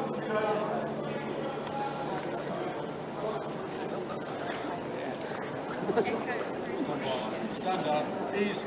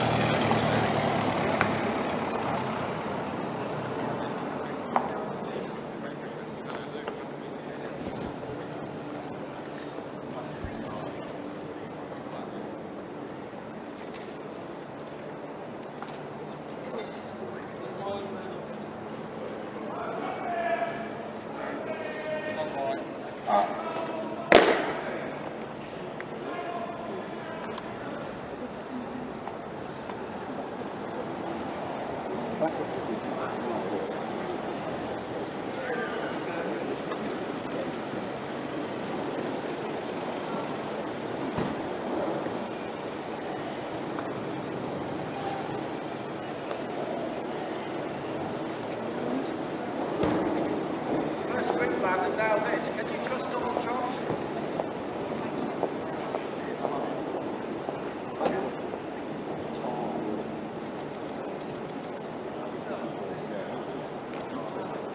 First Greenland and now this. Can you ever trust Donald Trump?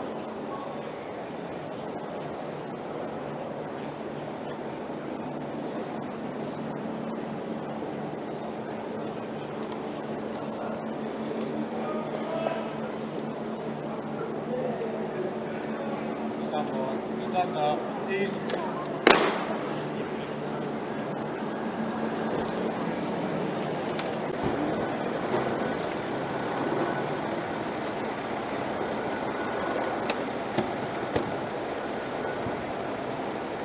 Can Ukraine get peace without the US? How will it die, the Prime Minister?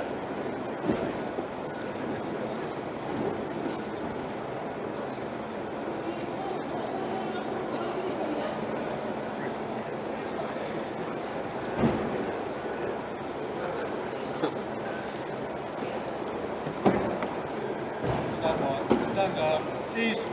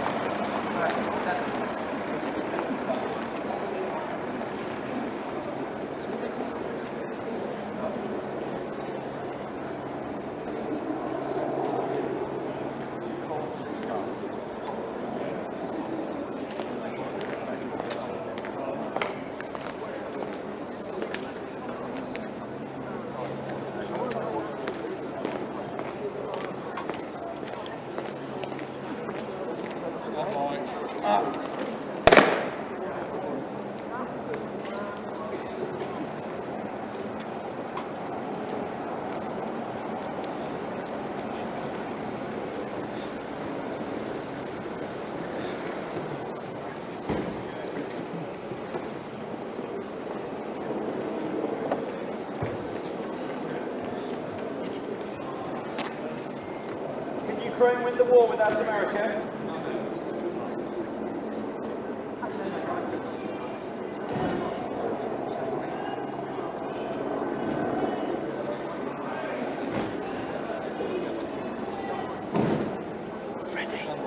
Stand up. Ease.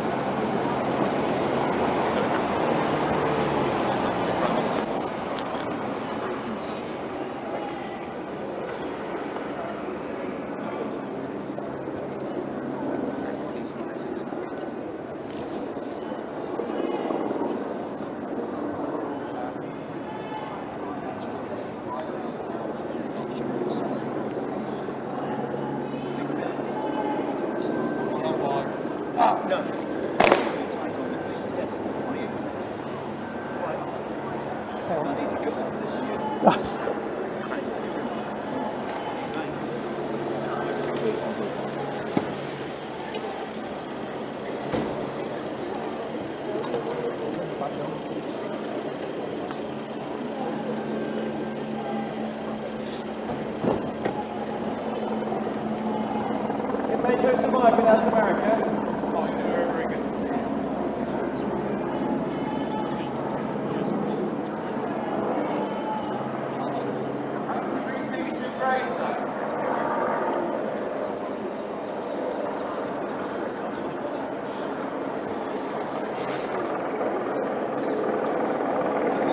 Stand up.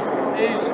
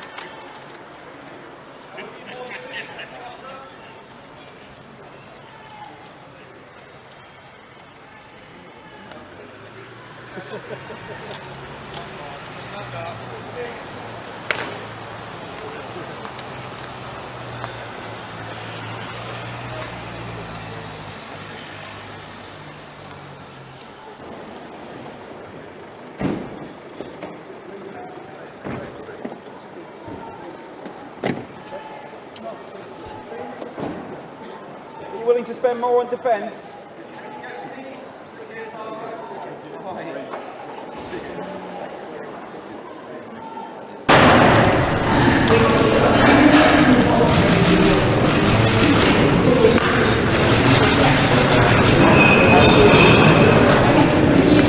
Right, thank you. For starters, thank you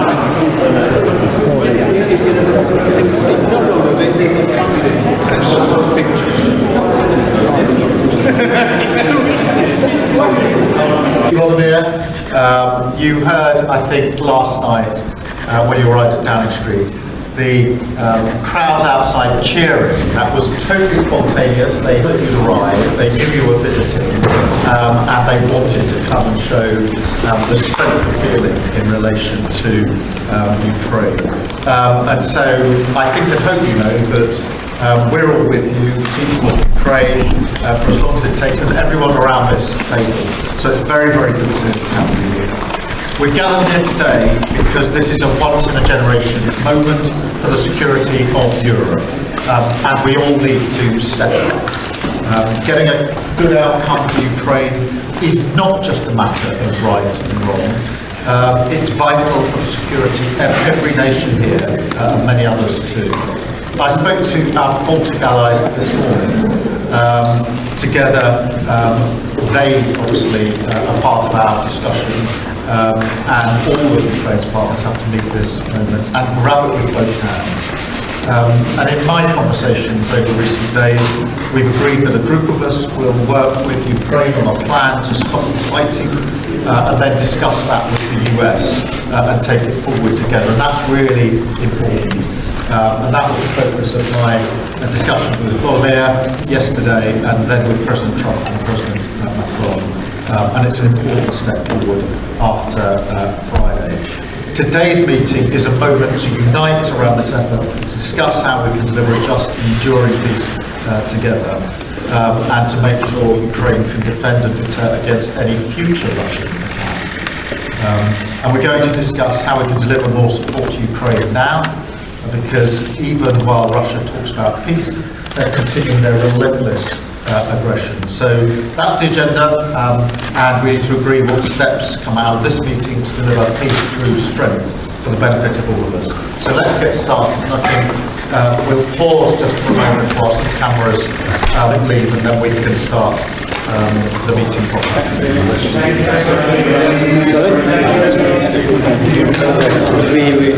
We would start to argue.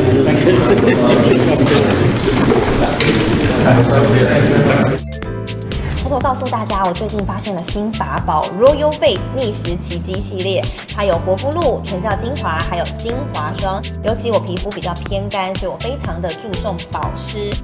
保湿做得好，肌肤自然烹饪。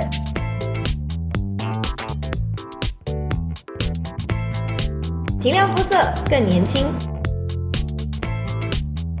抚平皱纹超有感，而且气色变好。用心保养，每天都更美一点。